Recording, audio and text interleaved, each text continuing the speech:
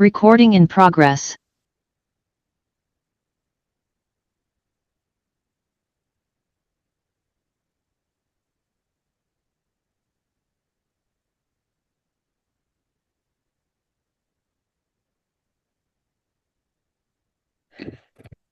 There'll now be a moment for silent prayer or meditation.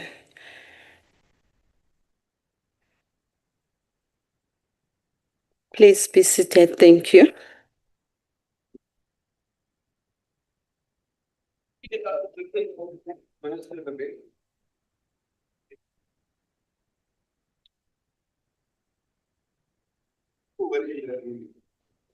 Honorable delegates, I would like to take this opportunity and welcome you to today's sitting. Those who have joined in through the virtual platform as well. We also take this opportunity and welcome the minister as well as the deputy minister for land reform and rural development. We are also going to have the Minister of Trade, Industry and Competition as well as the Deputy Minister. We've got special delegates, the MECs, as well as the SALGA representatives to the House. I am told that we do not have notices of motions or motions without notice. We'll now proceed to the first order of the day, which is the policy debate on budget vote 42, land reform and rural development. I now call upon Honorable Minister Nyonso to come to the podium and open the debate.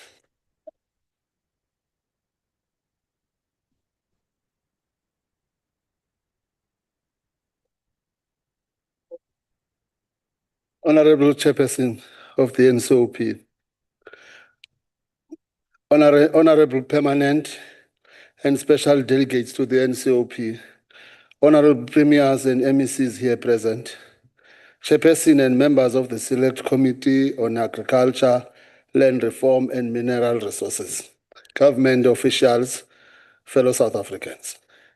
It is a singular honor to present Budget Vote 42 of the Department of Land Reform and Rural Development for the 2026-2027 financial year to the National Council of Provinces. This House carries the voice of provinces, and this work brings national policy closer to the conditions of communities, municipalities, communal areas, restitution projects, redistributed land reform farms, small towns, and rural households. It is for this reason that this budget vote must speak to service delivery in the provinces.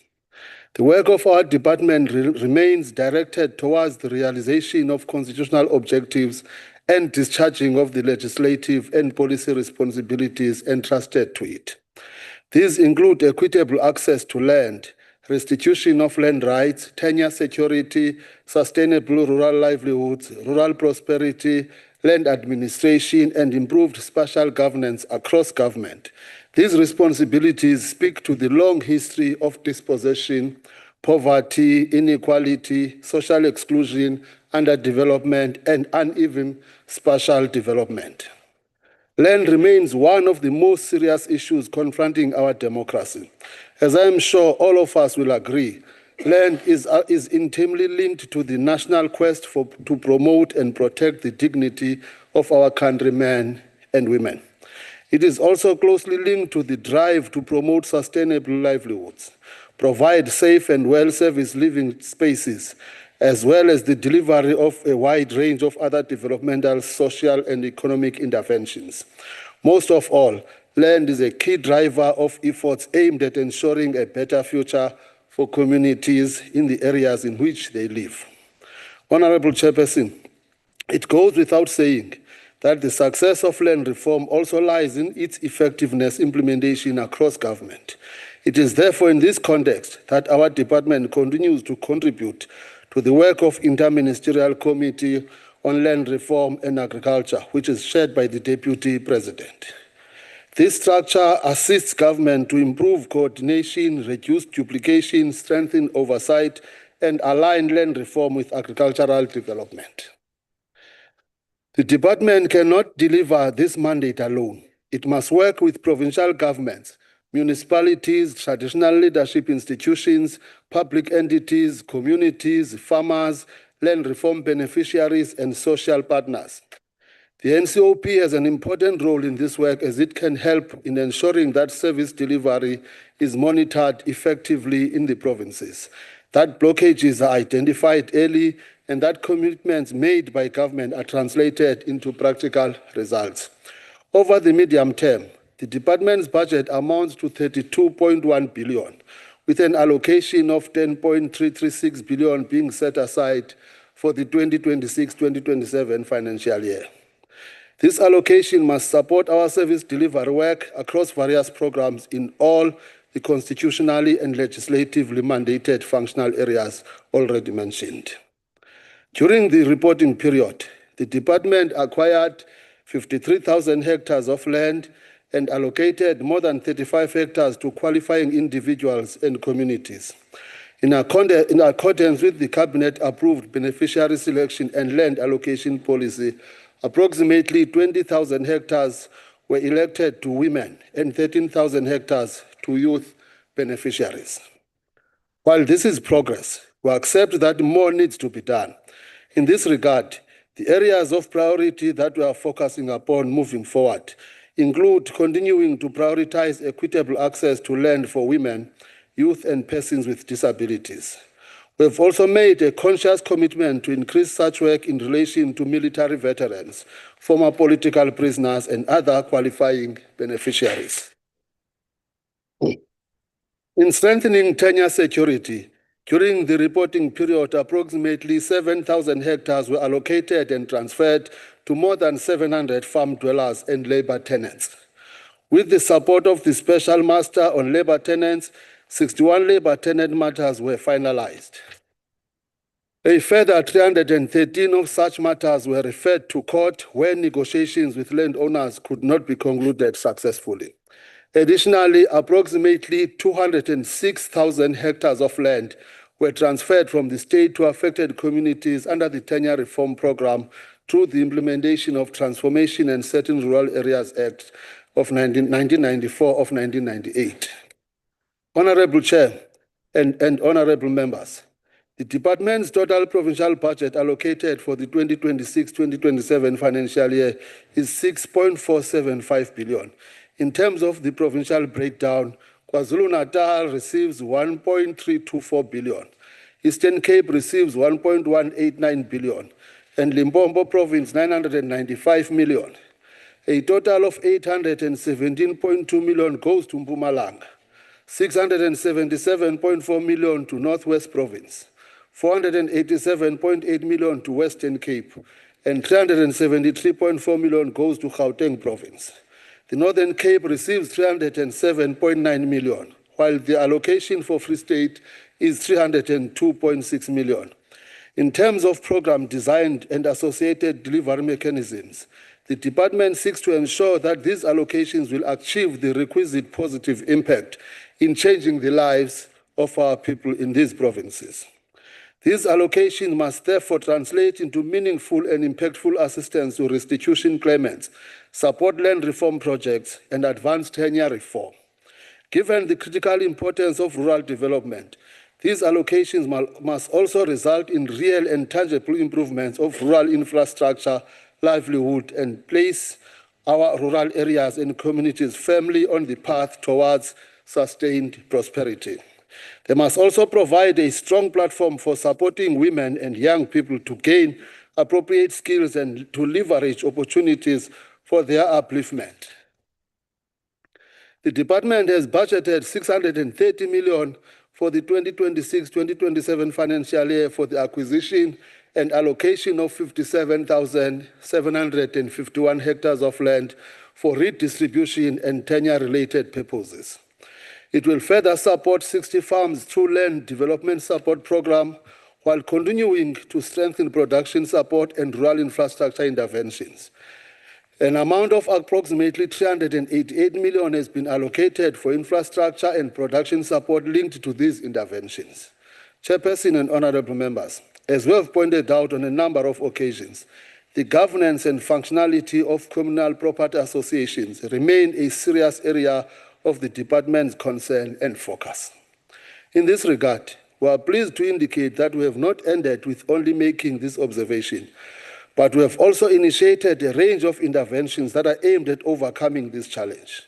Towards this end, during the reporting period, the department exceeded its plan targeting of training 790 CPA executive members in governance, the financial management, land administration, and institutional management-related matters by training 821 participants. We will continue relentlessly in our efforts to resolve the conundrum relating to CPAs until we are satisfied that they are able to manage the land and they hold on behalf of their members and to govern their affairs properly. All CPAs, without exception, must account lawfully, diligently to their members, manage assets efficiently, resolve internal disputes satisfactorily, and protect community interests effectively in a sustainable manner. As reported on previous occasions, over the past year and a half, we conducted ministerial roadshows in all 9 provinces, during which we interacted directly with 507 CPAs and 2,465 members.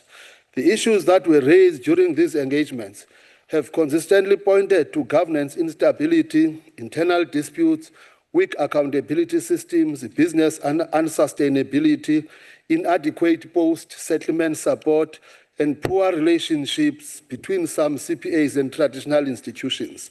We have already announced that a CPA in Daba is to be held towards the end of this year, whose main purpose is to strengthen governance, improve accountability, and place CPA reform on a more sustainable and firm footing. The department plans to train 808 CPA executive members during the 2026-2027 financial year. The provincial breakdown in this regard is as follows: 120 in the Eastern Cape, 54 in the Free State, 32 in Gauteng, 120 in KwaZulu-Natal, 115 in Limpopo, 106 in Mpumalanga, 96 in Northwest, and 101 in Northern Cape, and 64 in the Western Cape. The restitution program remains a key part of land reform, as it seeks to address land dispossession through forced removals that were informed by and executed through racially discriminatory laws and practices implemented after 19 June 1913. As at 31 December 2025, a total of 83,721 land claims had been settled through the program. These settlements benefited 2,396,613 individual beneficiaries and 468,761 households. Of these households, 181,411 were female-headed and 1,291 headed by persons living with disabilities. Since its inception in 1995, the restitution program has restored 3.9 million hectares of land to beneficiaries at a cost of approximately 27 billion. In addition, 27.6 billion has been paid as financial compensation to qualifying beneficiaries, while 5.5 billion has been allocated in development grants in terms of Section 42C of the Restitution of Land Rights Act 22 of 1994 as amended. The Commission on Restitution of Land Rights plans to settle 307 claims and finalize 284 during the 2026-2027 financial year. The number of outstanding old order land claims, that is, those who were lodged on or before the cutoff date of 31st December 1998, currently stands at 5,245. The 307 claims planned for settlement include 40 in the Eastern Cape, 27 in Gauteng, 95 in KwaZulu-Natal, 45 in Limpopo, 52 in Mpumalanga, 3 in Northwest, and 1 in the Northern Cape, and 44 in the Western Cape. The 284 claims planned for finalization include 30 in the Eastern Cape, 2 in the Free State, 35 in Gauteng, 87 in KwaZulu-Natal, 20 in Limpopo, 48 in Mpumalanga, 13 in Northwest, 3 in the Northern Cape, and 46 in the Western Cape. The process of institutionalizing the necessary mechanisms for processing new order claims, that is, those that were lodged when the lodgement window was reopened between 2014 and 2016, will also begin during this financial year. This exercise will involve ensuring compliance with the court injunctions relating to the new order land claims, which will include bringing new legislation to give effect to the necessary processes. The Commission has been allocated 3.839 billion for the current financial year. This allocation supports compensation of employees, operational requirement, transfers to households, and capital expenditure required for restitution implementation. Honorable Chair, the rationalization of apartheid laws remain a long-standing matter. Many of these laws remain on the statute book and continue to impose undue difficulty to the work of the department in carrying out its land reform mandate. This work is to be concluded under the auspices of a retired judge whose appointment process is underway. The comprehensive land audit, which was also initiated during the previous financial year, will assist in resolving the continuing lack of clarity and disputes around the amount of land in the possession of the state. It will also assist in relation to communal land, including the question of how far our country has gone from the 13% of land originally accessible to Africans during the apartheid period. This should include land that has changed hands through market mechanisms. Most importantly, the comprehensive land audit will bring greater certainty about current land ownership patterns in South Africa, including in terms of race, gender, business entity, trusts, regional distribution, and nationality. A process of reviewing and amending the existing beneficiary selection and allocation policy that was initiated during the previous year is also reaching finality. The purpose of this exercise is to ensure that the policy provides adequately for people who lack the financial and educational requirements that are mandatory in terms of existing iteration of the policy. This is notwithstanding the fact that many potential applicants consistently demonstrate the potential to farm successfully under difficult conditions of land shortage and infrastructure deficits in communal areas. The amended policy also strengthens provisions relating to military veterans and former political prisoners. The Equitable Access to Land Bill is aimed at giving effect to Section 25, subsection 5 of the Constitution, and it will serve as the flagship of the redistribution program. In this regard, provision has been made for the establishment of a land reform agency as the primary land redistribution service delivery institution, whose responsibility will focus on land and beneficiary identification, allocation, and post-settlement support.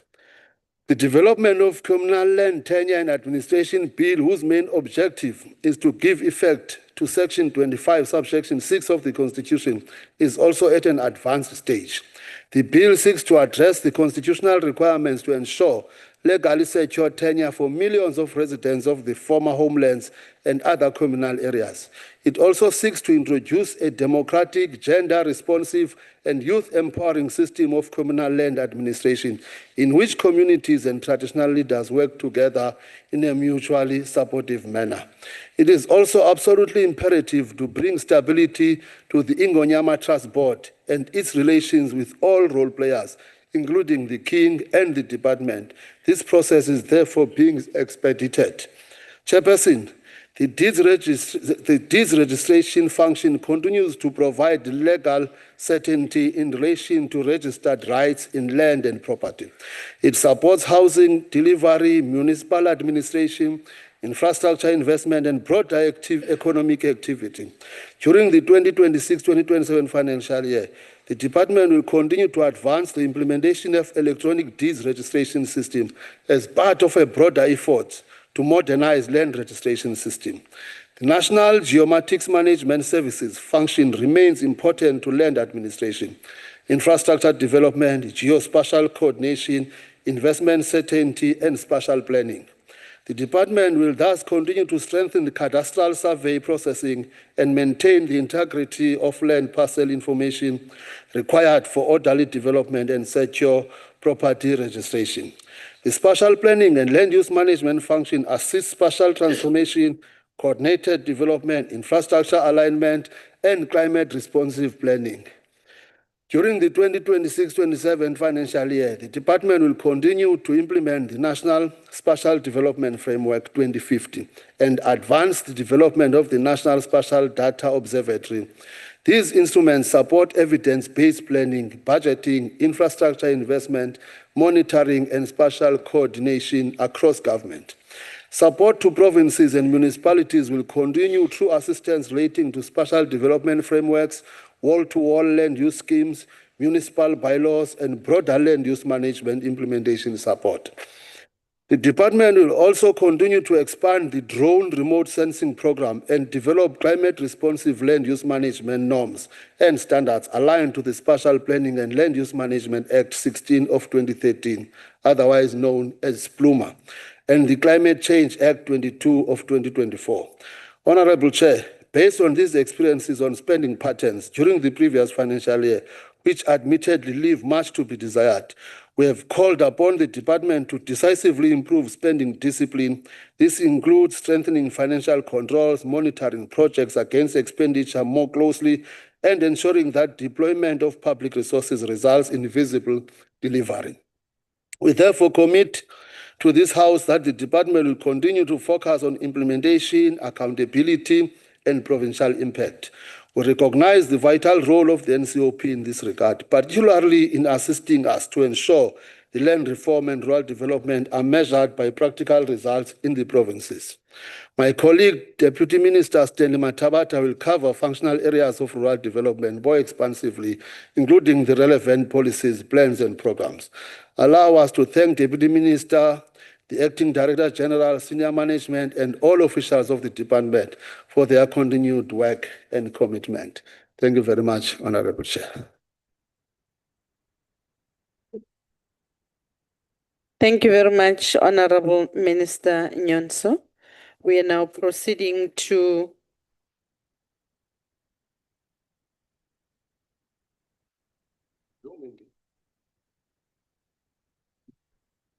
honorable members. Can we be orderly? We are now proceeding to the next speaker, Honorable Modise.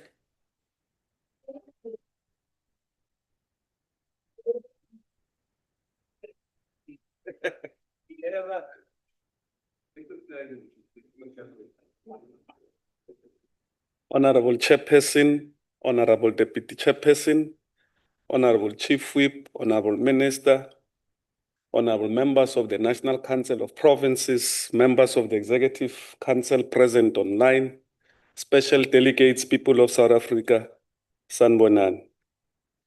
Honorable members, today we pause to remember Bipato. On the 17th of June, 1992, violence was unleashed on a sleeping community of Bipatong in the Val. Armed men entered Bipatong and killed 45 people. Men, women, children, babies, and grandparents. The youngest victim was 9 months old. Entire families wiped out in minutes. This was not random. This was not spontaneous. It happened during negotiations at a moment where South Africa was choosing peace over, choosing war and between war and peace. Bipatong was meant to break that choice. We remember Bipatong because memory is accountability. The massacre exposed the brutality of apartheid state and its third-fourth operations. It nearly collapsed CODESA. It forced the world to see what communities like Bipatong lived with daily. A war against a civilian designed to derail democracy. We remember because the victims were not statistics. We say their names. Johanna Baleni, 45 years old, and her children, Neo, who was 9, and Puleng, who was 4. Gladys Mokone, 50 years old, and her grandson, Thabo, who was 2. Maria Mthembu, 64, killed protecting her grandchildren. and 39 others, each with a name, a story, and a future stolen. We remember because the survivors carry the scars. The trauma of that night did not end at sunrise. It lives in the empty chairs at family gatherings. It lives in the silence of children who grew up without parents. Bipaton teaches us three things. One, peace is not passive. It had to be fought for, and it must be protected. Two, the state must never be turned against its people. When security forces become complicit in murder, democracy dies. Three, justice delayed is dignity denied.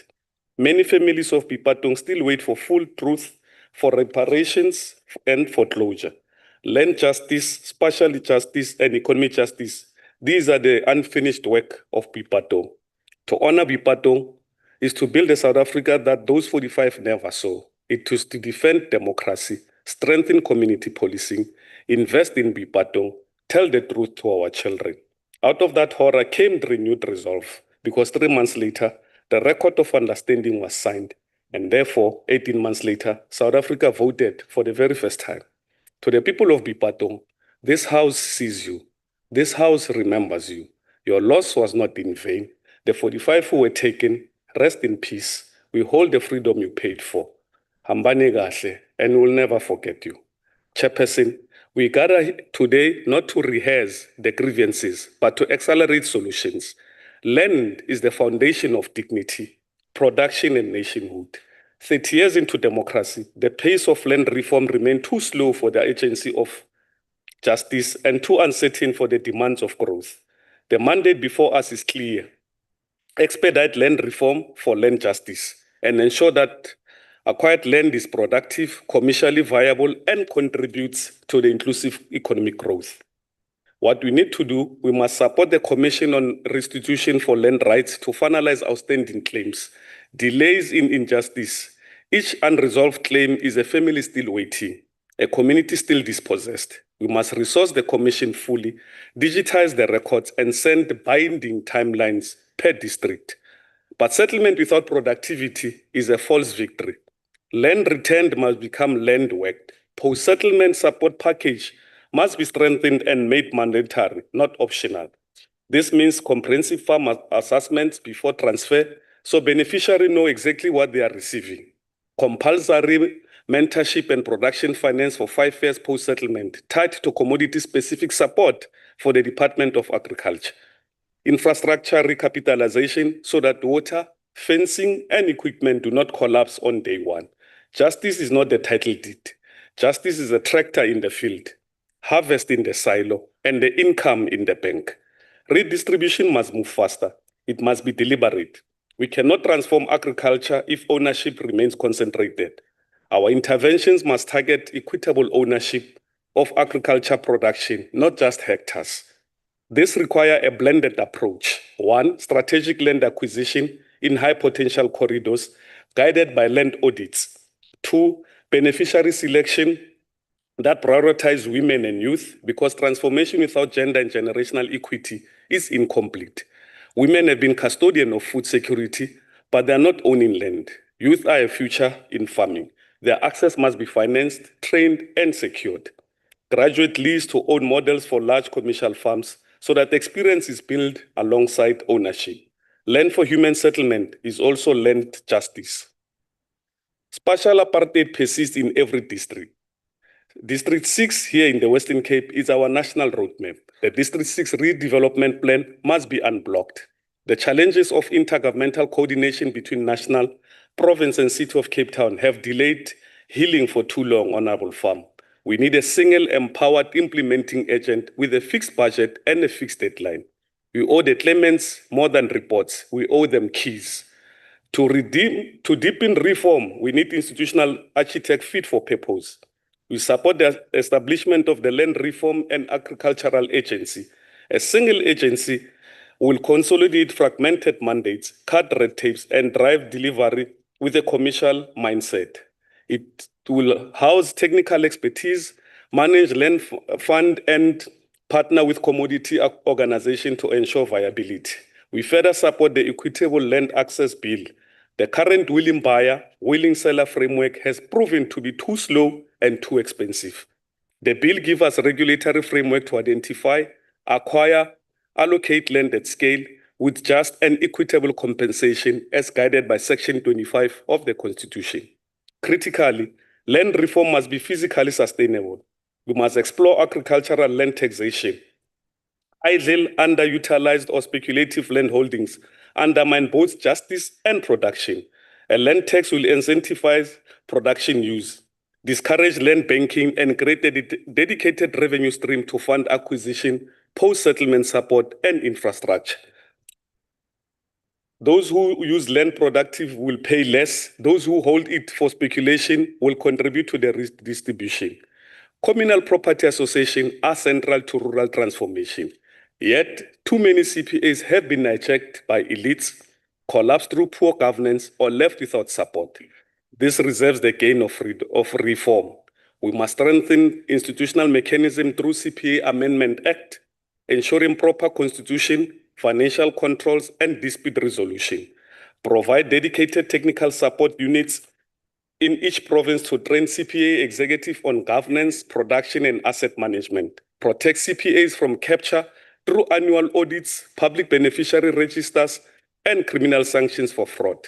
Link CPAs to value chains so that communal land becomes commercially viable through joint ventures, contract farming, and equitable partnership. Communal land is not dead capital. It is a living land. It must be worked, and it must work for its members. Like the Hlakwana Bamazimnyama in Mpumalanga, the Rechtersveld in Northern Cape, and Bantu Bonke in Gauteng. Yes, Honorable Pinar, I managed to say it. Farm Workers Equity Scheme in the Western Cape and beyond have transformative potential that remains under-realized. When properly implemented, farm worker equity schemes shift production relations meaningfully. Workers become owners. Adversarial labor relations become productive partnership. We must improve and strengthen worker-farmer equity schemes by standardizing governance models to prevent tokenism and ensure real decision-making powers for workers, provide patent capital and technical support so that equity translates into dividends, not debt, enforcing compliance so that schemes are not used as fronts, but genuine transformation tools. Scaling up success stories across commodity and provinces. This is how we change the nature of farming from ground up. Foreign investment is welcome, but foreign land ownership must serve our developmental objective as a country. We cannot allow speculative foreign acquisition to price South Africans out of land markets or distort our aggregate structure. A moratorium on new foreign ownership of high potential agricultural land pending policy review. Leasehold models for foreign agribusiness tied to transformation, local procurement, and technology transfer. A public register for foreign land holdings to ensure transparency. Land is a sovereign asset. It must be used to prioritize South Africa's development first. We cannot regulate what we cannot measure. The comprehensive public register system of the Republic must be improved to ensure proper land administration. An incomplete paper-based system enables corruption, delays transfer, and hides ownership patterns. We need a single digital land registry, integrated deeds, surveyor general, and municipal data.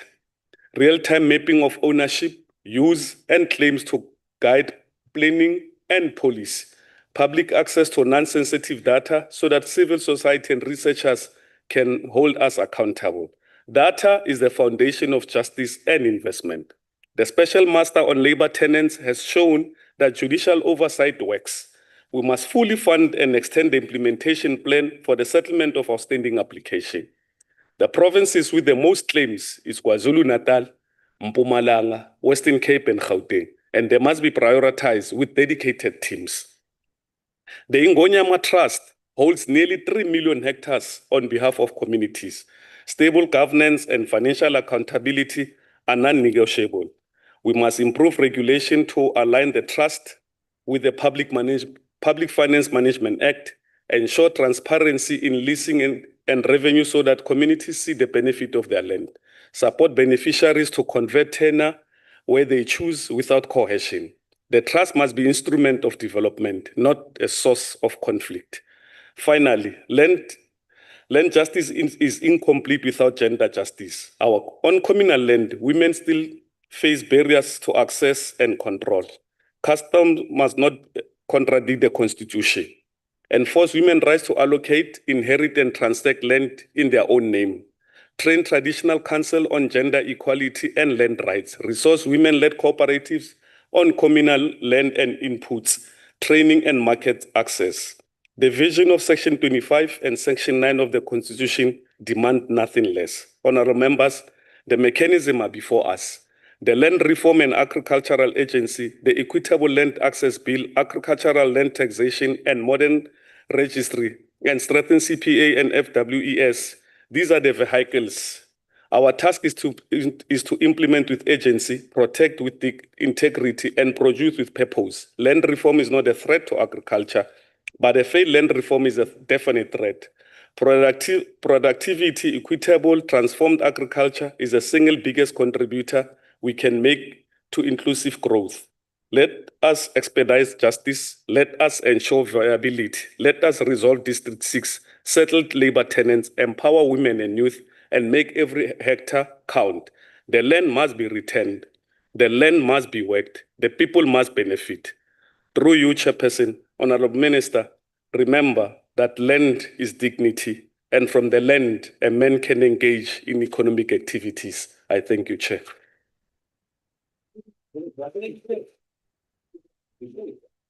Thank you very much, Honorable Modise. The next speaker on my list is MEC Eastern Cape for Agriculture, Honorable Nkonjiwe. Oh, wow.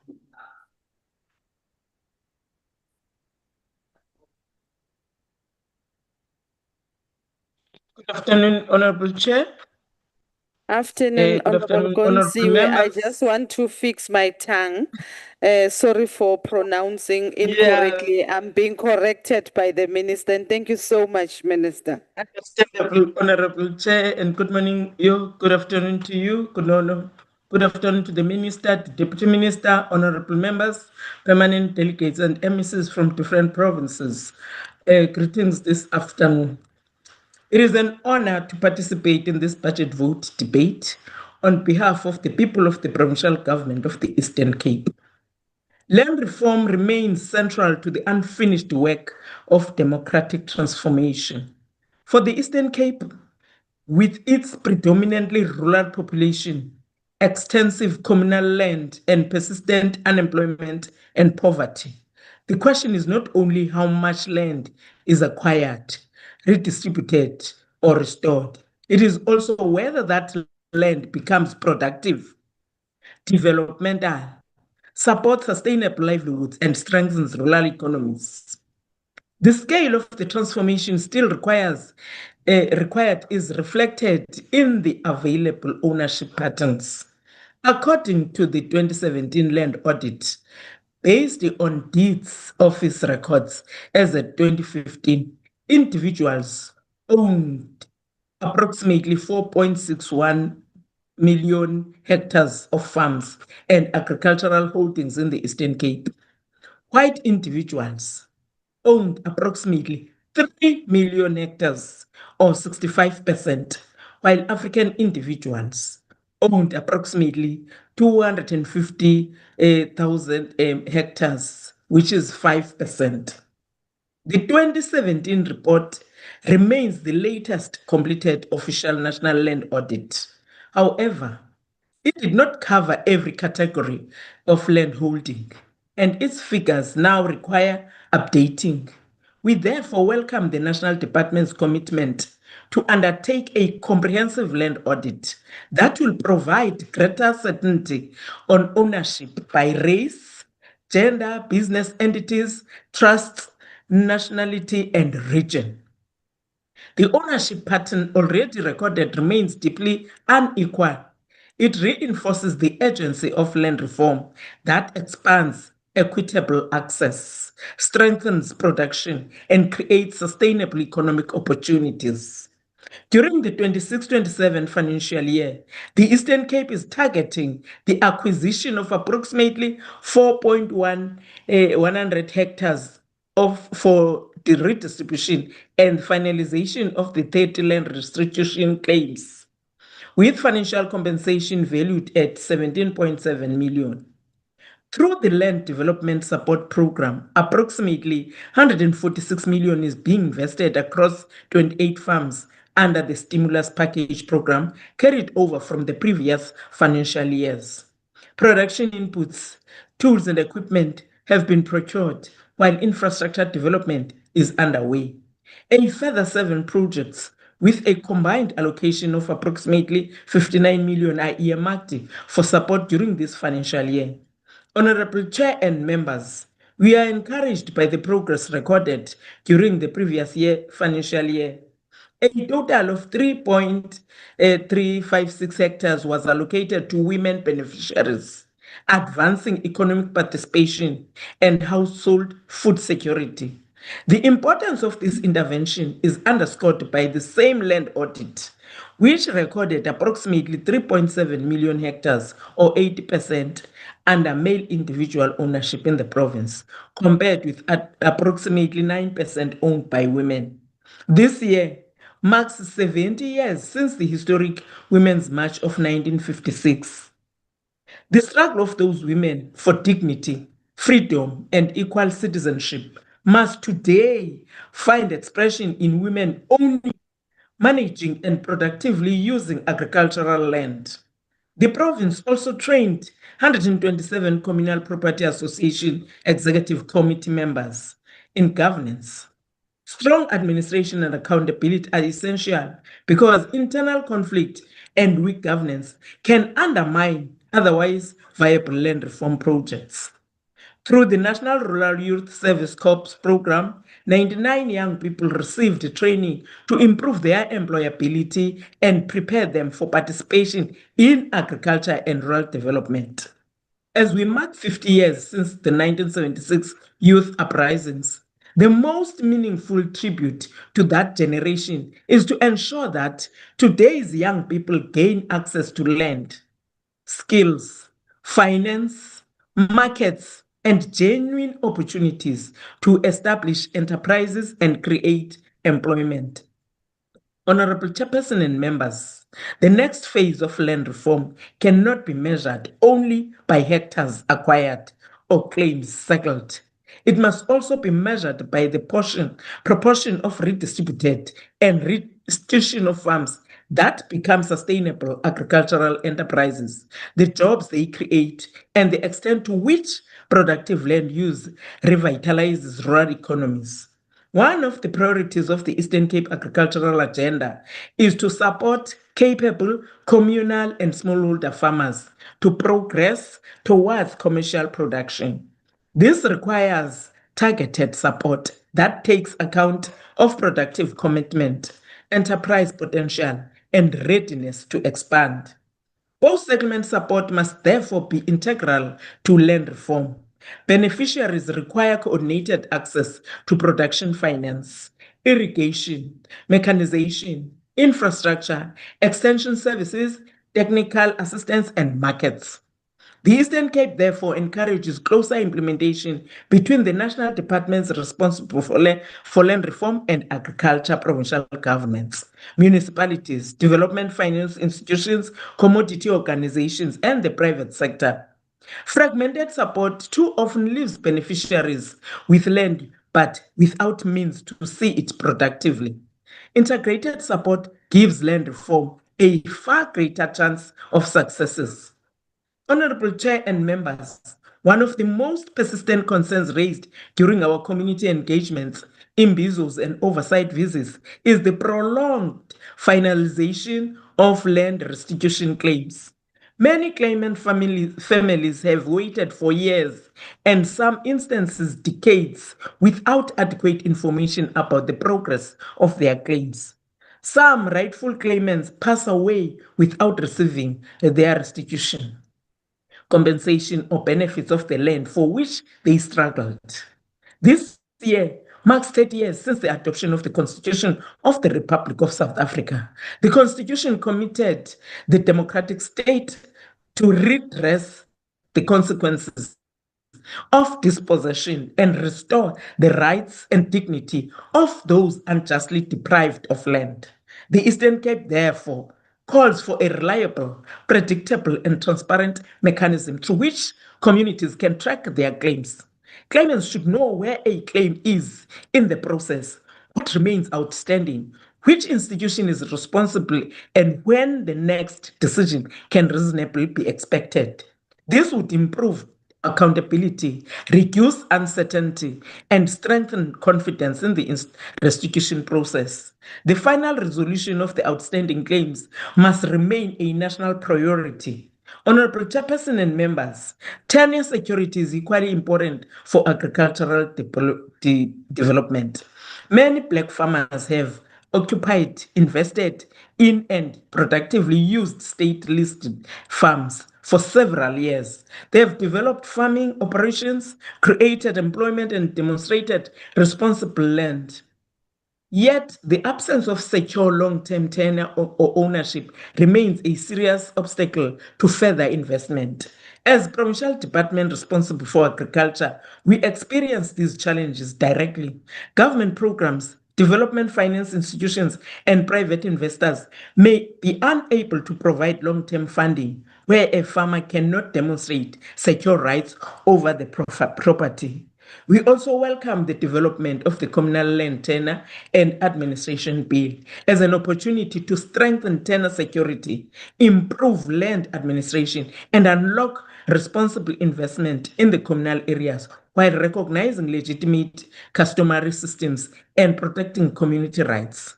Honorable Chair and members, productive agricultural land should not remain idle while capable farmers seek land and rural communities continue to face unemployment and food insecurity.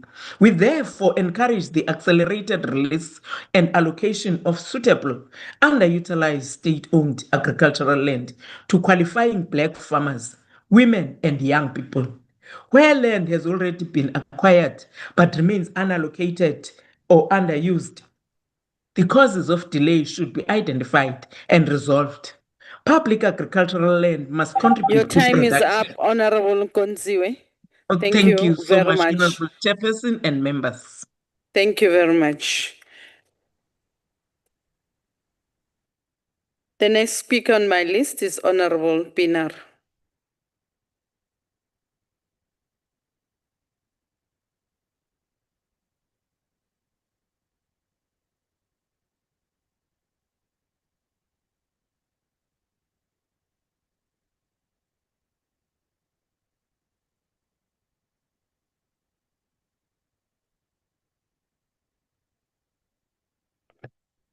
Thank you, Chairperson. Am I seeing you in the House again? Honourable Chair, Honourable Minister and your delegation, Deputy Minister, my fellow members in the NCOP, and as always, most importantly, the citizens at home. Chairperson, 10.3 billion has been allocated to the Department of Land Reform and Rural Development.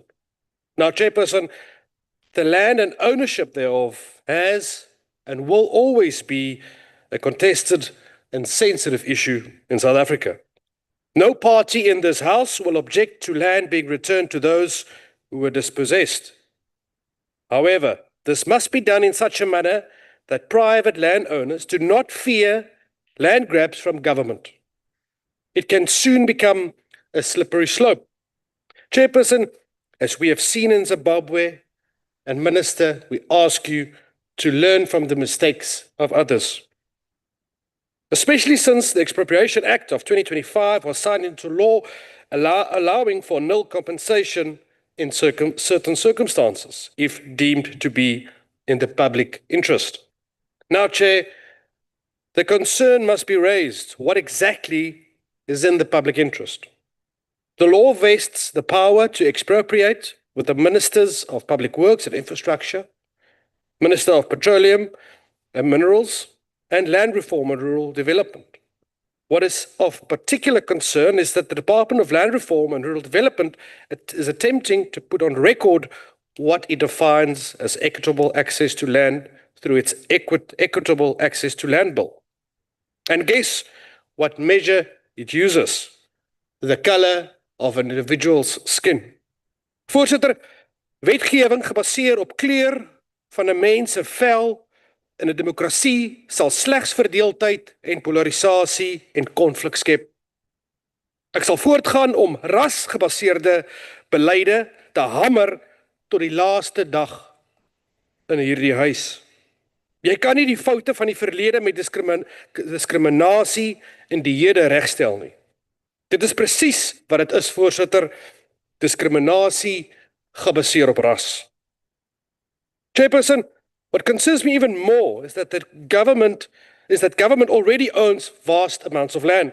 The department's own documents indicate that approximately 700,000 hectares of land lies vacant, unused, and underutilized, and has already been identified as suitable for distribution in 2020. We are now in 2026, Chairperson.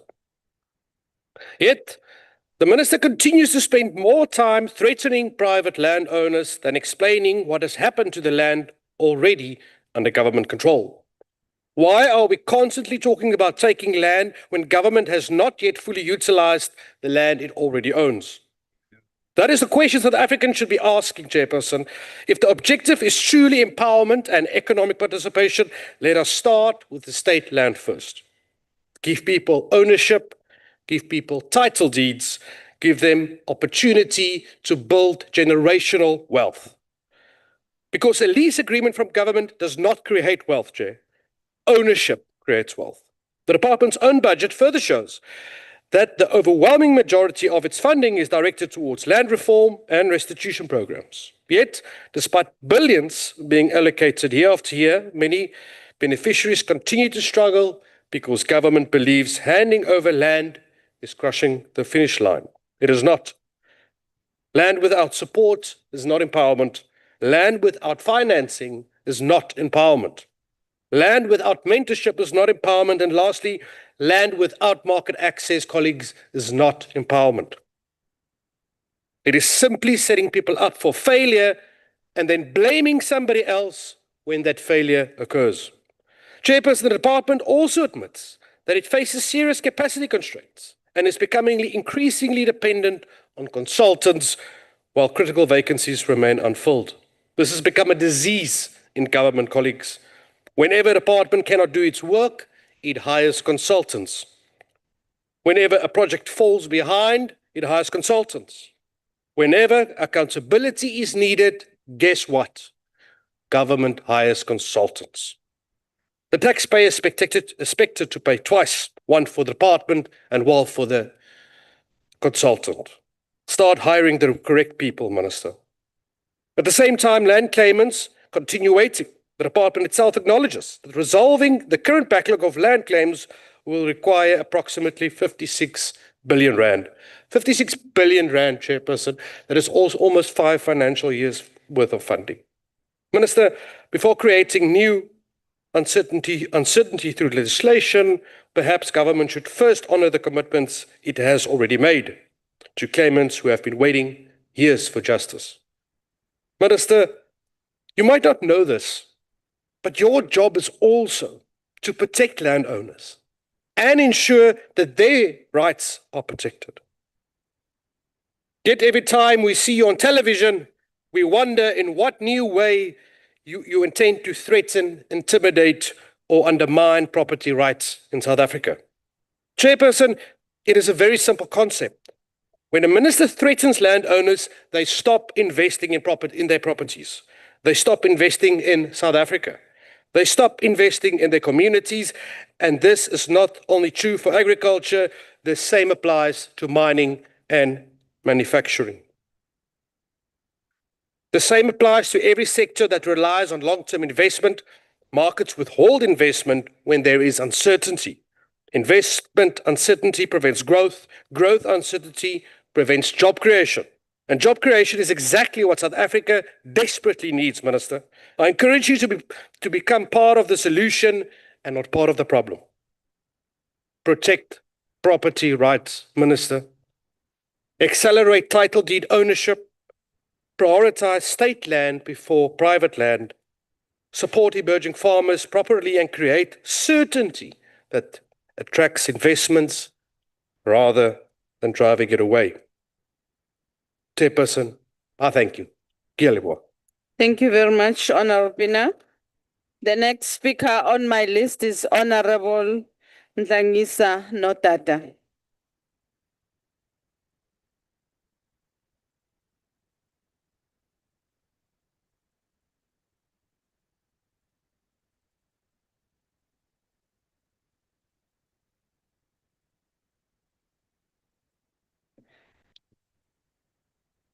Honorable Chairperson and Deputy Chairperson of the NCOP, Honorable Minister Nyonso and Deputy Minister in absentia, Honorable Matabata, distinguished guests, comrades and friends. Let me first begin by acknowledging the traditional custodians of the land under the capable leader of the Congress for Traditional Leaders of South Africa, CONTRALESA. We honor their heritage and reaffirm our commitment to a just and equitable land dispensation for all who are South Africans.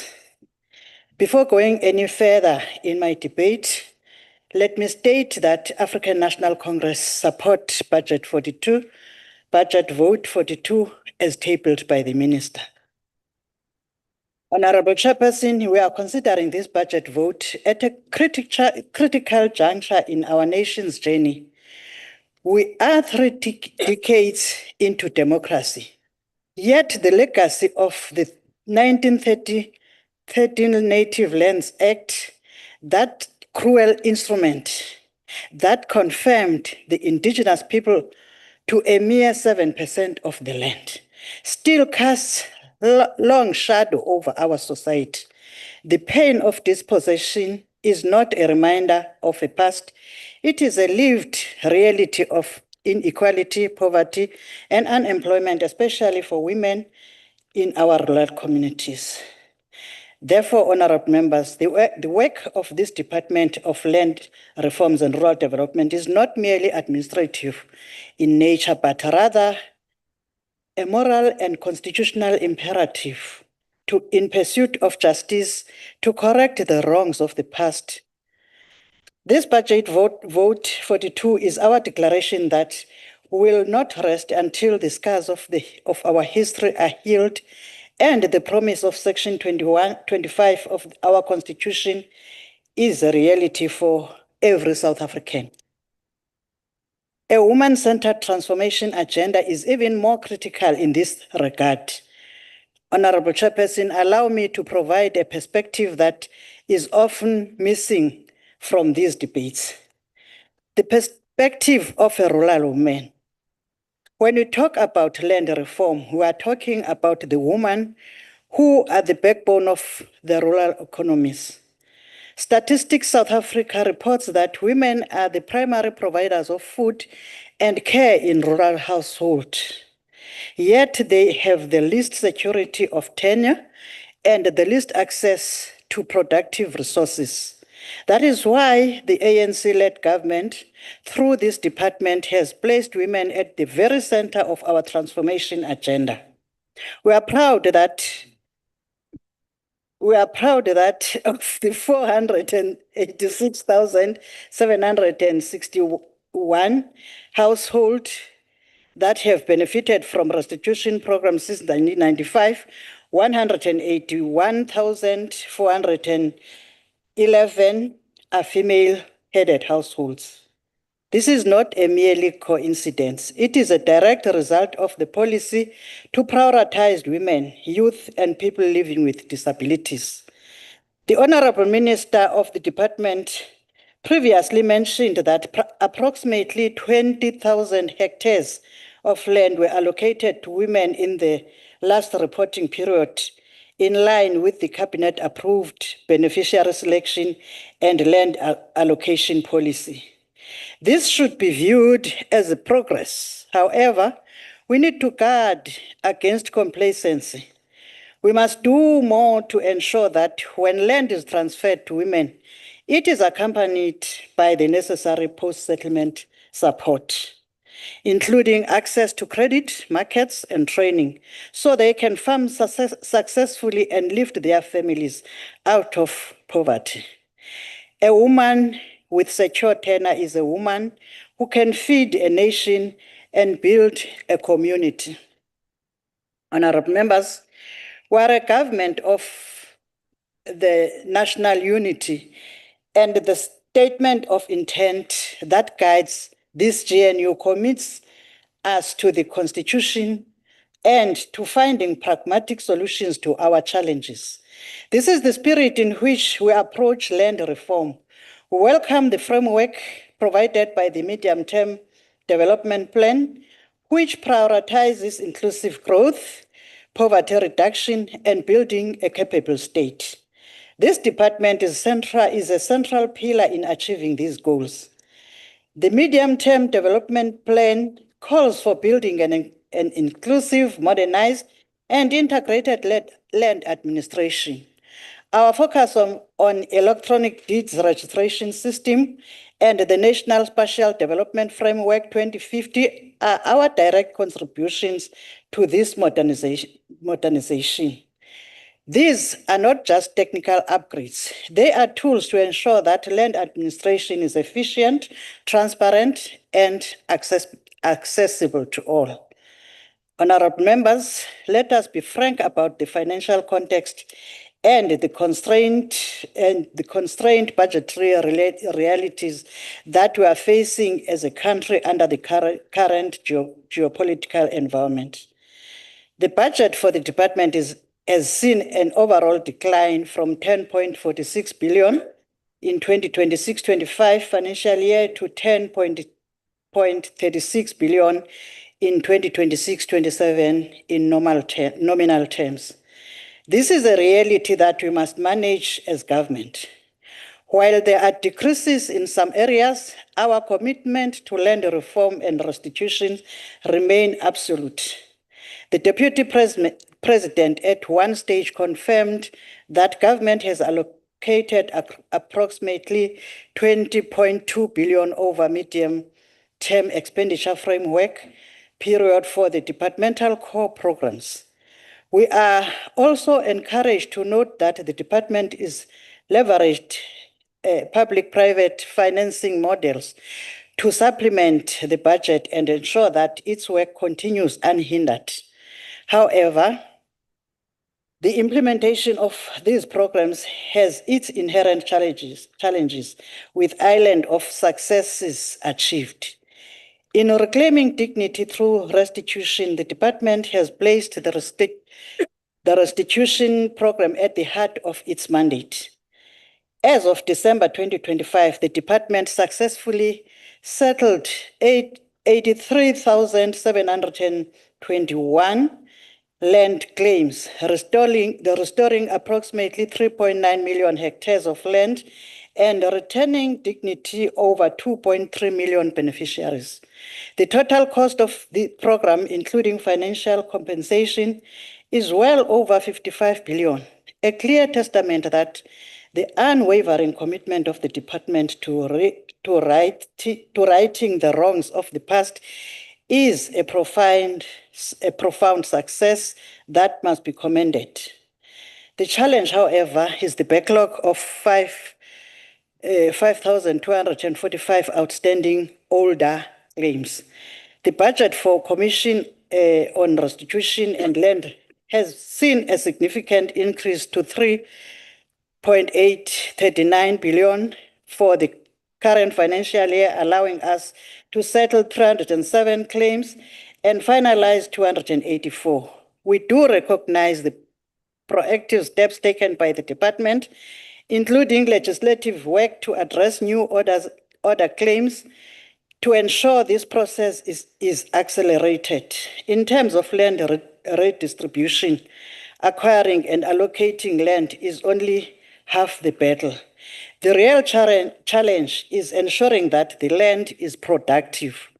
That is why the department is investing 330 million in the 2026-27 financial year for the acquisition of approximately 57,751 hectares of land.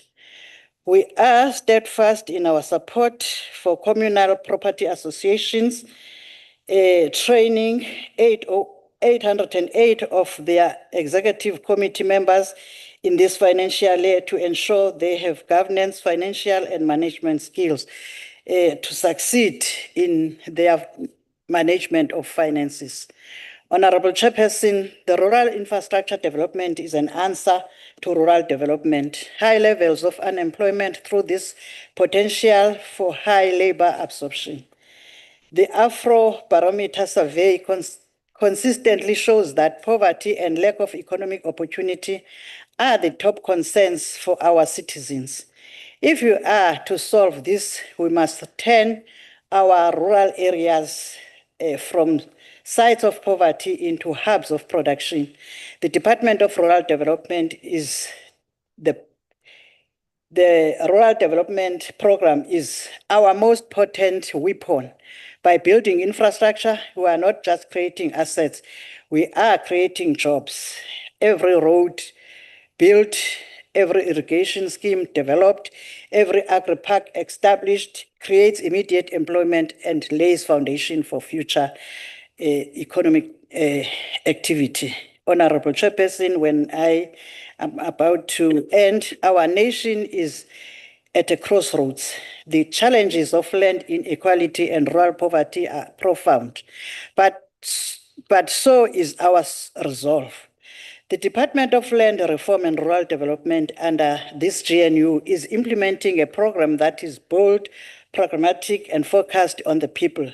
We have made significant progress. We have restored land to millions. We have placed women at the forefront of the reform agenda. We have a clear plan to modernize our systems and build capable development state. The success are real, the challenges are being met head on, and the opportunities for inclusive growth and employment are immense. We call on all honorable members of this House to support Budget Vote 42. Let us work together across party lines to fulfill the vision of the Freedom Charter, to give effect to our Constitution, and to build a South Africa where everyone, especially women and youth in the rural areas, can thrive. I thank you.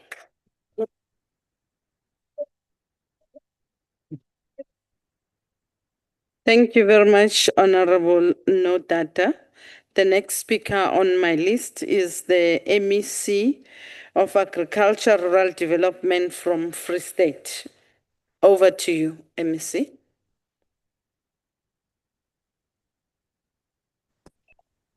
Thank you very much, Honorable Chairperson, Honorable Minister, and members.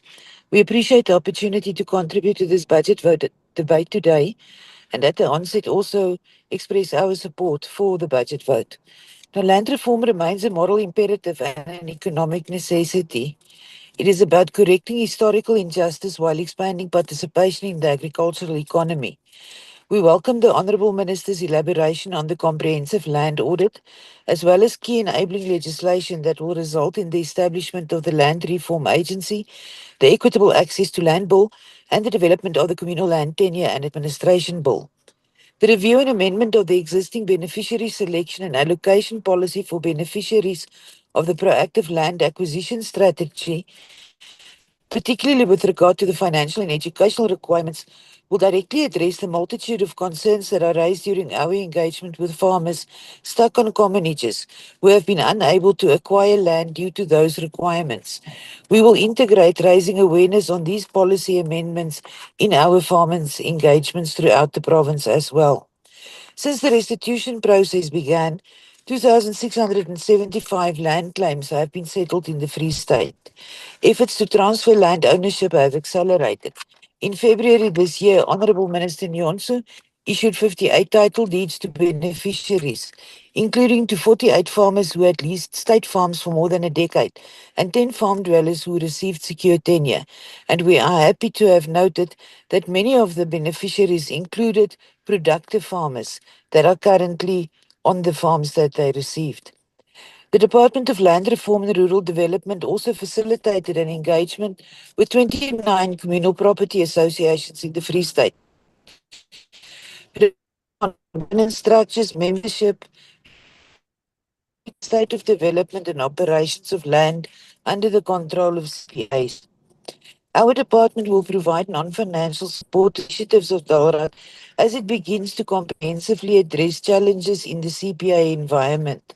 Resolving these is an absolute prerequisite for the provincial and national departments of agriculture to consider financial support of CPAs. The Free State Provincial Rural Development Indaba was facilitated as a precursor to the National Indaba that took place during May this year.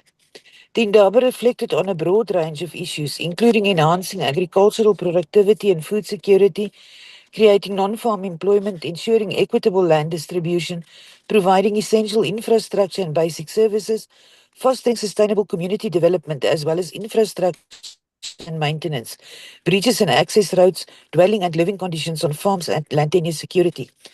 Participants affirmed their resolve to condemn farm violence and invasion, tackle stock theft, especially along the Lesotho-Free State border. Traditional leaders pledged to support their rural communities in benefiting from and participating in economic development. The deliberations and outcomes of the National Rural Development Indaba emphasize that rural development encompasses economic, social, environmental, and cultural dimensions.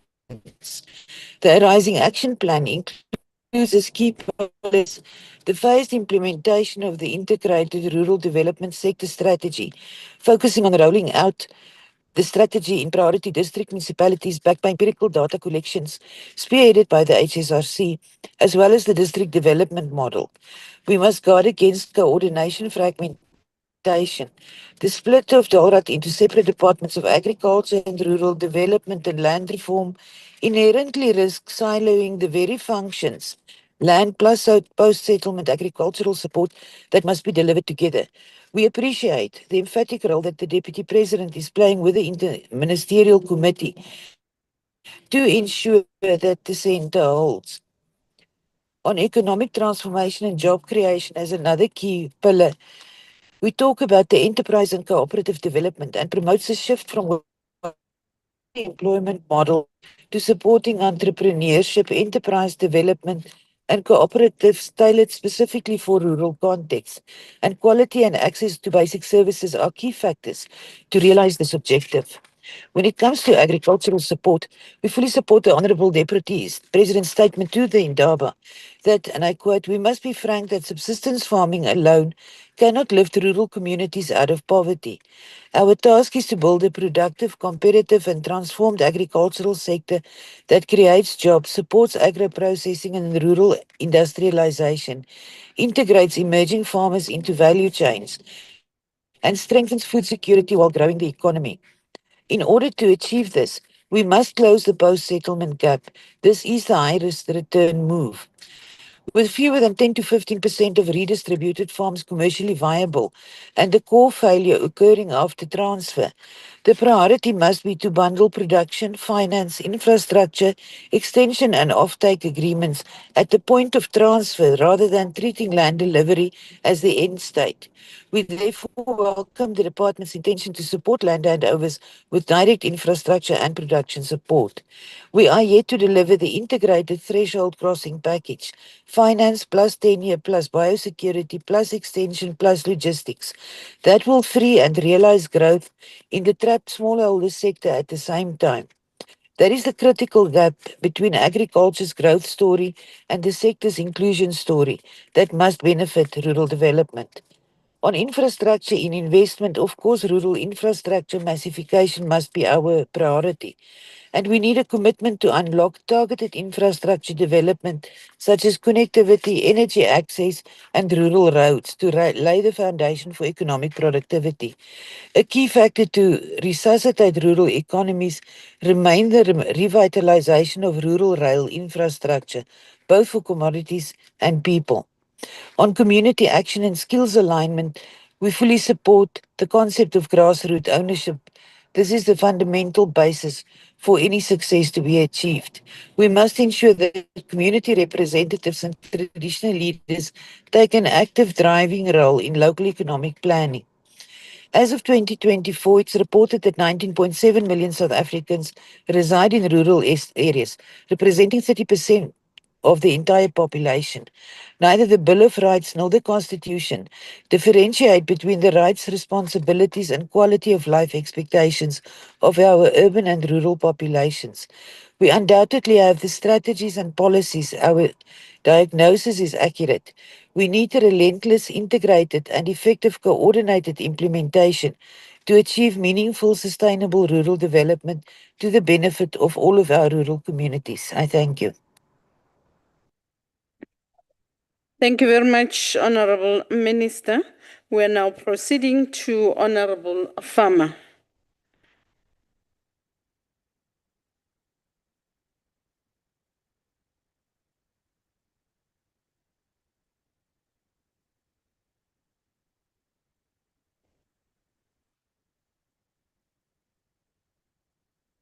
Honorable Chairperson, Honorable Minister, Honorable members, I greet you in the name of Jesus Christ, our Lord and Savior. Honorable Minister, the CPA of the Richtersveld is sitting on over 300 million since 2008. And yet my people who are the owners of that vast land is still struggling. Honorable Patrick Mabilo, who's left, to scheme your way into a chairperson seat of the select committee meeting this morning to protect your ANC buddies in the Northern Cape was at the cost of the people of the Richtersveld who have voted for your party through all the past elections. Yet today you have shown that your buddies is more important than those who sent you here. Chairperson, land in South Africa is more than a piece of property. It represents dignity, opportunity, and economic participation. Land represents the restoration of what was taken from many communities through decades of dispossession and exclusion. For millions of those South Africans, particularly those living in rural areas, land reform remains one of the unfinished tasks of our democracy. That is why the Patriotic Alliance supports meaningful, constitutional, and practical land reform, but we also believe that land reform must deliver results, not only promises. Chairperson, the reality is that too many South Africans are still waiting on claims that remain unresolved. Too many labor tenant claims remain trapped in administrative and legal processes, and rural families continue to live without meaningful economic opportunities. Parliament itself has expressed concern that land reform targets remain too low and too slow. The Patriotic Alliance agrees that progress must accelerate. Our people have waited long enough. However, Chairperson, land reform is about transferring opportunity. The mistake we have often made in South Africa is believing that land reform ends when the title deed is handed over. In reality, that is where the work begins. Land reform without support creates disappointment. Land reform without support creates prosperity. With support creates prosperity. That is why the Patriotic Alliance welcomes increased focus on post-settlement support. Beneficiaries must receive access to infrastructure, markets, technical assistance, and production support. We must create successful farmers, successful cooperatives, and successful rural enterprises. Chairperson, the future of rural South Africa depends on whether young people can see a future in rural communities. Today, many young people leave rural towns because they believe opportunity only exists in major cities. That perception must change. Rural development must mean roads that work, water systems that function, reliable electricity, digital connectivity, access to markets, agricultural opportunities, skills development, entrepreneurship, and jobs. Honourable members, the Patriotic Alliance believes rural development must become an economic project. Communities cannot survive on social assistance alone. They must be empowered to produce, trade, innovate, and build sustainable livelihoods. This means supporting emerging farmers, agricultural cooperatives, and rural tourism, supporting agro-processing, fishing communities, small business, and ensuring that local people benefit from development taking place in their areas. Chairperson, coming from the Western Cape, we understand the importance of productive land and thriving rural communities. From the West Coast to the Garden Route, from farming communities to fishing communities, people want the same thing: a fair opportunity to work, to own, and a fair opportunity to build a future. That is what land reform should ultimately achieve. In closing, the Patriotic Alliance support this budget vote, but we support it with the expectation that implementation will improve. And above all, we expect land reform to become a tool for economic empowerment and dignity. Because successful land reform is measured by lives transformed. Honorable Minister, give the people their land back. Salute. Salute, Honorable Farmer. Thank you very much. Honorable Ngobo.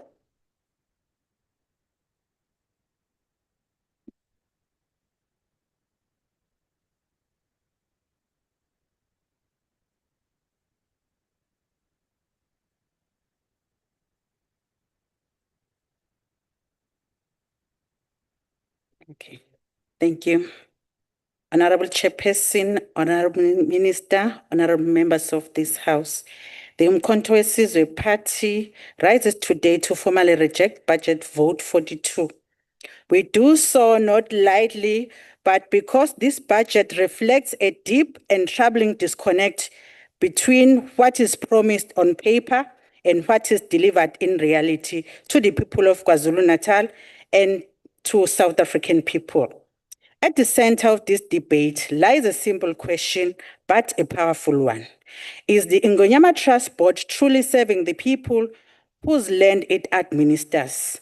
Or has it become an institution preoccupied with administration, litigation, compliance, and institutional survival rather than transformation?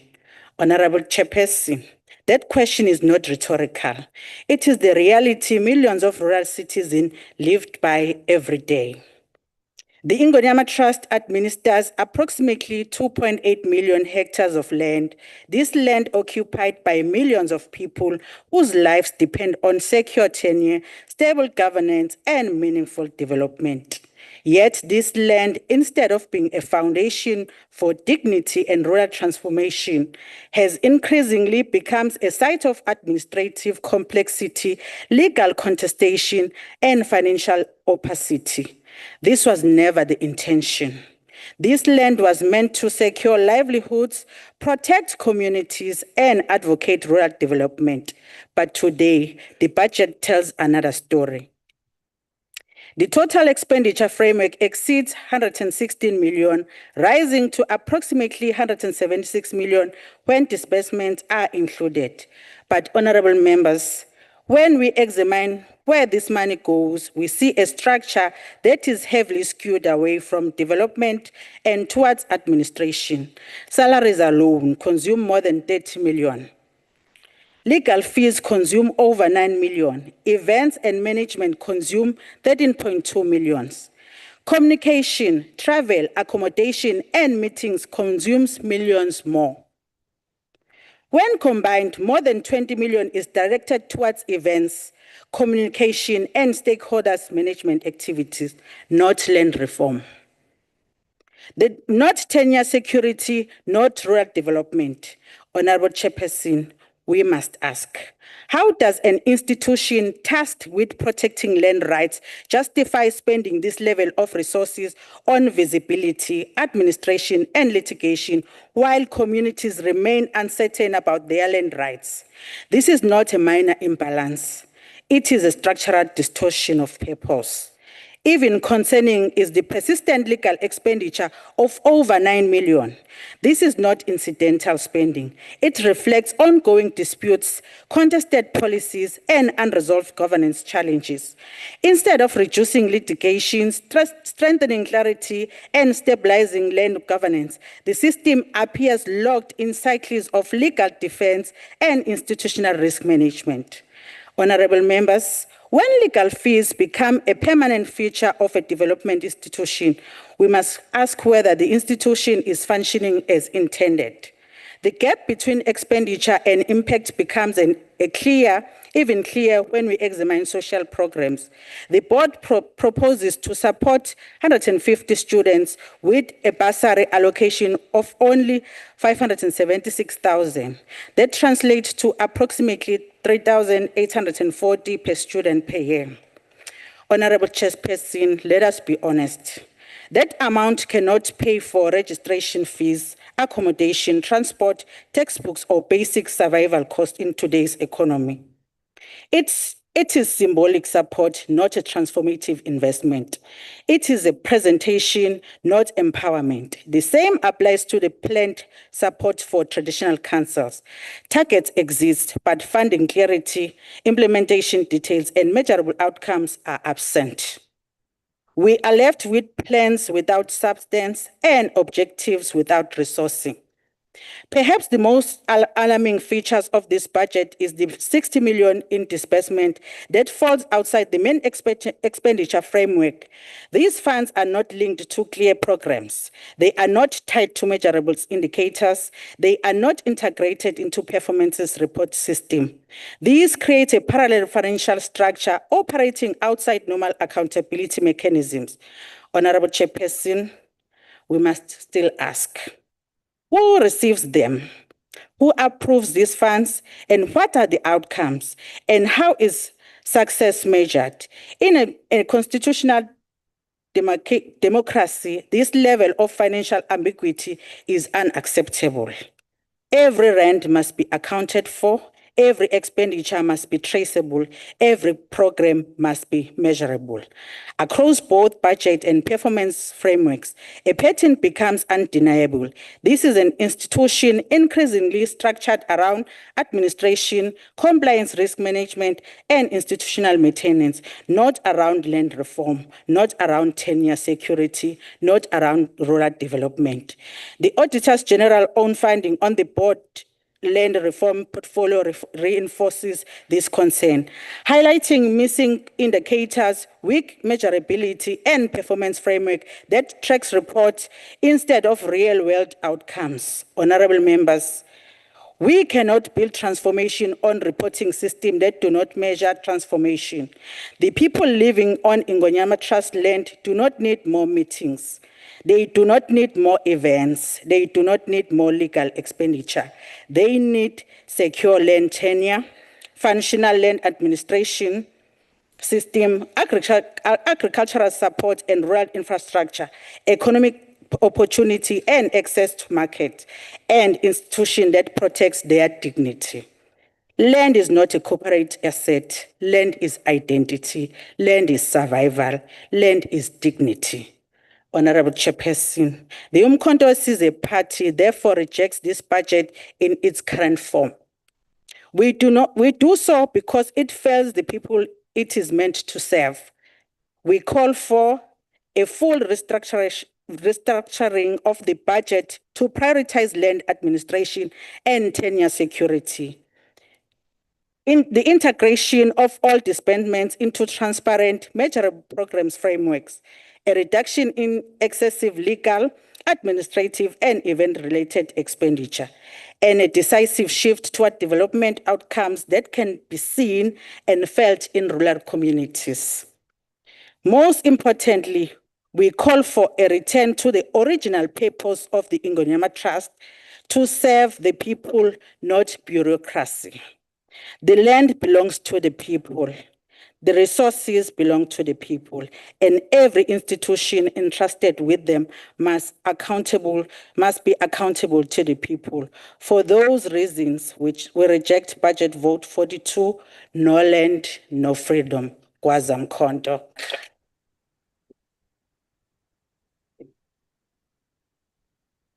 Honorable Muntwedi. Ke a leboga modulasetilo wa ka o montle, ke a go dumedisa le botlhe ministera le botlhe bao ba le mo ntlong le maAfrika Borwa. Honorable Chair, honorable members, South Africa stands at a defining moment. The promise of land reform, rural development, and equitable access to opportunity, promises made in 1994 and repeated in every administration since remains painfully unfulfilled. Today, as we debate Budget Vote 42, we must confront the truth that this department is not on track to deliver the constitutional, economic, and moral imperatives entrusted to it. And this is not a political rhetoric, House Chair. It is a fact drawn directly from the APP of this department and its own performance reports before this council today. Chairperson, the department's total budget declines from 10.5 billion in 2025-26 to 10.4 billion in 2026-2027, a real-term contraction. Yet, this is the same department expected to accelerate land reform, finalize restitution, modernize land administration, and drive rural development. Honorable members, at the end of December 2025, only about 11% of commercial farmland had been redistributed. And this department is still battling bulk payment system failure that stalled claim settlements as well as slow progress in the settlement of land claims. This is not just a technical issue, it is a barrier to justice because land is justice. And so, Chairperson, as the EFF, we reject this budget vote. And in doing so, we must confront a reality that communities have been raising, for many years, that thousands of rightful claimants never submitted their claims during the 1998 window. Many were excluded by distance, poverty, lack of information, and administrative failures, and that the restitution process must be opened not as a symbolic gesture, but because justice demands that it be opened. The department must also begin processing the second order claims arising from multiple dispossession, forced removals, inadequate or fraudulent settlements, and communities whose land was restored without the support required to make it viable. These are not optional, these are constitutional obligations that, as the department, must ensure that they are met. Chairperson, as the EFF, we are concerned at how rural development program has lost momentum as poverty remains one of the deepest scars of apartheid. Yet, rural development program budget drops from 891.7 million to 723.4 million. And we are further concerned at how this department failed to meet all the 3 rural development targets for Q3 in 25-26. As only 169 jobs were created against a target of 450. This largely due to delays in the implementation of rural infrastructure projects, contractor cash flow, challenges, and late delivery of compliance document. This is not rural development, but this is serious rural stagnation. Honorable Chair, we cannot debate land reform and rural development without speaking about the daily suffering of farm dwellers who remain amongst the most vulnerable people in our community. Their rights are violated with impunity, and the department that should protect them has abandoned them. Now, let me bring the lived reality of our people into this house. Junkie is a young lady from a farm around Lakeso who has been struggling for more than 3 years to bury his uncle. 3 months to bury his uncle. 3 months later, honorable members, 3 months of humiliation, 3 months of begging for dignity, 3 months of being denied a basic human right, and the department did nothing. Legal aid also, which is entrusted with the responsibility of defending our farm workers, they take the easiest route out, as it always does, and refuses to intervene meaningfully. The department has failed to support this family, and up until now, the family, there are still challenges. Now, House Chair, we have got another family of the Monche family, Nkachwang family, that we visited this weekend during the mass voter registration campaign. These are families that are situated in Chicago Farm. Now, the dignity of this family, they are denied access, they are denied services, they are denied dignity. The story is not unique. It is simply one of the few that reaches our desk. Chairperson, these cases represent thousands of farm dwellers across the country who are mistreated, intimidated, evicted, denied burial rights, denied emergency access, and denied the protection that the law promises them. And this is not an accident. This is not an isolated incident. This is a systematic failure. And so we reject the budget of the department, of a department that is failing our people. Legal Aid South Africa, as has mentioned, has become part of the problem. They take the easiest procedural route. They avoid confrontation with landowners. They refuse to intervene on the ground. They default to court processes that take months and years. Meanwhile, farm dwellers are suffering. House Chair, we are calling for a legal support function for farm dwellers and to be returned to the Department of Rural Development and Land Reform. It must no longer be outsourced to legal aid, which has repeatedly failed to protect the most vulnerable. The department must build an internal specialized rapid response farm dweller operation protection unit, one that can intervene immediately when rights are violated, when burials are blocked, when ambulances are denied access, when families are threatened, because right now the department is failing. And as I said, legal aid is failing and our people are suffering. So as we reject this budget of the department, which has for more than 2 decades collapsed farms acquired by the state into non-production, because the department never provided the land development support required to keep these farms operational. Land that should have been feeding the nation is laying idle. This is not a failure of beneficiaries, it is the failure of the state. The department continues to allocate land without allocating capital. It allocates responsibility without resources, hope without support. Chairperson, I think it is time to rethink the beneficiary selection and land allocation policies.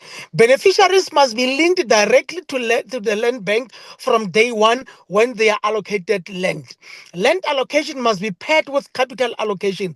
The land bank must provide structured capital packages for all new beneficiaries.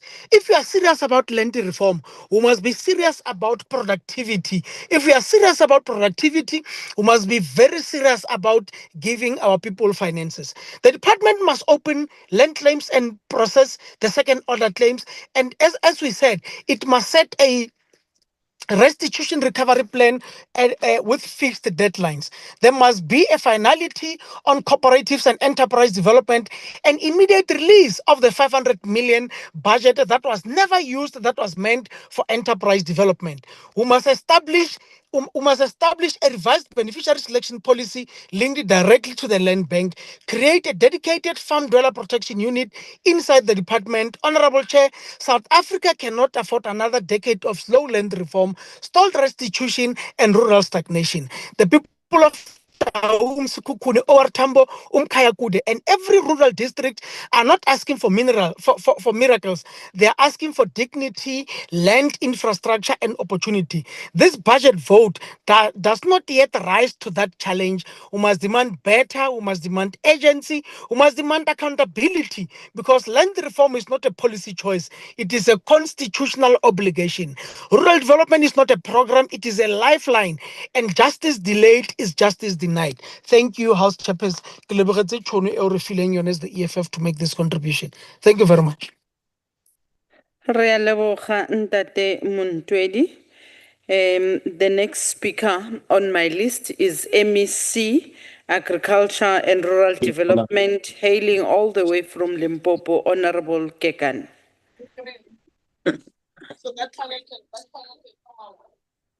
Thank you very much, Honorable Chairperson of the National Council of Provinces, Minister of Land Reform and Rural Development, Honorable Nyonso, the Deputy Minister, Honorable Chupusten Lima Tabata, all Honorable MECs from other provinces, Honorable MPL members, distinguished guests, ladies and gentlemen. Honorable Speaker, Honorable Chairperson, I stand before this House to present the policy priorities and progressive strides of Vote 42. Limpopo remains unwaveringly committed to transforming our rural economy, advancing social justice, and accelerating agrarian transformation through robust land reform and aggressive agricultural innovation. Chairperson, through our strategic land acquisition and property management directorates, we are systematically converting Limpopo's agricultural land into a high-yielding life economic asset that drives sustainable agrarian transformation. Operating under the proactive land acquisition strategy, our primary focus is the acquisition of strategically located agricultural land to expand equitable access and foster a new echelon of Black commercial farmers. A definitive benchmark of this intervention success is Mr. Ruzani Sadiki from Northern within our Tabazimbi local municipality. Having received comprehensive land allocation and targeted capital funding through our Minister of Land Development and Post-Settlement Support Framework, Mr. Sadiki emerged as South Africa's national best farmer last season for his exceptional commercial sunflower production, earning prestigious national recognition from the Minister of Agriculture. To safeguard the state's agricultural investments and guarantee uninterrupted productivity, this administration enforces an institutionalized lease management system managed directly by our Property Management Directorate. Under this strict regulatory framework, Chairperson, qualifying commercial beneficiaries are allocated state-owned land through meticulously monitored 30-year lease agreements. Far from being a mere administrative exercise, these long-term leases serve as a structured covenant for accountability, ensuring strict compliance with sustainable land use regulations, environmental standards, and commercial production targets. Recognizing that land redistribution without adequate capitalization invites operational failure, our lease management system operates concurrently with our land development and post-settlement support framework.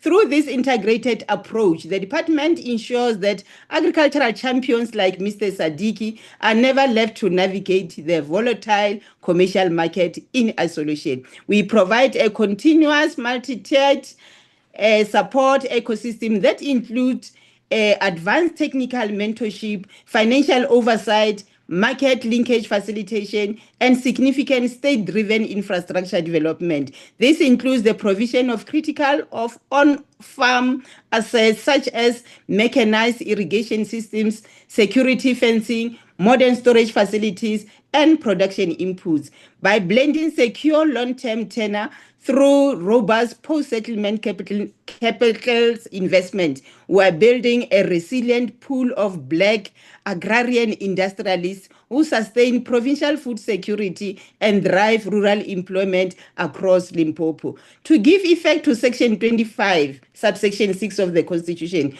our Tenure Reform Implementation Directorate is actively safeguarding the livelihoods of farm dwellers and labor tenants across our major agricultural corridors.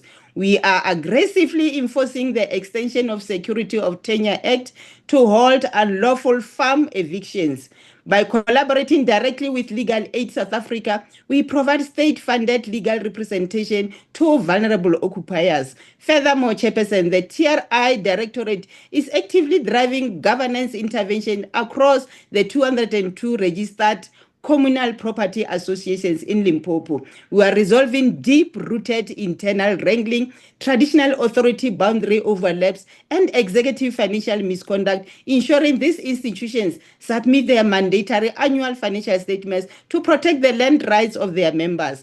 Through our Land Holding and Disposal Directorate, Chairperson, we are spearheading targeted rural industrialization by systematically altering spatial economic patterns in our communal areas. This directorate acts as our strategic gateway to unlock communal land vested in the state and traditional authorities for high-impact commercial development. In Limpopo, we do not impose development. We facilitate democratic community meetings to secure formal, legally binding community resolutions.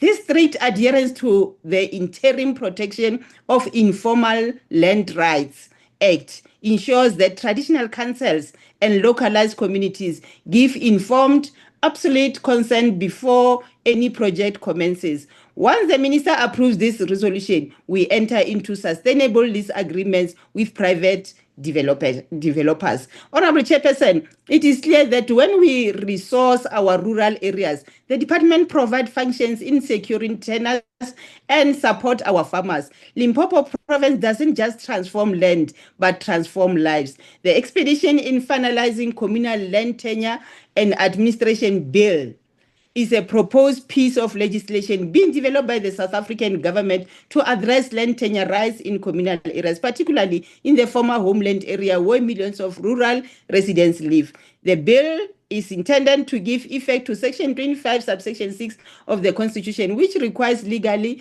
secure tenure for people whose land rights are insecure because of past discriminatory laws. This regulatory mechanism has successfully unlocked massive investment across our rural landscapes, clearing the path for the construction of modern retail shopping complexes as part of rural development and the rural economy, of course. Essential filling station and agro-processing hubs in line with the rural development integrated strategy. These developments do not just bring urban conveniences closer to our rural citizens. They create thousands of direct localized jobs, generate sustainable rental revenue for communal trusts, and expand the rural tax base, also benefiting the designated group, youth, persons with disability, and also our women. Social justice is being delivered aggressively by our Restitution Directorate. Restoring land is a core priority for Limpopo, which is why our province's most developmental allocation is dedicated entirely to restitution. We are correcting the injustices of the past,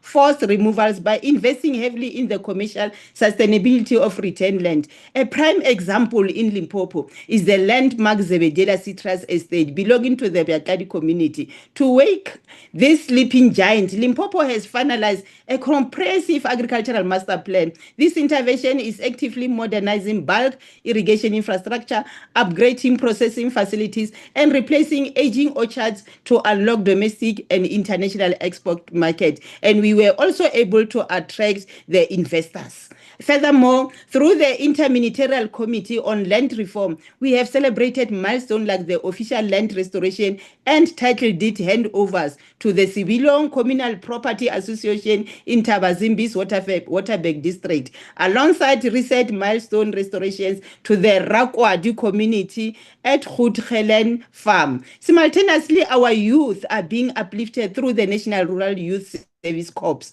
programs. To aggressively confront youth unemployment, poverty, and inequality, the department has recruited and trained 231 unemployed youth across Limpopo. These young leaders were intentionally selected from all 5 of our provincial districts. And to name, we have got projects like the TVET colleges, where we have equipped them with vital skills, spanning plant and poultry production, mixed farming, and agricultural equipment refacts. To bring finality to land ownership and systematically dismantle the lingering structural patterns of spatial apartheid, Limpopo is fully aligned with the national directive to conduct a rigorous, legally sound, comprehensive land audit.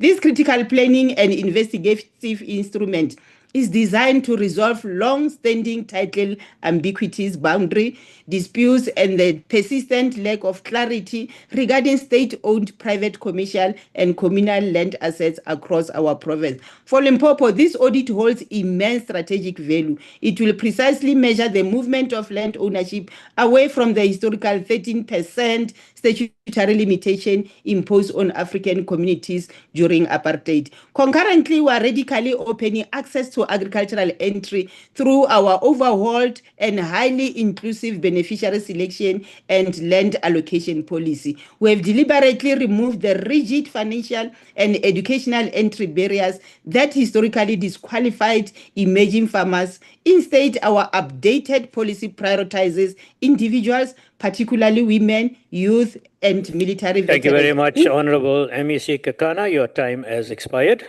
Thank you very much. Thank you. Thank you very much, Honorable Delegates. We now move on to the next contributor, and that is the Honorable Van den Berg, who has 5 minutes.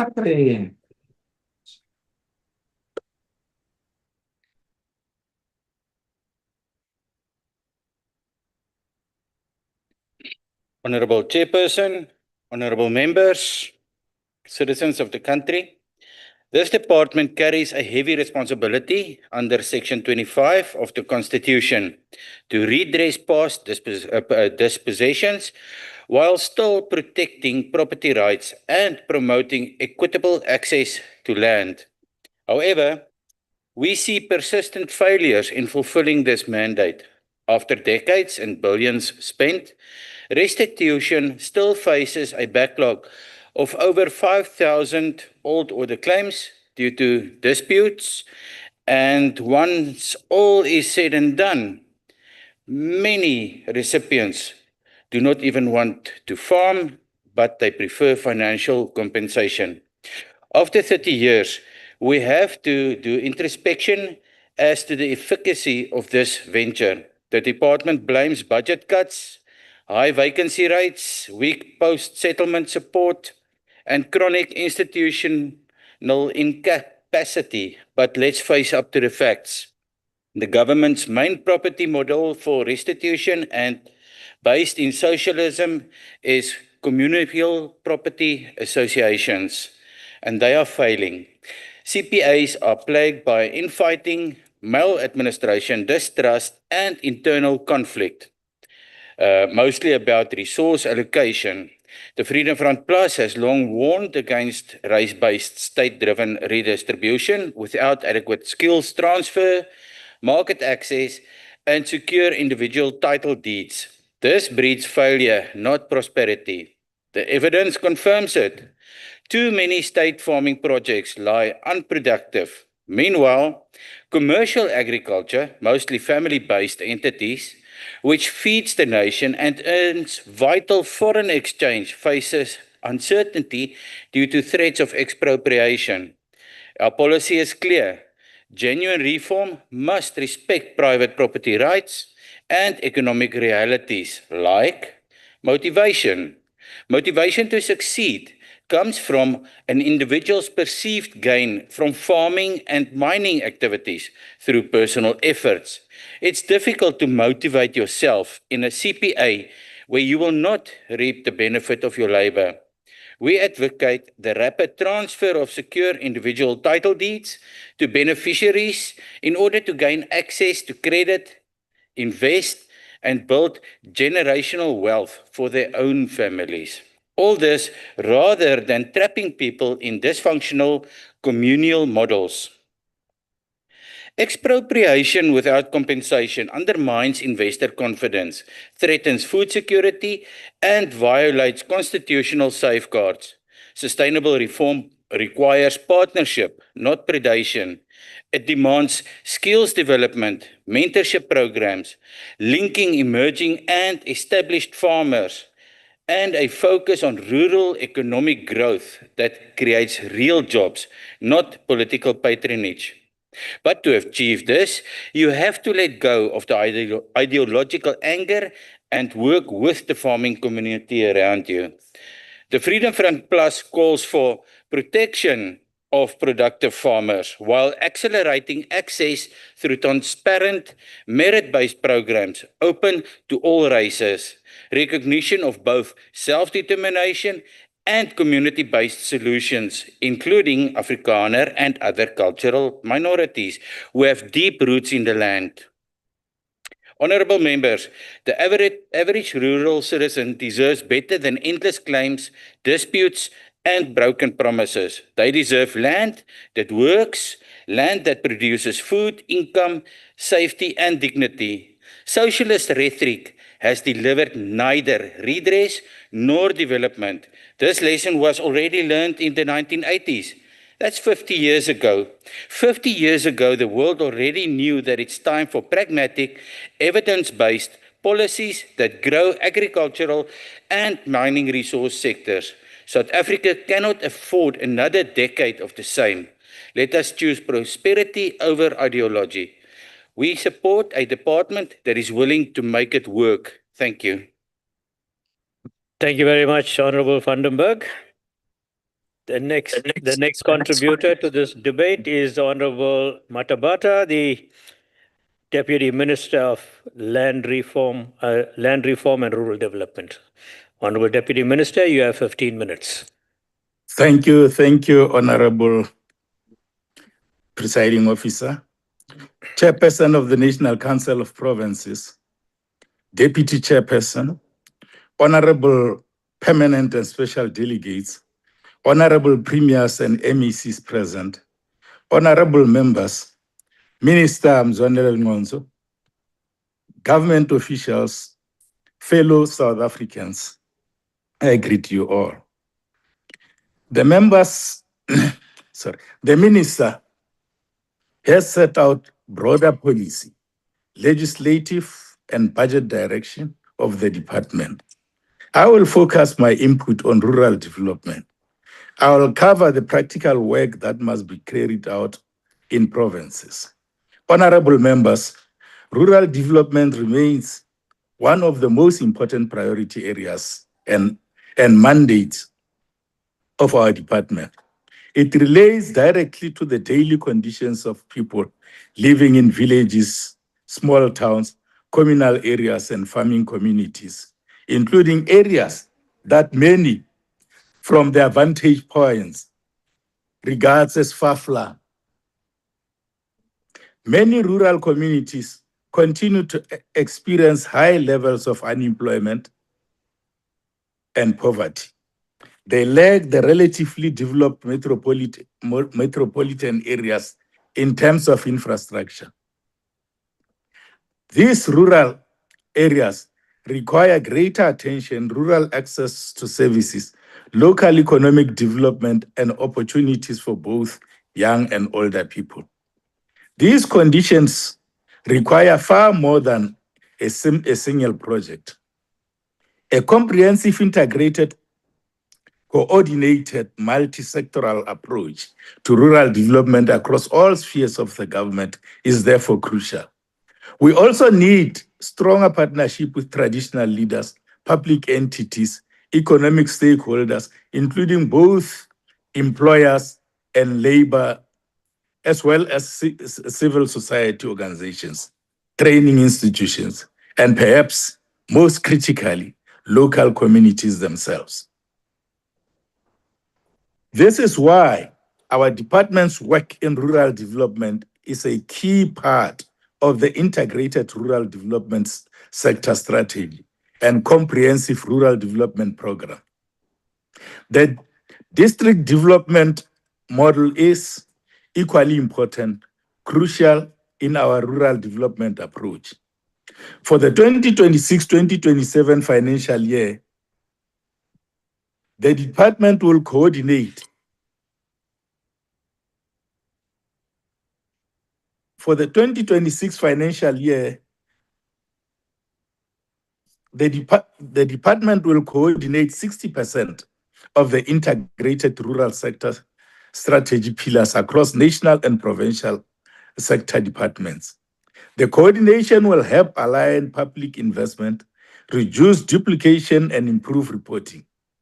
Going beyond an administrative exercise, the coordination will in fact, must ensure the rural communities ensure that rural communities receive better support from the state.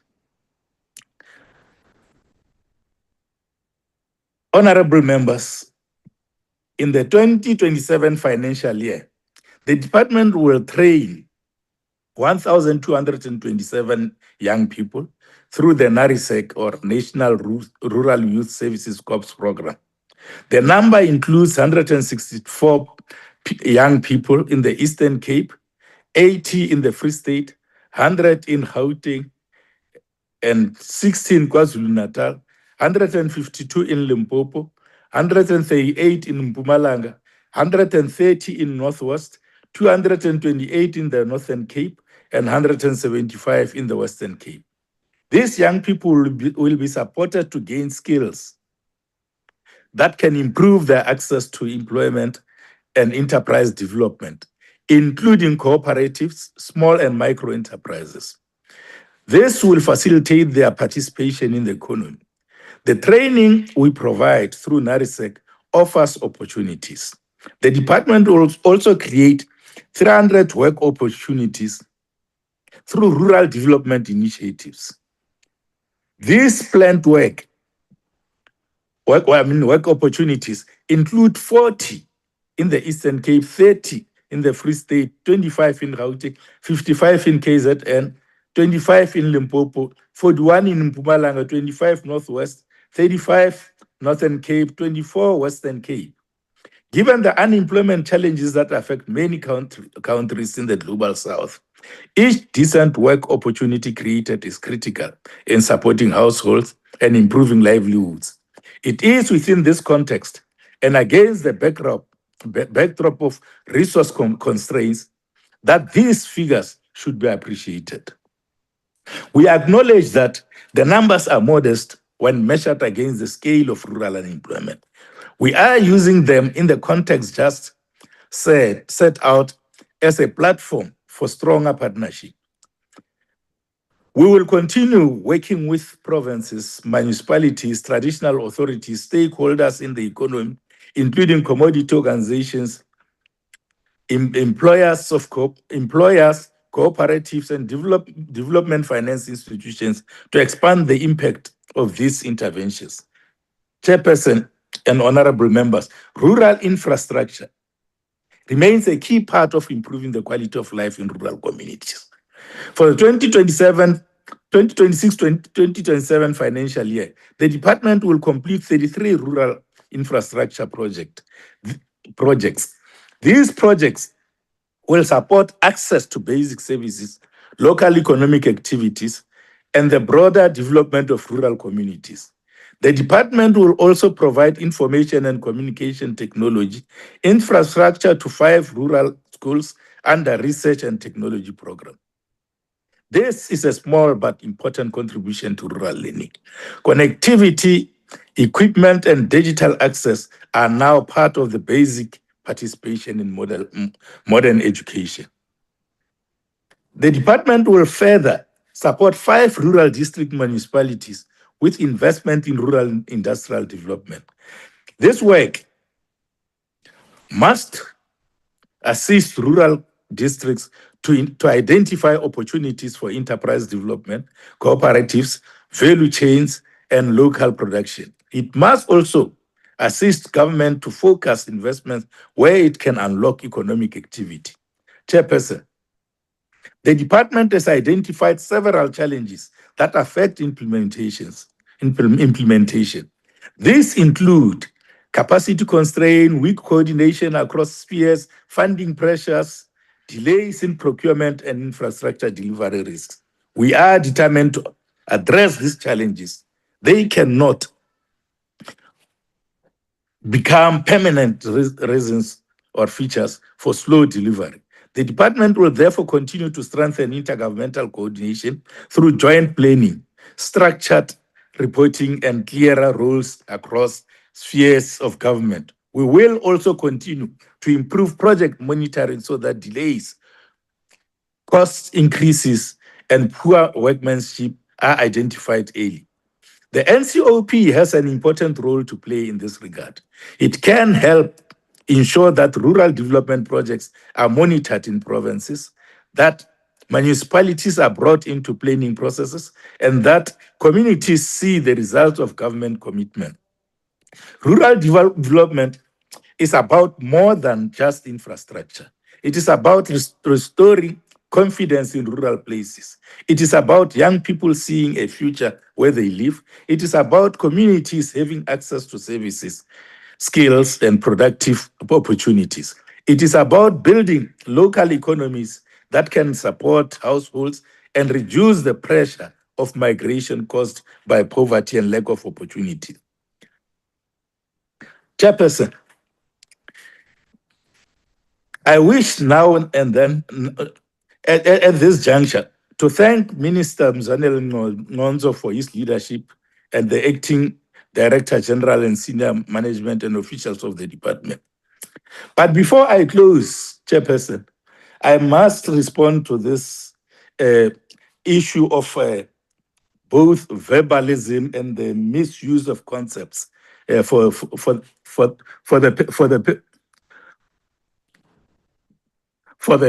purposes of satisfying certain political interests. I haven't seen anywhere where CPA can be associated to socialism. Because in the CPA, in the CPA model, we are actually transferring the land, the means of production land, to the people, not to the state. If it was a socialist project, we would be nationalizing this land, transferring it to the state. Now, this speaker who have just spoken, the honorable member who have just spoken before me, reminds me of the old days of apartheid, of the National Party rule, where everything that is pro-black was said to be socialistic or socialism, where socialism was used as a scale weight rather than a system where the society is transforming from the old order into a different, new and better order. So here, what we are doing, we are just socializing means of production. We are not nationalizing means of production. And that cannot be said to be socialism. So I think before we use some of these concepts, we need to understand clearly what they refer to. That cannot be socialism, unless if you just want to use socialism as a scale weight. And I don't think that is appropriate, because that basically would be tantamount to misleading this House. Honorable Chairperson, again, honorable members must understand that the role of this department is not enforcement of the law, it's the administration of the law. There are departments which have got a mandate of enforcing the law. So we can't be expected to form an enforcement body. We are not subs. You know, we can't be expected to inform and to form an enforcement body in rural areas and farms. That is a mandate for or a scope for another department. It can be right that when we come to debate in this House, almost 70% of your speech only concentrate on the Ingonyama Trust. That, to me, is tantamount to regionalism. You know, and I think regionalism is one reactionary tendency which has been identified by social scientists long ago. So we must avoid regionalism. Let me thank you, Honorable Chair and Chairperson, and thank the honorable members. I'll leave the remaining 2 minutes for the Minister. Thank you very much, Honorable Deputy Minister, but we are not allowed to donate minutes to anybody. But thank you for that offer. Honorable delegates, we now move on to the next contributor to the debate, and that's the Honorable Moeketsi, the MEC from Mpumalanga, who will now contribute for 10 minutes.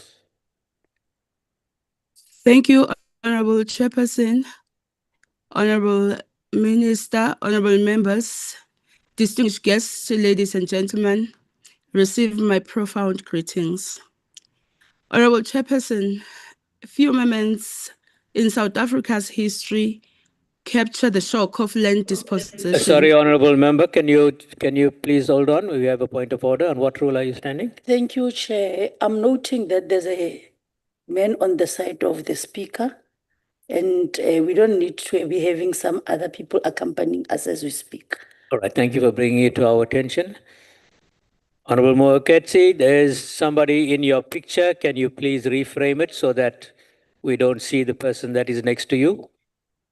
Okay, thank you very much, Honorable Chair. My apologies. Thank you. You may continue. Okay, thank you very much, Chair. Honorable Chair, few moments in South Africa's history capture the shock of land dispossession, most likely than the line, awakening on Friday morning, 20th of June, 1913. The South African native found himself not actually a slave, but a pariah in the land of his birth.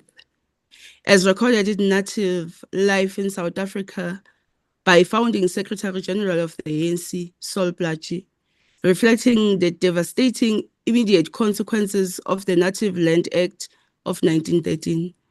It is within this long shadow of dispossessioning and exclusion that the budget vote for the Department of Land Reform and Rural Development speaks to one of the oldest unresolved questions in South Africa's democracy. Who owns the land, who uses it, and who benefits from it? Honorable Chairperson, at the center of this debate is a simple but powerful constitutional promise. Section 25 of the Constitution requires the state to take reasonable legislative and other measures to enable citizens to gain access to land on an equitable basis. That promise remains both a legal obligation and a lived expectation. More than 30 years into democracy, land reform still carries the weight of historical dispossession. As the Freedom Charter declared, the land shall be shared amongst those who work it. Yet the practical reality remains that land ownership patterns continue to reflect deep historical imbalances. Honorable Chairperson, the department's work reflects an ongoing attempt to translate that constitutional and historical mandate into policy and implementation. It operates through land redistribution, restitution, tenure reform, and rural development. Each of these pillars is intended to address different dimensions of the same problem: exclusion from land and insecurity of tenure. Restitution, in particular, continues to present or represent an attempt to repair what was broken by law. Honorable Chair, communities displaced by racially discriminatory legislation continue to pursue claims that stretch across decades. While many claims have been resolved, many others remain, showing that historical injustice is not easily resolved through administrative processes alone. At the same time, redistribution efforts are aimed at changing access to land in the present, not only correcting the past. However, Chair, a persistent tension remains between land transfer and land use. In other words, acquiring land is not the same as transforming livelihoods. Without support, infrastructure, and institutional stability, land access does not automatically translate to economic transformation. This is why rural development is not a secondary program, but a central requirement of land reform. The state is effectively attempting to build what can be described as a post-transfer ecosystem of support where land, once distributed, can become productive and sustainable. However, Chair, implementation takes place within complex institutional terrain. In communal areas, land governance often revolves overlapping system of authority, state institution, elected structures, and traditional leadership. This creates both opportunities for local legitimacy and challenges in accountability and consistency. As one policy tension puts it, land reform is not only about who gets land, but also who governs land after it is allocated. Honorable Chair, the department is also pursuing significant legal and policy reforms aimed at restructuring land governance. This includes new framework intended to clarify ownership, improve tenure security, and modernize land administrative system. These reforms reflect an attempt to move from fragmented legal arrangements towards a more coherent system of land governance. Yet reform at this scale is never neutral in its effects. It distributes not only land, but also authority, decision-making power, and institutional control. That is why land reform remains both a technical and political process at the same time. Honorable Chair, modernization efforts such as digital land registration system, improved geospatial tools, and advanced spatial planning framework reflects an attempt to strengthen efficiency and transparency. But technology, while necessary, does not resolve the deeper question of equity. It can improve systems, but it cannot alone resolve contested histories. As the minister stated in principle, the department's mandate is rooted in equitable access to land, restitution of land rights, ensuring tenure security, supporting sustainable rural livelihoods, and promoting rural prosperity. These are broad and dependent goals, and none can be achieved in isolation from the others. As I conclude, Honorable Chair, this budget vote reflects a continuing national effort to bridge the gap between constitutional aspiration and material reality. The process is ongoing, contested, and uneven. It involves progress, but also persistence of old patterns. The fundamental question remains open: how to ensure that land reform is not only a redistribution of space, but a transformation of power, opportunity, and dignity in rural South Africa. As the Freedom Charter reminds us, I quote, "South Africa belongs to all who live in it, black and white," close quote. The challenge of this budget vote is how that principle is realized in land, in law, and everyday life. I thank you. Thank you very much, Honorable Moeketsi. We now move on to the next contributor, and that is the Honorable Swart, who has 7 minutes.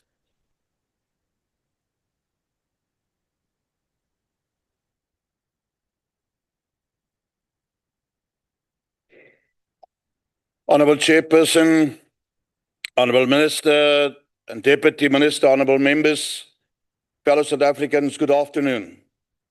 Today we debate land reform and rural development, two promises that carried the hopes of millions of South Africans for more than 30 years. But the painful truth is this: while government has perfected the language of transformation, it has failed in the implementation of transformation over the past 30 years.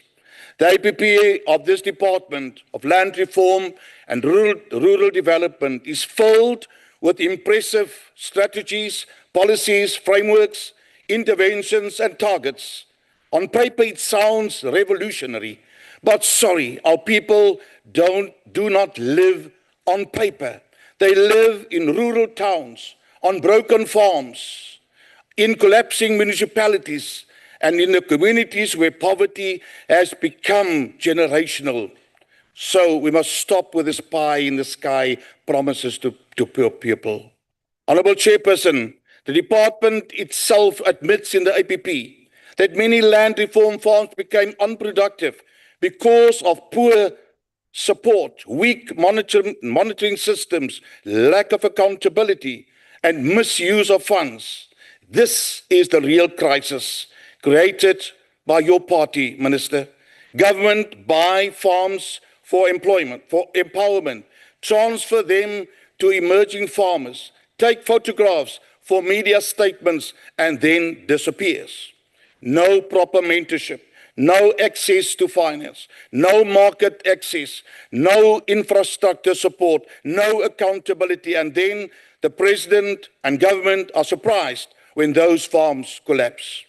The APP confirms that of land supported through the recapitalization and development program, most farms have not yielded the required success due to the lack of adequate and appropriate post-acquisition support, despite billions of rands being invested. Billions spent, very little success.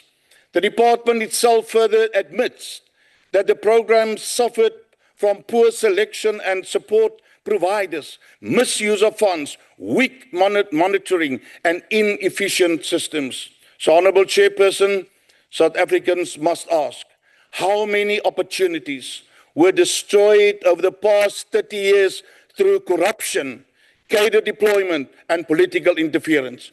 Because land reform without support is not empowerment, it becomes abandonment.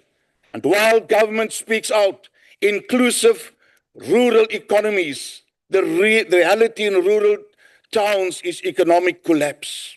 Municipalities in rural South Africa are failing under ANC control.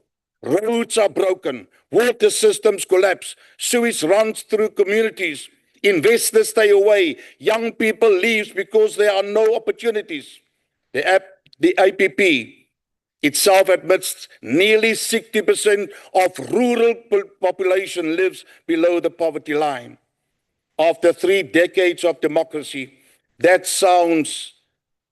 should shame this department. Honourable Chairperson, rural development cannot succeed while local government is collapsing under corruption and incompetence. You cannot speak about rural economic growth while farmers still sit without water security. You cannot speak about development while emerging farmers wait months for support. You cannot speak about dignity while communities still lack proper sanitation and roads. The department also acknowledges fragmentation, duplication, waste, and poor coordination between spheres of government. Again, beautiful plans, weak implementation. South Africa suffers from a shortage of political will. Because if political will truly existed, state-owned farms would not stand idle while communities go hungry. Productive agricultural land would not deteriorate year after year. Emerging farmers would not be set up for fail. Rural youth would not feel forgotten. The department says it wants to reverse urban migration and build thriving rural economies. But how will that happen when many rural towns are becoming less livable every year? Honourable members, real land reform must create productive farmers, sustain and protect the current commercial farmers on the land, sustainable businesses and food security. It must protect property rights while expanding opportunity. It must empower people with title deeds, ownership, skills, finance, infrastructure, and access to markets. And it must focus on outcomes, not headlines. The DA believes emerging farmers can succeed. We have seen success where support, accountability, and partnership exist. But empowerment can never mean handing over and walk away. That is not justice, that is negligence. Honourable Chairperson, even the department admits that outstanding land claims might cost approximately 7 billion to resolve. The people of South Africa are tired of ANC excuses, EFF slogans, and MG nostalgia. They are tired of conferences. They are tired of endless plans with little impact on the land. They want functioning rural towns. They want productive farms. They want jobs. They want dignity. They want a government that delivers. Honourable Chairperson, while land reform remains a national competency, there are valuable lessons to be learned from the Western Cape. The province has consistently demonstrated that land reform succeeds when beneficiaries receive meaningful post-settlement support, mentorship, market access, and proper accountability. Through organizations such as CASIDRA, emerging farmers have received practical assistance that help turn land into Thank you, Honourable productive Swart. enterprise. Your time has expired. Abandoned assets. Thank you. Thank you. Honourable members, we were informed that the SALGA will not be participating in this debate, and therefore we move on to the next participant, and that's the Honourable Bosman, who has 10 minutes. Good afternoon, Honourable Chairperson, Honourable Minister, and Honourable members. We are in this chamber today to debate Budget Vote 42 for land reform and rural development, a portfolio that is the ultimate monument to the widening gap between the promises made by the national government and the bitter reality delivered to our people on the ground. It is worth noting that this portfolio now rests in the hands of the Pan-Africanist Congress. For decades, the PAC built its entire political identity on a single, uncompromising promise. Honourable Bosman, can you please take your seat? Honourable Minister. Sorry, are you? No, that's not a point of order. Sorry. Honourable Member, can you continue? Honourable House Chairperson, as I said, uncompromising promise that the land would be returned to the people. It made the language of radical land justice its defining cause, the rallying cry that carried it from the margins of protest politics into a seat in the national executive today. But today, for the first time, that party does not merely demand land reform from the opposition benches. It now has direct responsibility for delivering it. But what happens when the rhetoric meets reality? What happens when a party that claims to champion the landless takes over the executive administration? We see the answer right here in Budget Vote 42. They do not deliver justice. They do not deliver transformation. Instead, the moment they take the wheel, they immediately capitulate to bureaucratic bloat, institutional inertia, and the exact same legacy of failure that has plagued this department for 30 years. This budget surrenders real land reform to protect the comfort of state officials, and it's a betrayal of the very people this ministry claims to represent. Let us be completely clear, Honourable House Chairperson. Land reform in South Africa has never been stalled because of our constitution. It has been paralyzed by a state apparatus, hollowed out by corruption, weaponized by cadres, and crippled by basic operational incompetence. The Special Investigating Unit recently exposed a staggering 650 million rand in irregular matters within this department's historical portfolio. Think about that figure.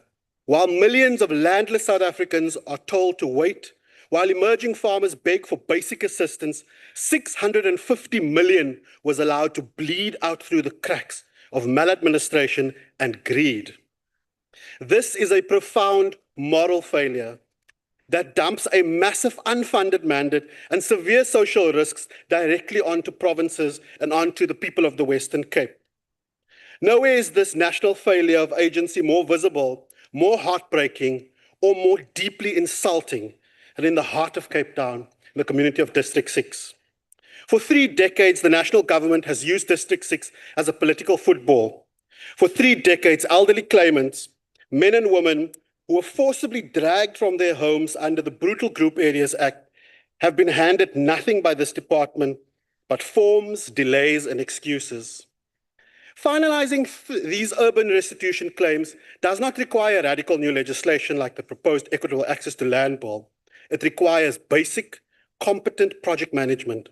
It requires an administration that knows how to build houses, process title deeds, and stick to a timeline.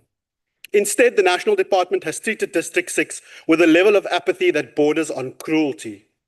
Year after year, the timeline slips. Year after year, the paperwork piles up. And tragically, year after year, our elderly claimants are passing away in their old age, dying before they ever get to see the land that was stolen from them being restored. How can this ministry look those families in the eye? The script is always the same. From District 6 in the Western Cape to the failed implementation of the Kumbongo City Settlement Agreement in East London, the state completely fails at delivery. If we lift our eyes from the urban centres to our rural landscapes, the picture becomes just as alarming. Program 3, the very core of this department's mandate, is facing a 0.4 average annual decline over the medium term.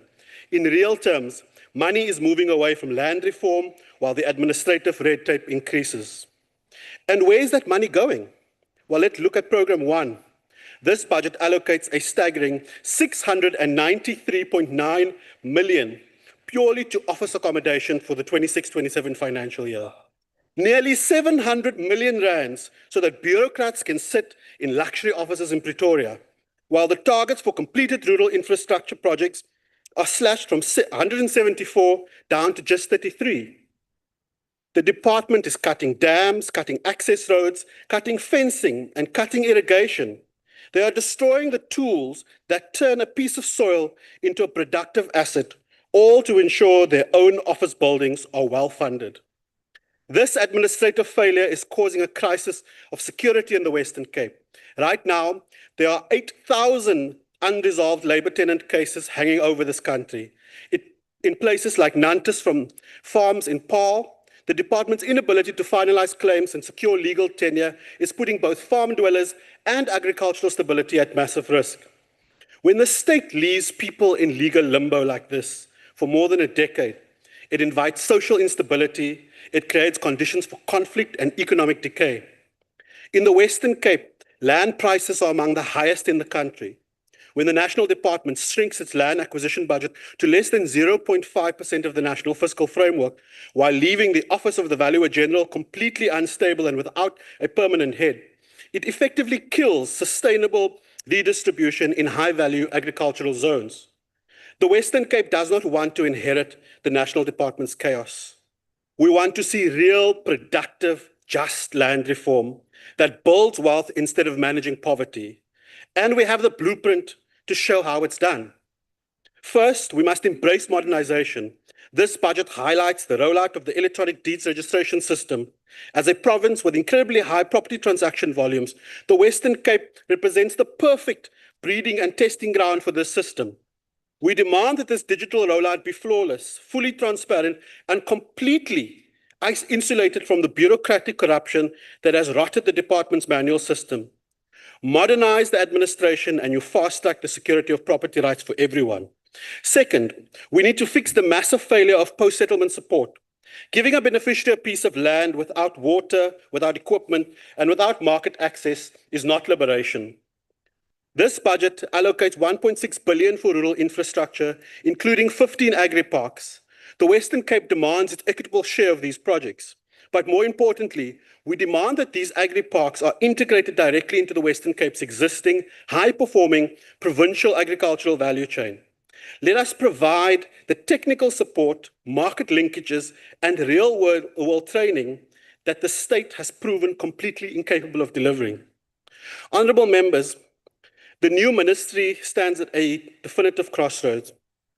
PAC leadership of this department can choose to spend the rest of this term defending the failed status quo, protecting the 693.9 million rand for office budgets, looking the other way on the 650 million rand in irregular expenditure, and watching infrastructure targets drop to zero, while the mothers and fathers and grandparents are waiting in District 6, and they die waiting.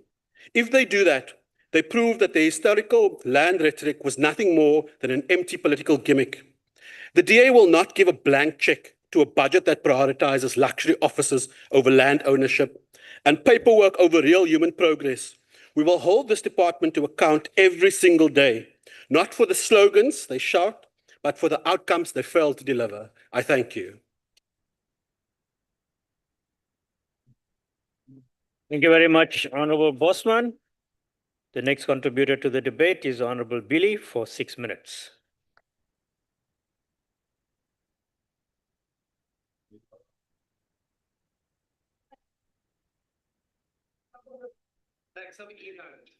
Deputy Chair, Honourable Minister, fellow South Africans, honourable members, as we conclude this debate, it is important to separate rhetoric from reality. Much has been said today about transformation, redress, and equitable access to land. These are important objectives, colleagues. The Democratic Alliance supports redistribution and equitable access to land, restitution, and security of tenure. We support expanding access to land. We support empowering rural communities and emerging farmers. What we do not support is the continued failure of government disguised as transformation.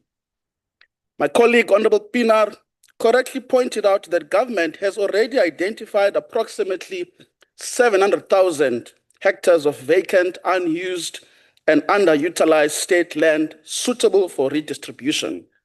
Yet government continues to spend more time discussing acquisition of additional land than explaining what has happened to the land it already owns. That is the central question of this debate, honourable members. Why is government failing to utilize the land already under its control? Chairperson, the department's own document reveal an even more concerning reality.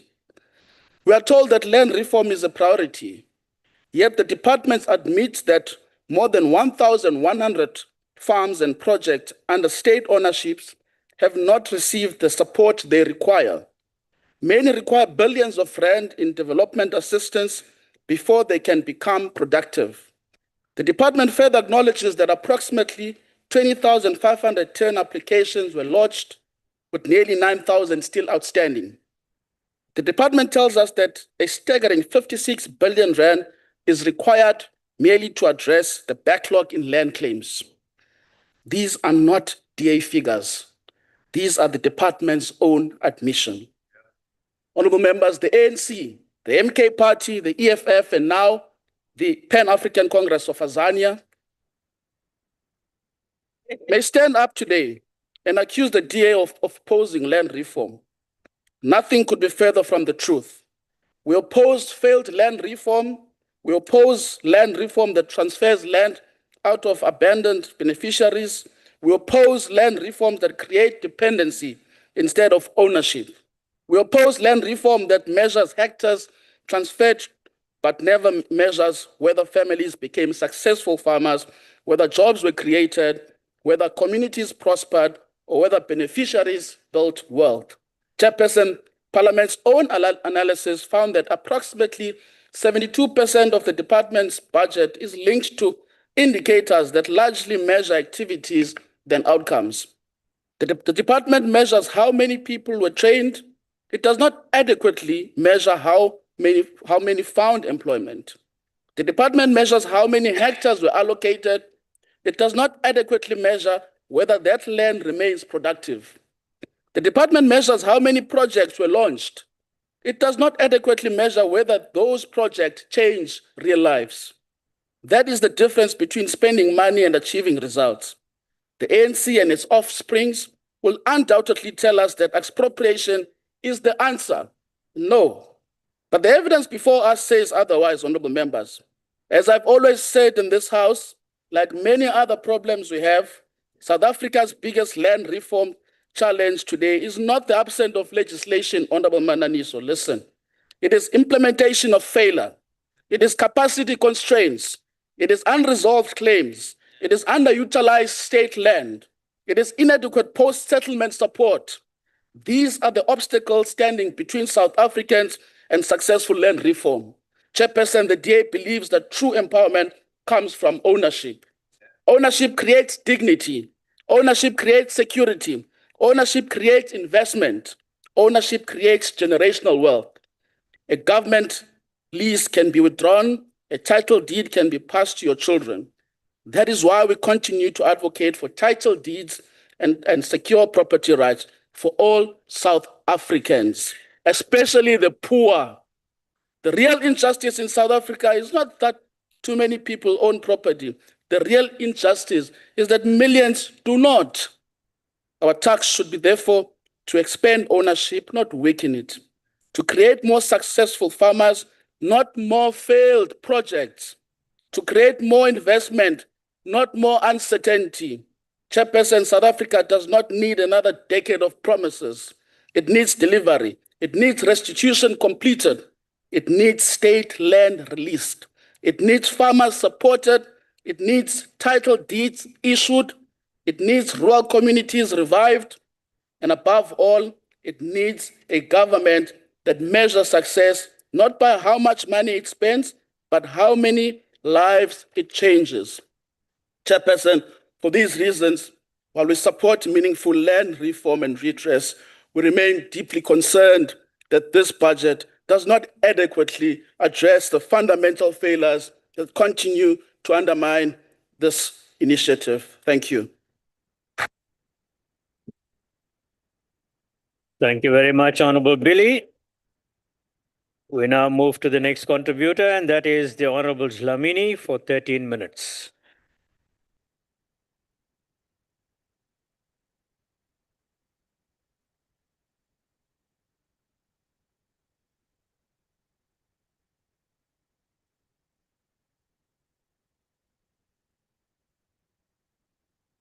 Order, honorable members. Let's allow the delegate to contribute to this debate. Thank you. Good afternoon, Honorable Deputy Chairperson, Honorable Minister, Honorable Deputy Minister, Honorable Delegates, fellow South Africans, Dumelang. Honorable Chair, allow me to address the following issues. an ideology. An ideology is a systematic set of beliefs, values, and ideas that shapes how individuals or groups perceive the world and make decisions. Therefore, Honorable van den Berg, the issue of the land reform, it can never be only an ideology, but it's how we believe and perceive the world.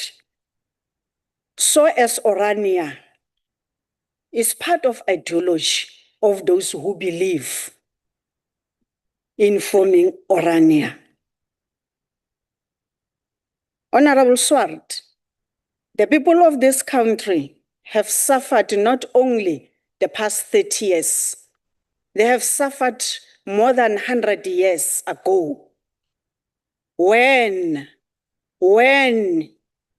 you come to this country and take over the land from them, that is when their suffering started. Honorable Billy, the Expropriation Act was passed into law in January 2025 to enable government to expropriate land for public purposes, including land reform. However, the Expropriation Act is being challenged in court by various groups and individuals, while the legislation continues despite Act's passage in January 2025. Therefore, it has not been implemented due to court rulings and court battles, not because the ANC failed.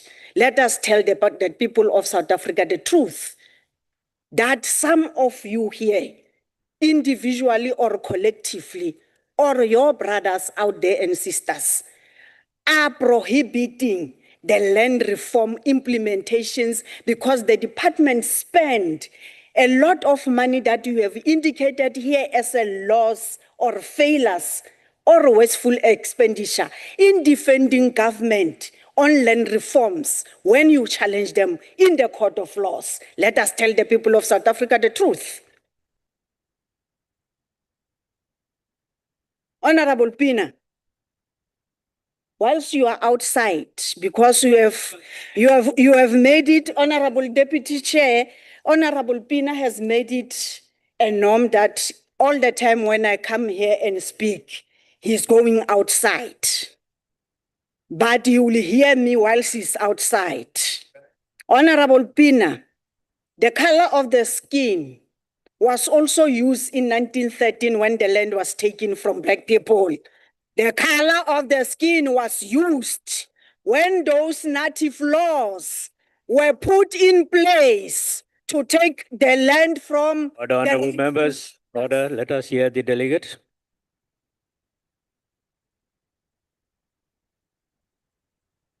Now, the current land reforms and the constitution of the country is here not to oppress white people, but to address the imbalances of the past. Let us not mislead the nation and tell the nation the truth. Honorable Ngobo, the expenditure you have indicated, my dearest sister, is part of day-to-day running of the department. There is no way that the department can run and operate without those particular expenditures you have referred to. And those expenditures in it, they are in this budget vote, are trying to address exactly what you are concerned of. Therefore, this budget vote is proper and is supported by the African National Congress.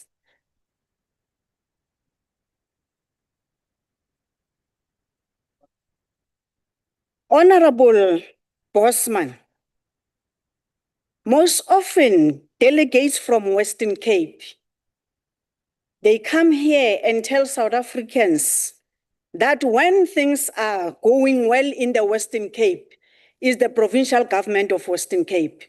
But when things fall apart and the government of Western Cape fails, is the national department. It becomes a norm, Honorable Deputy Chairperson. And the people of South Africa must know the truth that the government, when it wins from national to local municipalities. And when it fails collectively because the budget and the processes of government are the same. And I'm not sure if the people of Danone, Cape Flats, etc., can witness to what Honorable Bosman was saying here. I'm not sure if they can witness it.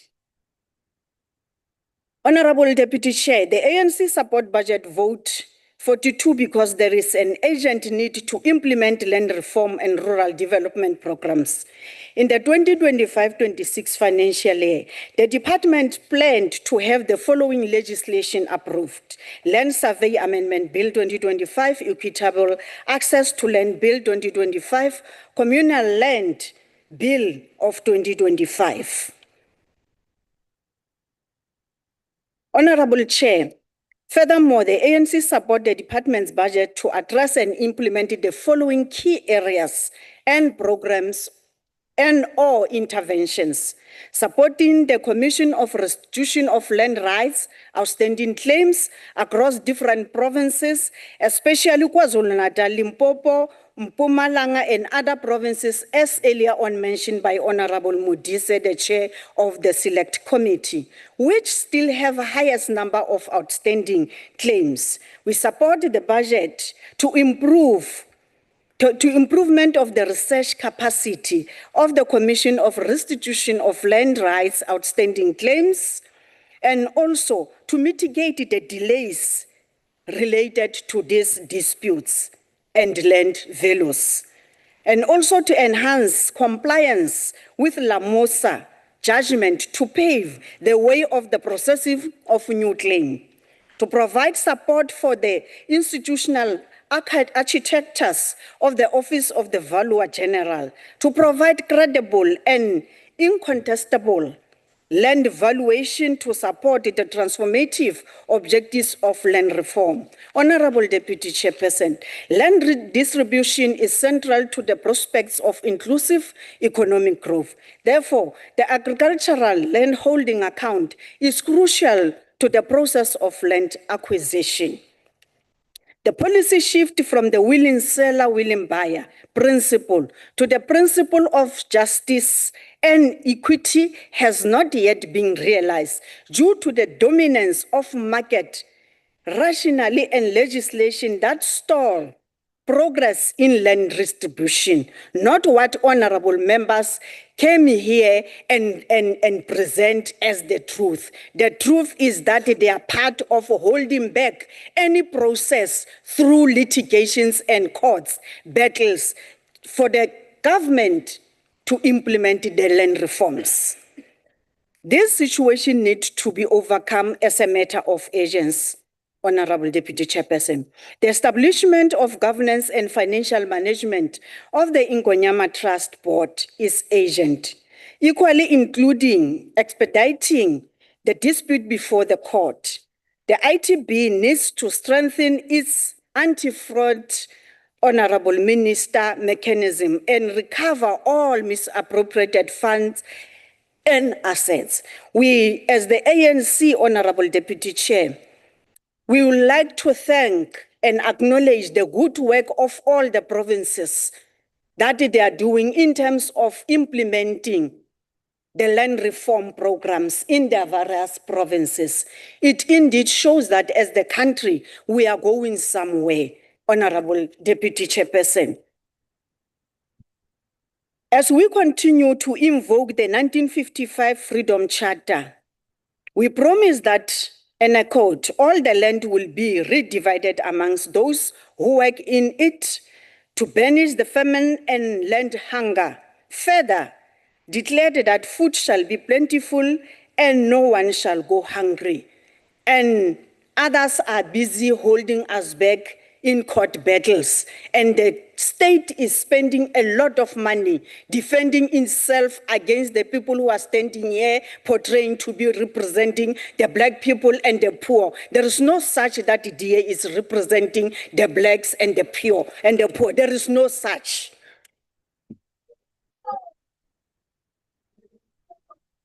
These are not empty slogans, but solemn pledges of our people's democracy. As we celebrate the birth and existence of our Constitution, we are reminded that the right of every citizen to sufficient food and water is important.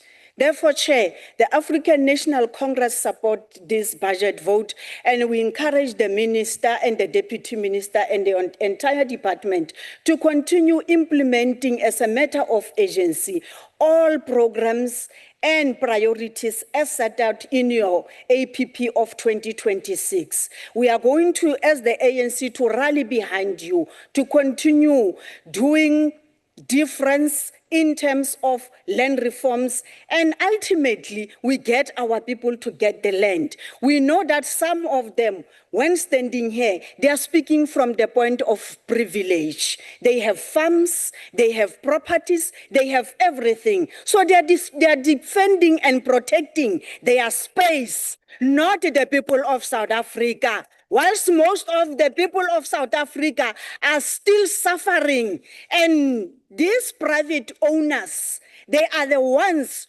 who are making sure that these land reforms are not necessarily implemented, hence they are challenging them. But we are not going to be deterred, Chair. We are not going to stop the transformation, be it the court battles, be it misinformation here, be it lies told our people every day by the people who claim to be representing them when they represent themselves. We are going to work together with all departments to ensure that the transformation is happening as a matter of urgency. Ngiyabonga Sihlalo.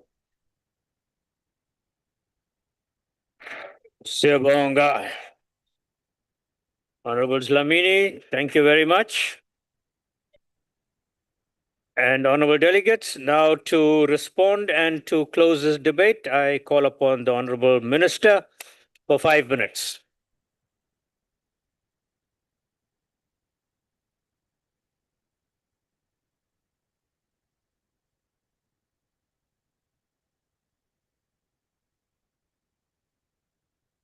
Your microphone, please. Yeah. Honorable Chair, the debate has confirmed one central point. No one can avoid the land question in South Africa. The real question is whether we have the courage, discipline, and capacity to implement land reform faster, better, and more fairly. That is what Budget Vote 42 is about. Honorable Modisa, you correctly placed land reform within justice, dignity, and productive land use. We must memorialize the victims of Boipatong, not only through remembrance, but through land that restores communities and supports development. On District 6, the President has given a clear direction. We understand that instruction and will deliver on the responsibilities that fall within our mandate. Honorable Konsi, where we agree that land reform is central to rural development. Meaningful enterprises must emerge from land, supported by all spheres of government. We're expediting state land transfers so that qualifying farmers receive title deeds and build productive, secure farming enterprises. Honorable Pinar, we will not shy away from reversing dispossession. The land question cannot be answered through fear, panic, or selective property rights arguments. State land release is important, but it is not sufficient. More land must be redistributed lawfully to historical disadvantaged people, and our approach has not relied on punitive measures. Honorable Chair, the June 16 day with all the committees of June 16 and beneficiaries. Speaker after speaker was swearing, insulting, and shouting at DA government in Western Cape.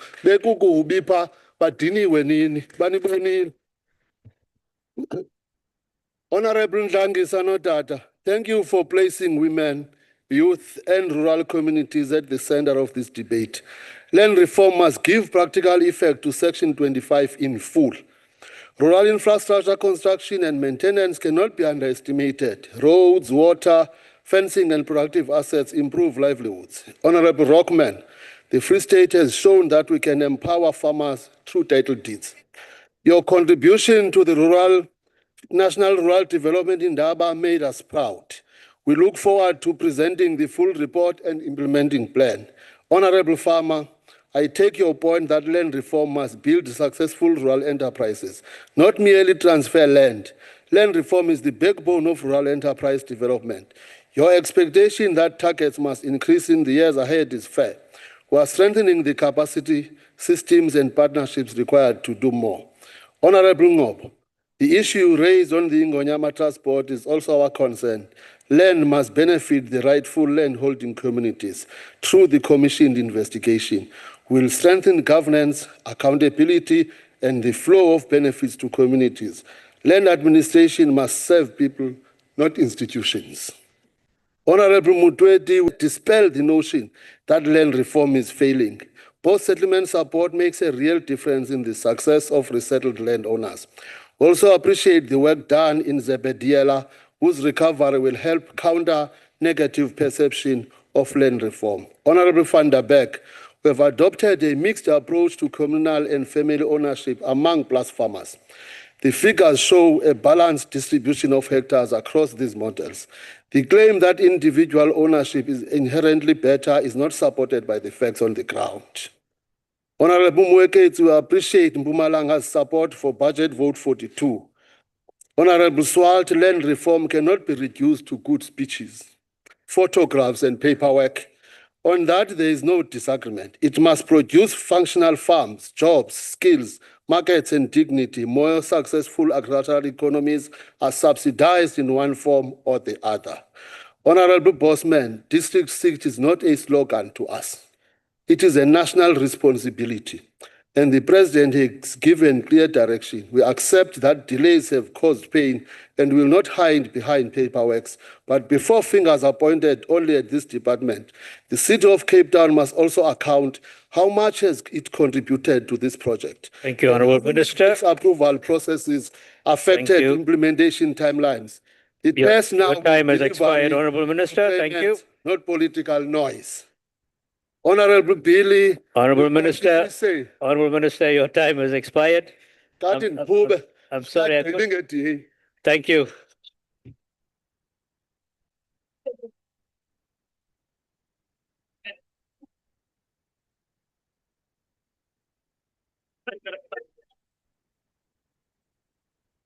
Honourable delegates, we have come to the end of the debate on Budget Vote 42, that is land reform and rural development.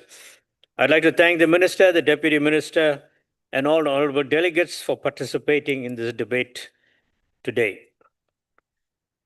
We now move on to the second order, and that is the policy debate on Budget Vote 39, that is Trade, Industry and Competition, Appropriation Bill B4 of 2026, which is a Section 77 bill. And now I have the pleasure to call upon the Honourable Minister Tao, the Minister of Trade, Industry and Competition, to open this debate for 18 minutes. Honourable Minister.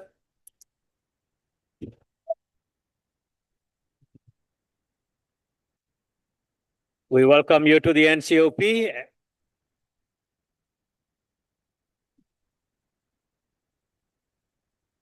Thank you, Honourable Minister.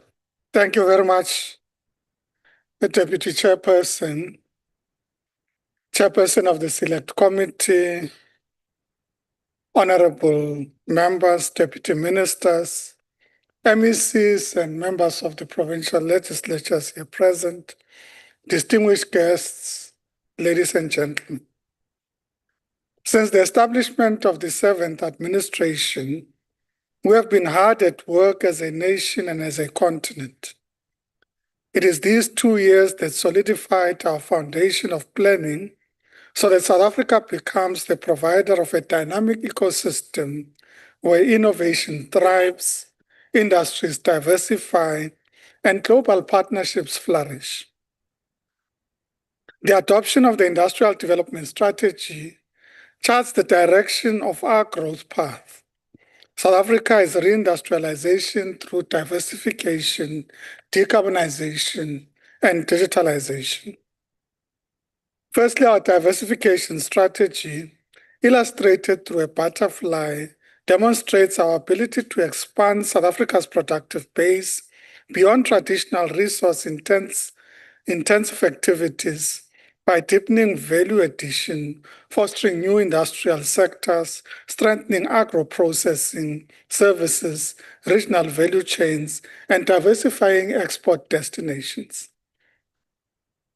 In diversifying trade, the department is increasing the capacity of South Africa's exporters by providing integrated export awareness, training, coaching and mentorship, incubation and acceleration interventions. The department is activating increased export of value-added products such as industrial machinery, chemicals, automotive components, pharmaceuticals, electrotechnical components and goods, as well as aerospace and defense equipment. These expanded baskets of products are being advanced in Africa as the basis of our global engagement, with existing markets such as the UK and Europe being pursued as part of our renewed strategic engagements, while also being introduced to growing and emerging markets such as China through the CAEPA initiative, as well as Turkey, Brazil, Egypt, Southeast Asia, amongst others. Export promotion initiatives will be further advanced by appointing foreign economic representatives and placing them in strategic and priority foreign offices to secure increased exports and investments.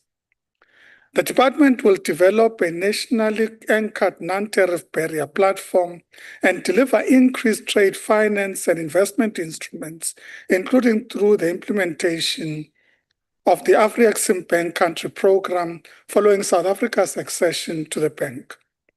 Honorable members, our 12 designated special economic zones, nine of which are operational, hosting 224 investors across 31.7 billion rand in cumulative investment and supporting more than 28,000 jobs, are the spatial infrastructure through which the industrial development strategy becomes symbols of inclusive spatial transformation.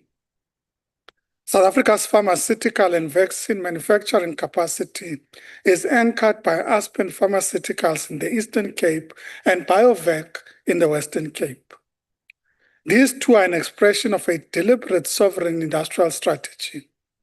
South Africa now manufactures vaccines, active pharmaceutical ingredients, and medicines within its own borders. Adjacent to it, that is Aspen, VCL Manufacturing has commissioned a 750 million rand automotive components facility at full production scale, next to the Isuzu assembly plant in Gqeberha. VSL is a 51% Black female-owned company, and it is a graduate of the Black Industrialist Scheme. Its establishment is proof that transformation and industrial competitiveness are not competing objectives, but can be mutually inclusive. The transformational symbol is being replicated at sector scale through the Automotive Industry Transformation Fund. The AITF is a collective equity equivalent investment program under the broad-based Black Economic Empowerment Framework. It is a 6 billion rand commitment from our leading OEMs, namely BMW, VW, Mercedes-Benz, Ford, Isuzu, and Toyota, deployed to fund the entry and growth of Black-owned and Black women-owned enterprises across the automotive value chain. In Gauteng, South Africa's investment book tells us that in the Vaal, there is a startup of a chemical production plant that will utilize the latest membrane technology to produce chlor-alkali products at a total cost of 2 billion rand. The proposed Afrozonke chlor-alkali manufacturing operation will be producing 50,000 metric tons per annum of chemical products. Let us not forget about Gauteng's cutting-edge 3,000 square meter facility that is ready to support clean energy innovation by transforming platinum group metals into high-performance catalytic precursors, catalysts, and membrane electrode assembly designed to meet the demands of both electrolyzer applications and automotive and stationary fuel cells. This state-of-the-art operation, equipped with the latest technology, offers production capacity, delivering up to 4 tons of premium catalysts and 18 million MEAs annually. In addition, the 18 billion rand Chartwell data center campus is under development, bringing global technology investment into South Africa, creating 1,400 jobs at development and 400 permanent positions, and establishing our country as the digital infrastructure hub on the African continent. Clearly, South Africa is now attracting hyperscale investment because we have the relative power stability, competitive connectivity, skilled labor, and a government that has made data infrastructure a national industrial priority. In KwaZulu-Natal, we are pleased to announce the Nyanza Light Metals project at Richards Bay Industrial Development Zone has started, symbolized with 15 billion rand of industrial infrastructure that is now in the implementation phase. Uniquely, this project is financed primarily by African and South African development financing institutions. We should pride ourselves that South Africa's titanium mineral resources will be converted into high-value titanium dioxide pigment and in the process generating more than 2,400 construction jobs and 850 skilled operational positions, with 30% employment reserved for women and young people. The IDC's targeted support for Tonga Tulet, validated by the recent withdrawal of the liquidation proceedings, keeps an anchor industry intact and sustains the upstream and downstream employment base. 250,000 livelihoods were secured as a result of this intervention by the DTIC family. Furthermore, the expansion of the Dube Trade Port SEZ unlocks over 2 billion rand across automotive components, clothing and textile, pharmaceuticals and renewable energy. The province's industrial portfolio is broadening in multiple directions simultaneously. In Mpumalanga, the Nkomazi SEZ is the AFCFTA translated into concrete action. DP World's inland port, integrated with the port of Maputo through the Maputo Development Corridor, routes South African industrial output directly onto the continent and globally. The NEF supported Mpumalanga International Fresh Produce Market, valued at approximately 2 billion rand, integrates 150,000 small-scale and emerging farmers into formal agricultural value chains, supporting over 115,000 farm-level jobs and more than 1,600 SMMEs. This is demonstrative of South Africa's commitment to working with our neighbors to achieve mutual prosperity for our people. In the Free State, we are implementing our Black Industrialist program that will result in the growth of the agricultural sector. We are working with industry, young Black industrialists and farm growers to revitalize an important industrial space and economy in the people of Maluti, Apofu. The development of an apple pack house and apple juice concentrate plant will feed into supply chains of Heineken beverages. Likewise, the sugar and agro-processing value chain is protected and growing. Deputy Chairperson, through decarbonization, we are telling a story of transitioning industrial production towards low-carbon technologies, cleaner energy systems, and climate-resilient processes to safeguard export competitiveness, reduce vulnerability to carbon border measures, and unlock green industrial opportunities. As government, we are creating an environment where South Africa enjoys a significant competitive advantage in both critical inputs and in its existing industrial base.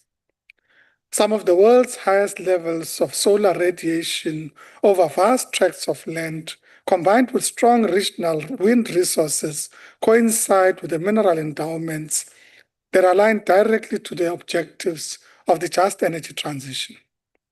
As you are aware, South Africa holds around 80% of the world's manganese resources, ranks amongst the top 6 iron ore producers globally, has a leading PGM resource, and has abundant reserves in rare earth metals, vanadium, and chrome, amongst others.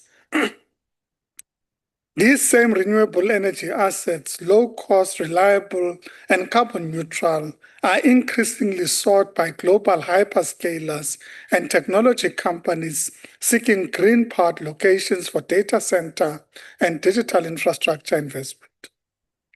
At the center of these regional resources is the Northern Cape, which hosts most of these, and the province benefits from established infrastructure, access to global markets, and industrial park. In partnership with Business Unity South Africa, or BUSA, and the province, we are positioning the province to anchor a new generation of industrial clusters that combine 1, critical minerals beneficiation, 2, renewable linked manufacturing, 3, transmission infrastructure expansion, 4, green hydrogen production, and 5, data center development. Realizing this potential, however, requires a deliberate build-out of the enabling infrastructure, namely expanding grid capacity, transmission corridors, logistics and port connections, water systems, and fiber, sequenced to match the needs of priority projects and anchor investors.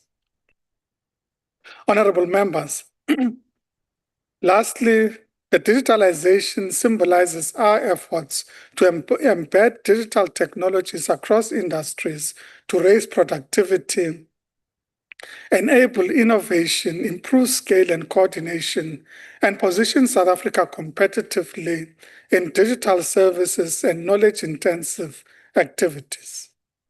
In global business services, South Africa competes directly with India and the Philippines for international business process outsourcing, and we are winning contracts. We are winning them not only in Johannesburg and Cape Town, but increasingly in Polokwane, Emalahleni, and George. Our GBS incentive reforms are deliberately routing investment towards smaller towns so that young people outside the main metros can enter the digital services economy without leaving their homes. The digitalization pathway is, and its foundation, a generational investment.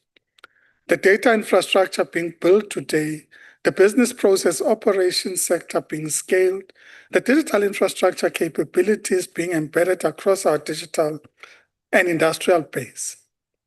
Honorable members, 75 national government incentives exist in South Africa.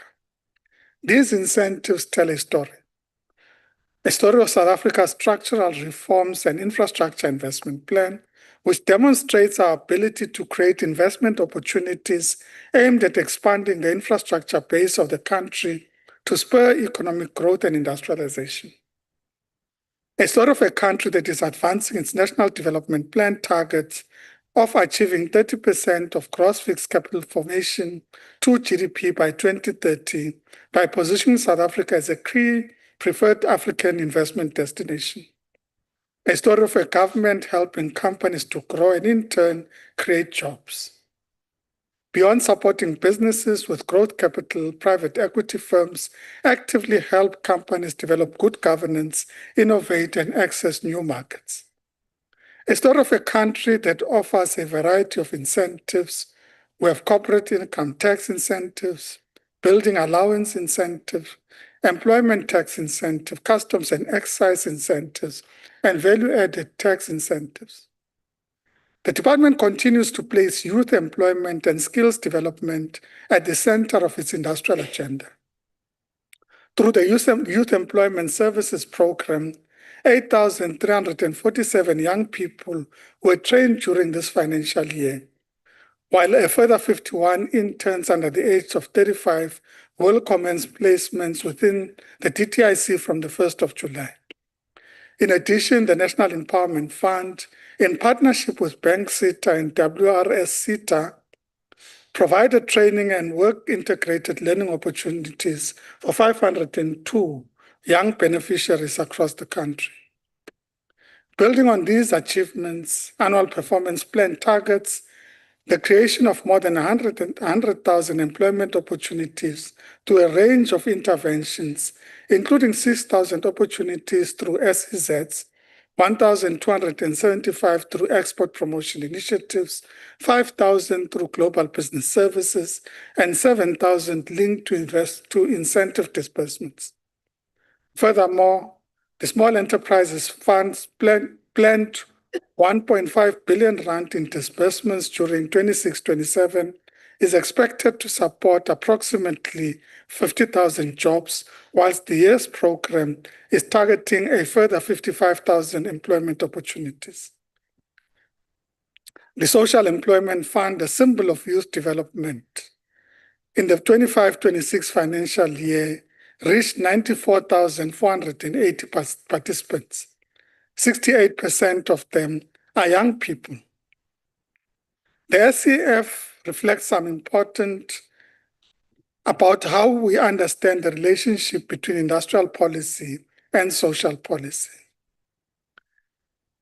Honorable members, in 25-26 financial year, the DTIC and its entities attracted 647 billion in investment targets of 450 billion rand. Allow me to express my gratitude to Deputy Ministers, the DG, and all the team for their efforts in enabling us to get to where we are and define the vision of what we seek to achieve. I hereby table Budget Vote 39. Thank you very much.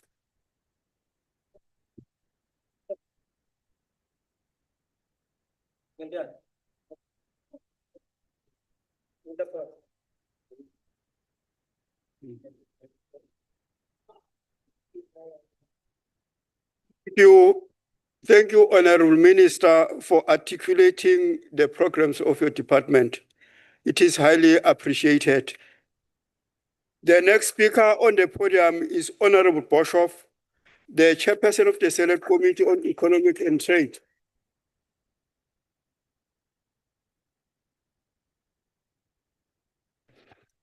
Honourable House Chairperson, Honourable Minister, Honourable Deputy Minister, Honourable Members, fellow South Africans, good afternoon. The Select Committee on Economic Development and Trade met to consider the 2026-27 Annual Performance Plan and Budget Allocation of the Department of Trade, Industry and Competition. Having considered the APP, the budget allocation, and the engagement with the department, the committee supports the 2026-27 Annual Performance Plan and Budget and recommends its adoption by this House, whilst highlighting matters that require continued oversight during this financial year. The committee notes that the department has been allocated a projected budget of approximately 11.69 billion for the 26-27 financial year. Of this amount, approximately 4.08 billion, or 34.89%, is allocated to business incentives and industrial financing.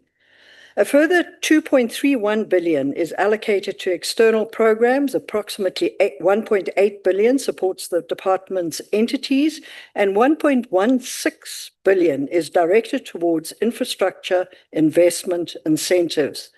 These allocations demonstrate government's continued focus on industrial development, investment attraction, and enterprise support. The department's strategy remains anchored on the three strategic pillars of decarbonisation, diversification and digitalisation. These pillars seek to strengthen industrial competitiveness, expand exports, support localisation, unlock new industries and position South Africa to participate more effectively in a changing global economy. The committee acknowledges that the department's plans are being implemented in a challenging environment characterized by subdued global growth, geopolitical uncertainty, logistic inefficiencies, infrastructure constraints, municipal service delivery challenges, and persistently high unemployment. Against this backdrop, the department has set ambitious targets for the 26-27 financial year, including attracting 750 billion in investment, securing 154 billion in exports to Africa, increasing procurement of locally manufactured goods and services by 100 billion. 10, thank you very much, Honourable Modise. 10 of the 12 special economic zones, revitalizing 15 industrial parks and facilitating the creation of 6,000 jobs through industrial development initiatives. Mabilu, sorry. The committee welcomes these targets and recognizes their potential contribution towards economic growth and employment creation. Members nevertheless emphasized that successes will ultimately be measured through implementation and tangible economic outcomes. Under Programme 2, Trade, the department continues to focus on strengthening regional integration, expanding market access, and supporting South African exporters. The committee welcomes ongoing efforts to advance implementation of the African Continental Free Trade Area, strengthen trade relations with strategic partners, and expand participation by South African firms in regional and global value chains. Export growth remains critical to economic recovery, and members encourage the department to continue supporting businesses seeking access to new markets while addressing barriers that constrain trade. Under Programme 3, Investment in Spatial Industrial Development, the department continues to support industrialization through special economic zones, industrial parks, logistic hubs, and investment facilitation initiatives. The committee notes the department's work relating to the Nkomazi and the Musina Mkadu special economic zones and welcomes continued efforts to expand the Invest South Africa one-stop shop model. Members stressed that successes of these initiatives should be measured not only through infrastructure development, but through investor occupancy, private sector participation, job creation, localization outcomes, and measurable returns on public investment. The committee further notes that during the 25-26 year, the department secured over 645 billion in investment commitments and reported 224 operational investors across special economic zones with cumulative investments of approximately 32 billion and more than 28,000 permanent jobs. Under Programme 4, Sectors, the department continues to support the manufacturing and the critical minerals beneficiation, renewable energy components, electrical vehicle batteries, steel production, hemp and cannabis commercialization, and sector master plans. Members welcomed the department's continued emphasis on localization and industrial expansion, particularly the target of increasing procurement of locally manufactured goods and services by 100 billion. The committee also notes that during the previous financial year, approximately 1.4 billion was directed to projects outside the 5 major metropolitan areas. 613 million was dispersed to SMMEs, women and youth-owned enterprises, and 688 million to black industrialists. And we heard the minister alluding to it as well. The committee believes that these interventions can contribute meaningfully to broadening economic participation and supporting regional development. However, Members stressed that industrial policy objectives remain difficult to achieve unless broader constraints relating to logistics, infrastructure, and municipal performances are not addressed. The committee further considered Programme 5, which speaks to regulation, and this focuses on creating a more efficient regulatory environment. Particular attention was given to the proposed omnibus bill, aimed at reducing red tape and improving the ease of doing business. Members acknowledged that regulatory complexity, lengthy approval processes, and duplication across government institutions remain significant concerns for investors and businesses alike. The committee is of the view that reducing red tape is not about weakening oversight or accountability. Rather, it is about ensuring that government processes are efficient, predictable, and transparent. The committee therefore welcomes efforts aimed at streamlining regulatory processes and improving coordination across government, while emphasizing that success should ultimately be measured through practical outcomes such as reduced approval times, lower compliance costs, and improved investor confidence. The committee further considered the department's transformation agenda. The department intends dispersing approximately 4 billion to enterprises that comply with the BBBEE Act and continues to pursue the broader objective of a 100 billion transformation fund. The committee also notes that funding commitments in excess of 17 billion have reportedly already been secured from public and private sector partners towards this initiative. Members acknowledged the importance of expanding economic participation and creating opportunities for historically disadvantaged individuals and enterprises, while stressing the need for transparency, accountability, and measurable outcomes. The committee also considered governance and performance management matters. The department has committed itself to maintaining a clean audit outcome, improving entity performance, reducing vacancy rates, and strengthening digital systems. Members emphasized the importance of ensuring that performance indicators remain measurable, verifiable, and supported by reliable source documentation. The committee notes that the number of indicators contained in the APP has increased from 71 to 81, and stresses that robust monitoring and reporting systems will be essential to support effective oversight and avoid repeat audit findings. A recurring theme throughout the committee's deliberations was implementation. Members repeatedly emphasized that the success of the department will not be determined by plans, strategies, or announcements alone. Success will be measured by whether investment commitments translate into operational projects, whether export opportunities result in increased trade, whether industrial infrastructure attracts productive economic activity, and whether public resources generate measurable returns for the people of South Africa. Having considered the 26-27 APP, the strategic priorities of the department, the budget allocation, and the responses provided during the engagement, the committee is satisfied that the department's plans are broadly aligned with the objectives of industrialization, investment attraction, economic transformation, export growth, and job creation.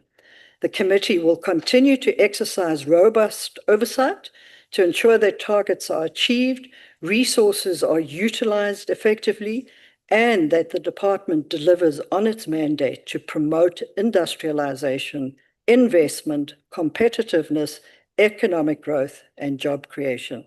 I thank you.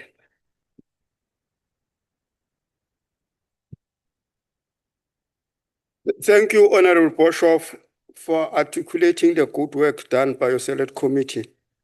The next speaker on the virtual platform is going to be the MEC for Economic Development, Environmental Affairs and Tourism in the Eastern Cape, the home of the Addo Elephant Park. Over to you, Honorable Peters. Thank you, Honorable Deputy Chairperson. Good evening to you, the Honorable Minister, Honorable Deputy Ministers, and Honorable members of the National Council of Provinces Assembly, and viewers at home. Mandibulise wonke umuntu. I will be responding to Budget Vote 39 with the vote purpose that starts with open quotes, lead economic development, policy formulation and planning. I won't finish it, but going to the end, it ends by saying, contribute to achieving government's vision of an adaptive and restructured economy characterized by accelerated economic growth, employment creation, and greater equity, close quote. Allow me at the outset to commend the Honorable Minister for the clear and forward-looking direction articulated through the recently adopted Industrial Development Strategy. The strategy's focus on decarbonization, diversification, and digitalization provides a compelling framework to reposition South Africa's industrial base for long-term competitiveness, resilience, and inclusive growth. From the perspective of the Eastern Cape, we welcome this strategic direction because it aligns closely with the trajectory we are already pursuing. The province is not merely responding to these priorities, we are actively embedding them into our economic development agenda and industrial growth path. For Eastern Cape, low carbon energy is not simply an environmental imperative, it is a strategic economic enabler that underpins industrialization, investment attraction, and export competitiveness. This reality is becoming increasingly evident as global trade rules evolve. Mechanisms such as European Union's carbon border adjustment mechanisms are fundamentally reshaping international commerce. Under this framework, exporters will be required to account for the carbon content embedded in their products, and from 2026, this will translate into a carbon cost at the border. Carbon intensity is therefore no longer solely an environmental consideration. It has become a determinant of market access and international competitiveness. South Africa remains vulnerable in this regard due to the relatively high carbon intensity of exports linked to coal-based electricity generation. As these global measures expand, export-oriented industries will face increasing pressure to decarbonize or risk losing competitiveness in key international markets. For our province, these developments have direct implications. Our automotive sector, one of South Africa's leading export industries, will increasingly be required to demonstrate low carbon production processes, decarbonize supply chains, and access to clean energy sources. Global automotive manufacturers are already restructuring value chains in response to stringent sustainability requirements and changing consumer expectations. In this environment, electricity itself becomes a strategic competitive advantage.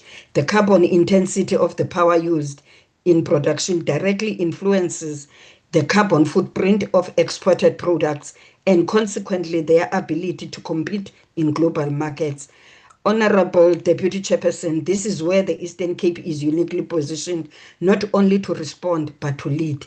The province has made significant progress in building a diversified energy portfolio with approximately 2,476 megawatts of installed generation capacity, of which 1,970 megawatts is derived from renewable energy sources. In addition, we continue to develop a robust pipeline of wind, solar, liquefied natural gas to power, and green hydrogen projects. Importantly, the province possesses some of the strongest wind resources in the country, providing a natural competitive advantage in the production of low carbon electricity. This positions the Eastern Cape to supply clean energy at scale to industrial clusters, reduce the carbon intensity of exports, and strengthen its attractiveness as a destination for green manufacturing and industrial investment. Decarbonization therefore becomes not a constraint on growth, but a catalyst for reindustrialization, investment attraction, and export expansion. Honorable Deputy Chairperson, we also welcome an emphasis, Minister, on strategic global partnerships, particularly through the European Union and the Global Gateway Initiative. The Eastern Cape is already demonstrating how these partnerships can be translated into tangible economic opportunities. The Kucha Green Ammonia Project has received international recognition as a flagship initiative capable of positioning South Africa as a global hub for clean maritime fuel production. This project exemplifies the convergence of industrial development, energy transition, and export-led growth. We therefore encourage continued national support to accelerate infrastructure readiness, project preparation, and institutional coordination for catalytic investments that position South Africa competitively within emerging global green value chains. Honorable members, diversification in the Eastern Cape is increasingly being driven through energy-led industrialization. Sorry. Our special economic zones, particularly the Kucha SEZ and the East London Industrial Development Zone, are evolving into integrated industrial platforms that connect energy generation, manufacturing, logistics, and export activity. At the same time, digitalization is emerging as a defining feature of modern industrial development.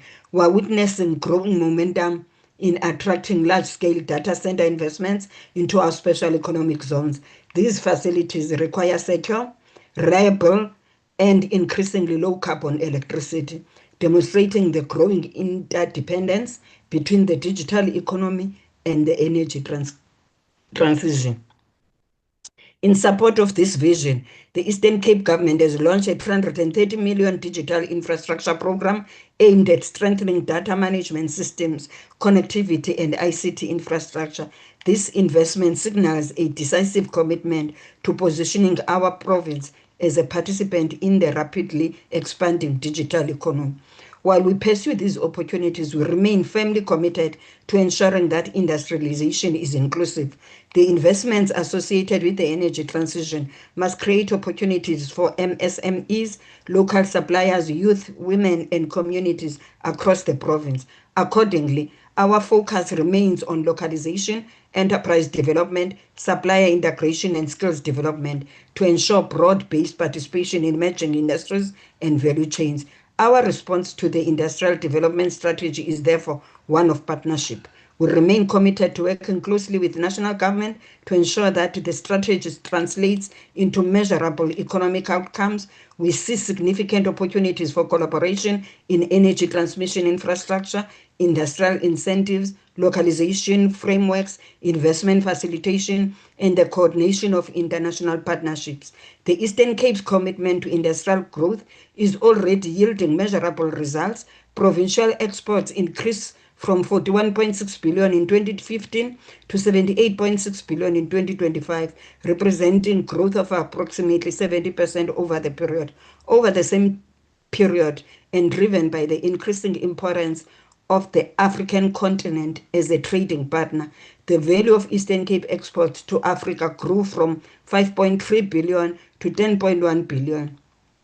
As the African Continental Free Trade Area gains momentum, we see enormous opportunities to expand regional trade, strengthen industrial value chains, and unlock new export markets for Eastern Cape products and services. As announced by the Honorable Premier during the State of the Province address, the province is preparing to host an export symposium that will bring together exporters, investors, and strategic partners to strengthen export readiness and expand market access opportunities. To position the province within an increasingly dynamic global economy, we will continue leveraging the momentum generated by the Kucha and East London IDZ, while building on the outcome of the South African Investment Conference, through which the Eastern Cape secured investment pledges valued at 13.1%. Collectively, the Eastern Cape government, through its entities, attracted investment amounting to 2.2 billion during the 2025-2026 financial year. We will continue working closely with the private sector through the Provincial Investment Council and strategic platforms such as the Eastern Cape Investment Conference, the Export Symposium, and the Eastern Cape Invest SA One-Stop Shop to accelerate investment attraction and facilitate project implementation. Diversification is no longer an aspiration for the Eastern Cape. It is already taking shape. We are witnessing growing investment across the digital economy, renewable energy, logistics, advanced manufacturing, and other emerging Honorable sectors. Peters, unfortunately, your time has expired. Thank you for articulating the programs of your department. Thank you. As the Eastern Cape Province Chairperson, we support the budget vote. Budget vote 39. Thank you. Honorable delegates, the next speaker who is inside the house here is Honorable Pinat, the delegate from Limpopo, the home of Kruger National Park.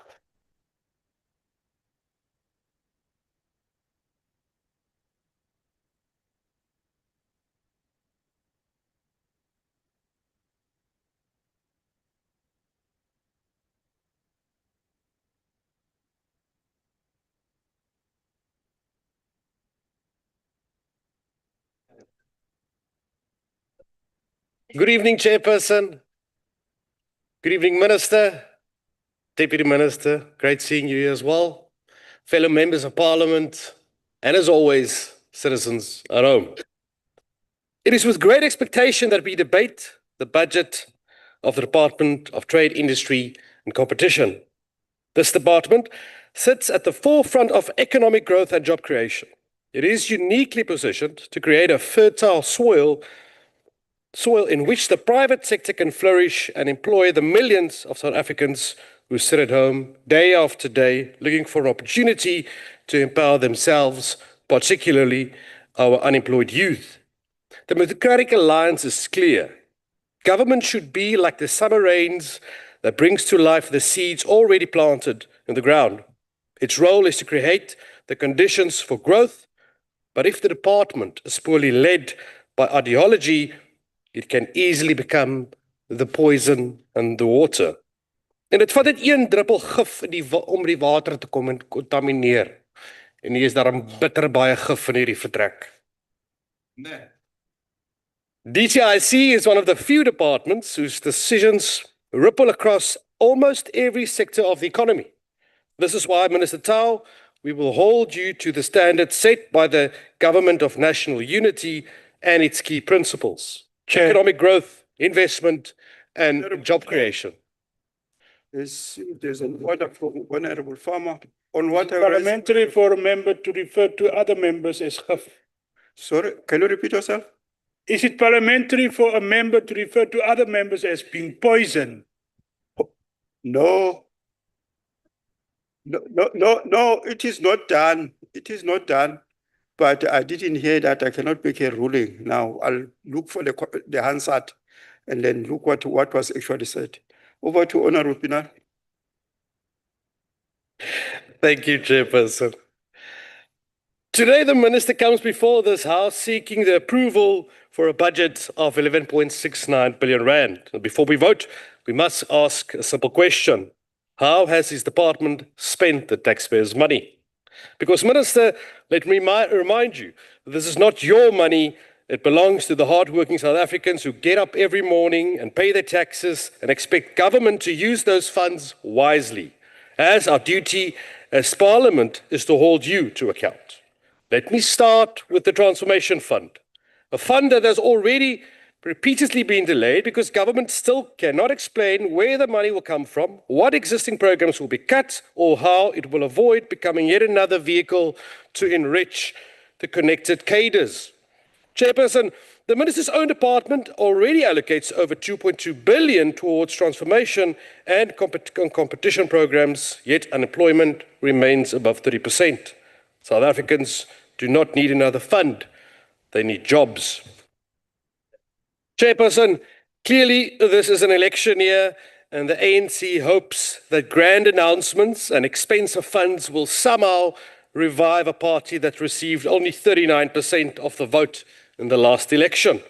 Let me break the news to the Minister. The voters have already spoken. South Africans want growth, not slogans. They want jobs, not political patronage. But enough about dying parties, Minister.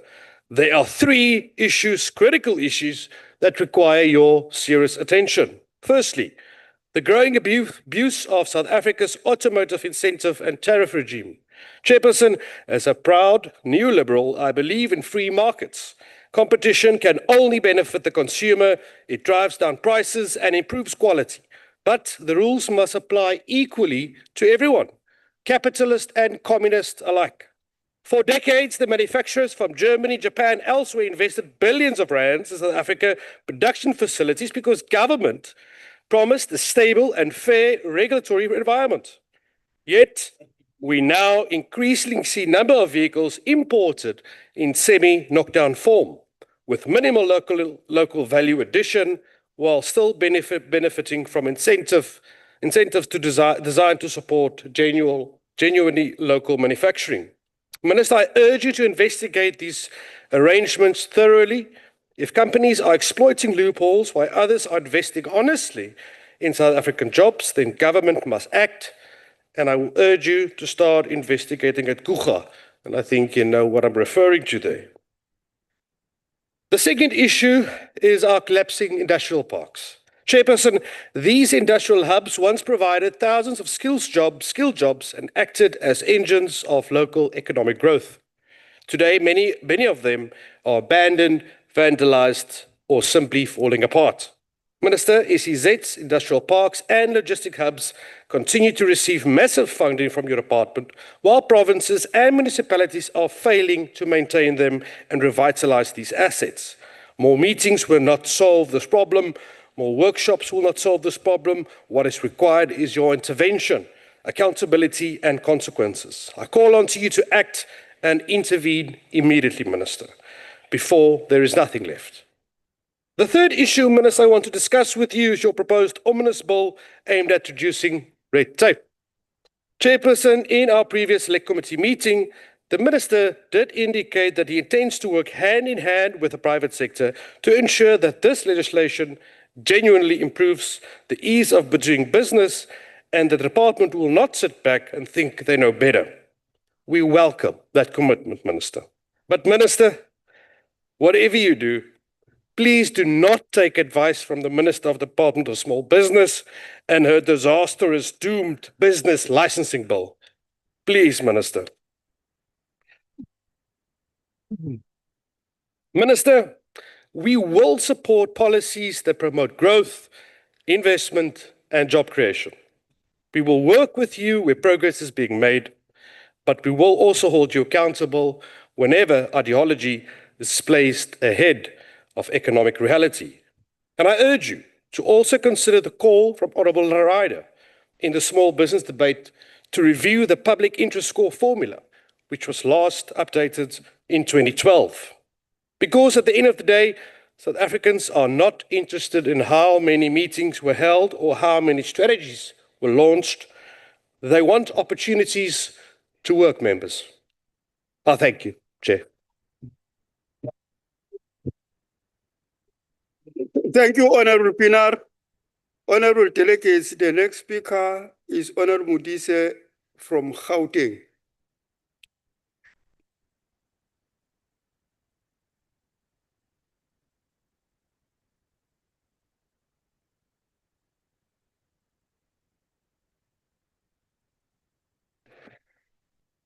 Chairperson, Honorable Chairperson of the session, Honorable Minister Tau, please don't go to Spain using taxpayers' money. Honorable Deputy Minister, Honorable members, special delegates, members of the Executive Council, fellow South Africans. What they will not tell you about the ANC 39% is that majority of those that vote for the ANC did not go out and vote because they believe the ANC would win. Unfortunately for them, they will never grow beyond 6 million votes that they got. Chairperson, today we pay tribute to Sbusiso Rizuma, a name that still echoes in stadiums from Durban to Copenhagen. You were not just a footballer, Sbusiso. You were poetry in motion, dreadlocks flying, smile wide, ball glued to your feet. You made the impossible look casual. For Bafana Bafana, you wore the badge with pride, 67 caps, 13 goals, and moments that made the nation to believe. That run you made in 2002 World Cup, the goal against Slovenia, you carried hope every time you stepped on the pitch. For Orlando Pirates, you were a Buccaneer who played with flair, courage, and unmistakable South African swagger. You helped them to lift the 2001 BP Top 8 and gave us nights under the lights that we'll never forget. For FC Copenhagen, you became a legend, a Danish league champion, a cult hero, a man they still sing about in Parken. You showed Europe that Mzansi's talent is world class. That's why today they have your statue and they recently honored you because they knew your name. Off the field, you were humble, soft-spoken, a man who never forgot home, who gave back to Hamas Day, who inspired kids to dream bigger than their circumstances. Sbosiso, you taught us that football is joy, that flair and discipline can live in the same body. That boy from KZN that conquered the world without losing his soul. Thank you for the memories, the magic, and the madness. Thank you for making us believe. Once a Buccaneer, always a Buccaneer. Once a hero, always a hero. Siyabonga Msholozi. Chairperson, through you, Minister, please remember that an inch of a movement is better than a kilometer of intentions. We debate budget vote 39 today in a global and domestic context that demands agency, clarity, and discipline. Our economy grew by a modest 0.6% in 2024 and at 1.1% in 2025. However, in 2026, growth projection by Institution Economic forecast for South Africa highlights a consensus of modest but stabilizing growth as structural reforms take hold. National Treasury project 1.6 GDP growth for 2026. South African Reserve Bank projects 1.4 growth. International Monetary Fund project 1.5, whilst World Bank, Organization for Economic Cooperation and Development, and private economies project the growth rate of averaging around 1% to 1.2%, noting lingering pressures from higher unemployment and elevated borrowing costs. These numbers are not abstract. They represent factories not built, jobs not created, and households under pressure. Our economy does not operate in isolation. The global environment is volatile. President Trump's renewed tariff war is disrupting supply chain and raising costs for developing economies. The wars in Ukraine and Middle East have driven up fuel, fertilizer, and food price, while threatening the security of international shipping lanes. Given our geographical location at the tip of Africa, we are far from major markets and heavily exposed to maritime risk. Every container delayed at sea, every tariff imposed abroad hits our manufacturers and farmers first. The reality makes one thing clear. We must build self-sufficiency and reduce reliance on imports. Local production is no longer just an economic choice. It is a national security imperative. We cannot accept the 0.6% or 1.1% as our ceiling for economic growth. We must drive economic growth through local economic development to the next level. Our target must be at least 2% growth, and that is possible. Two foundations make this possible. First, the ending of load shedding. With Eskom now building reserve capacity, we can finally support local industrialization with reliable power. Second, the ending of load reduction. Our townships, our rural areas, our industrial parks must have the same certainty of supply.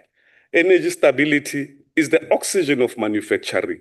Without it, master plan remains on paper. Growth will not come from slogans. It comes from strategy and execution. Developing a clear industrial strategy while implementing existing master plans is how we enable microeconomic development. We must link national policy to the district development model. The DDM is where national intentions meets with local reality. It is where we identify a district comparative advantage, align infrastructure, skills, and incentives in public and private investment, whether it is agro-processing in the Eastern Cape, green steel in Mpumalanga, or clothing in the Western Cape. The DDM must be the vehicle that turns master plans into jobs on the ground. Honorable members, the committee conducted rigorous oversight on the department's program and the budget allocation. Our first observation is structural.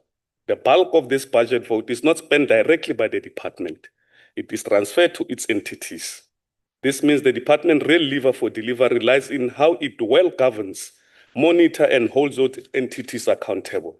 Therefore, our key recommendation is this: every transfer to an entity must be accompanied by accountability framework embedded in the entity's corporate plan. That plan must have a clear, measurable targets on delivery and implementation. The department cannot transfer billions, then ask after the fact what was achieved. The targets must be set upfront, reported quarterly, and linked to executive performance. The committee noted the adjustments to the budget. Adjustments matter because they reveal priorities. In a constrained physical environment, every rand moved must move us closer to industrialization, job, and self-sufficiency. We welcome the adjustments that strengthen the support for industries in distress. The incentive program that assists provinces to preserve primary industries is not a handout. It is a strategic intervention. When a factory in KwaZulu-Natal or a foundry in Gauteng is at risk, the cost of losing it is greater than the cost of saving it. Job preservation today is the foundation of job creation tomorrow. Given the current fiscal conditions, we must insist on qualitative spending. It is not enough to spend the budget. We must see the outcomes on the ground. A budget is not successful because it is 100% spent. It is successful when a small business receives its equipment, when a local supplier gets a contract, or when a young person gets a skill and a wage. Through you, Chairperson, I want to remind Honorable Minister that you cannot convince the monkey that the honey is sweeter than the banana. This is not about the honey or the banana. This requires proper planning for local industrial development. We cannot build industrial parks without water. We cannot approve agro hubs without roads to market. We cannot train youth for jobs that do not exist. Planning must be integrated, evidence-based, and anchored in the real economy of each district. None of this is possible without cooperation of three spheres of government: national government that sets policy and funding, provincial government that coordinates and implements, and local government that provides land, services, and permits. When one sphere fails, the entire value chain breaks. In the Western Cape, District 6 teaches us a lesson. Intergovernmental coordination failures have delayed justice for decades. We cannot allow the same failures to delay industrialization. We need one plan, one budget, one implementation forum per district. Honorable Chairperson, 0.6% growth is not our destiny. Load shedding is not permanent. Import dependency is not inevitable. This budget vote must be a turning point with stable energy, with clear industrial strategy, with a DDM-led execution, with accountable entities, with targeted incentives, and with all three spheres pulling together, we can reach 2% growth and beyond. We must be self-sufficient. We must measure productivity. We must protect industries. We must plan properly. Because when local industry grows, South Africa works. When the district produces, the nation prosper.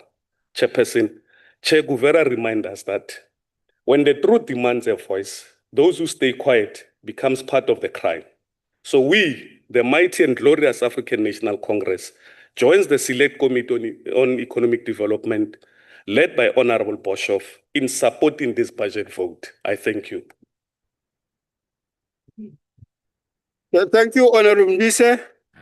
The next speaker is Honorable Masipa, the chairperson of the Standing Committee on Agriculture, Economic Development, and Tourism in the Western Cape. He's on the visual platform. Over to you, sir. House Chairperson, Minister, Deputy Minister, Honorable Members, in corrupt ANC, EFF, PA municipalities, millions of South Africans wake up every day without access to reliable water. Now imagine being a manufacturer trying to produce goods and grow the economy without water. Chairperson, it cannot be correct that businesses are forced to relocate from one province to another simply because they cannot access basic municipal services.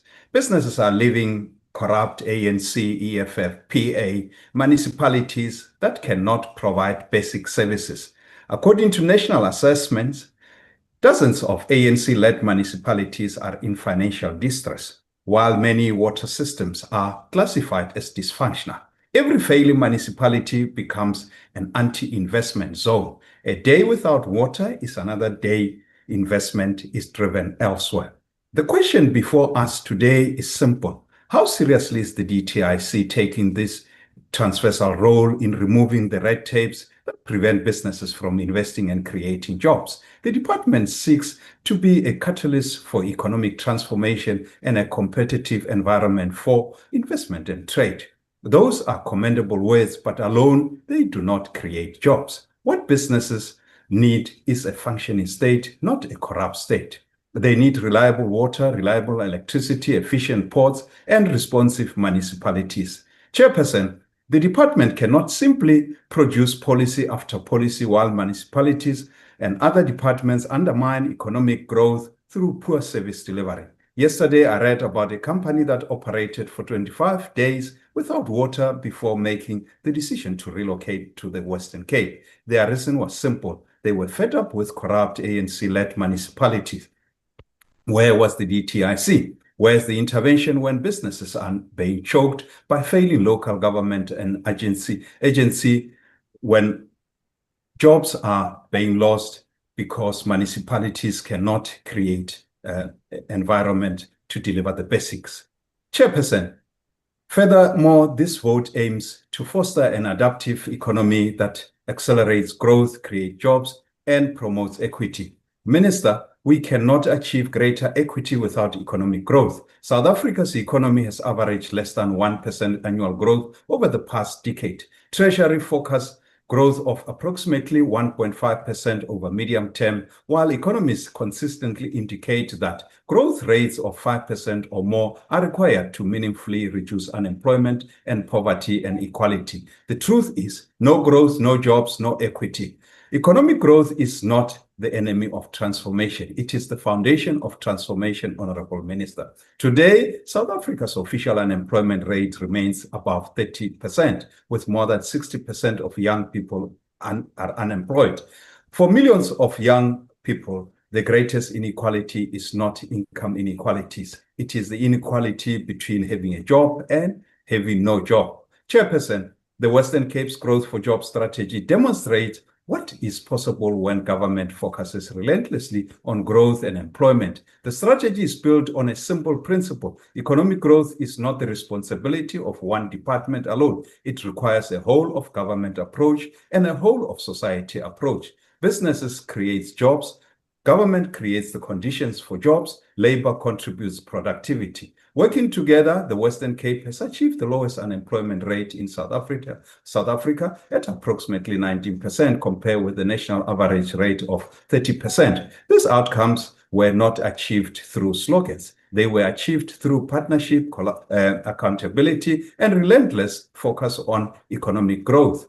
Businesses create jobs, not government. When government gets these fundamentals right, businesses invest and jobs are created. That is the lesson that the DTIC should champion across every sphere of government. Chairperson, the DA welcomes the support provided to the Atlantis Special Economic Zone. However, it is not enough. The continued migration of people to metropolitan centers demonstrate that we are still not investing sufficiently in rural and coastal towns. This is why the DA believes far greater attention should be directed towards Saldanha Bay Industrial Development Zone. Honorable Masipa possesses enormous Honorable Masipa, there is a point of order in the House which is raised on what I'm raising, Honorable Masipa. Will the member take a question, Chair? Are you willing to take a question, Honorable Masipa? House Chair, I'll take the question once I'm done with my speech. Can you give me time to... When it's done. Okay. And I'll take his question later. Can I proceed, Chair? Sit, sir. Can I proceed, Chair? Yebo. Thank you. The Saldanha region possesses enormous strategic advantages. It sits on a deep water port, is positioned along critical international shipping routes, and has the potential to become a major industrial and manufacturing hub. However, unlocking that potential requires decisive action. The long-standing land lease issues involving Transnet must be resolved. Bulk infrastructure investment must be accelerated, funding certainty must be provided, and government must demonstrate that industrialization is not merely a slogan, but a national priority. Chairperson, South Africa cannot industrialize while its logistics system is collapsing. The Port of Cape Town has recently been ranked the worst performing container port in the world. Every delayed vessel, every missed export opportunity, and every additional day spent waiting in port translate into lost investment and lost jobs. The DA can assure this House today that we will continue holding the Port Authority accountable because efficient logistics are not a luxury. They are a prerequisite for economic growth. Chairperson, the department's legislative framework includes the Industrial Development Act, the Manufacturing Development Act, the Special Economic Zone, to name but a few. The DA remained deeply concerned about the effectiveness of the broad-based Black economic empowerment in its current form. I say this as a Black South African who genuinely wants to see an equitable society. After more than 2 decades, South Africa still faces one of the highest unemployment rates in the world, with Black South Africans bearing the greatest burden. Too often, BEE has benefited corrupt ANC, EFF, politically connected elites rather than ordinary South Africans seeking economic opportunities. The PA has joined the elite as well. The answer is not to abandon transformation. The answer is to pursue redress that is measurable, transparent, and broad-based. The Western Cape provides an example. Without procurement quotas or mandatory set-asides, the Western Cape government directed 57.07% of procurement spending to Black-owned enterprises, 34.6% to women-owned businesses, and 25.29% to SMME. This amounted to just under 20 billion rands altogether spent with Black-owned businesses and women-owned businesses. These outcomes were achieved through transparency, open competition, and good governance. That demonstrates that transformation and merit are not mutually exclusive. All you need is a clean government, open competition, and economic growth.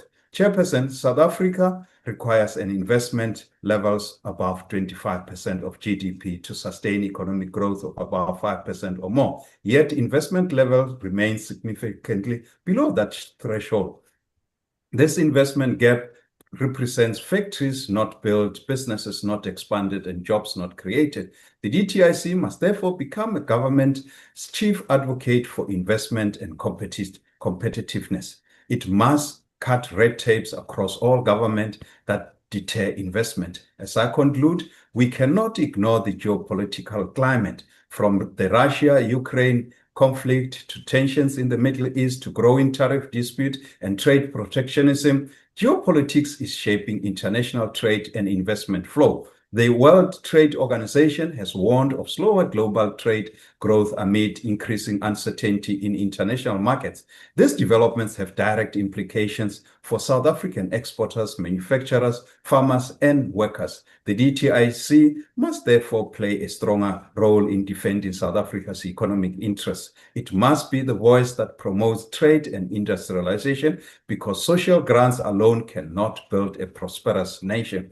A hungry child does not need another policy document. A hungry child needs parents with jobs. That is why the DA will continue to advocate for economic growth, investment, industrialization, and capable state. Only through growth can we create jobs and reduce poverty. And only through opportunity can we build a truly equitable South Africa. I thank you, Honorable Chairperson. Thank you, Honorable Masipa. The next speaker on the podium is Honorable Farmer, the delegate from the Western Cape. Over to you.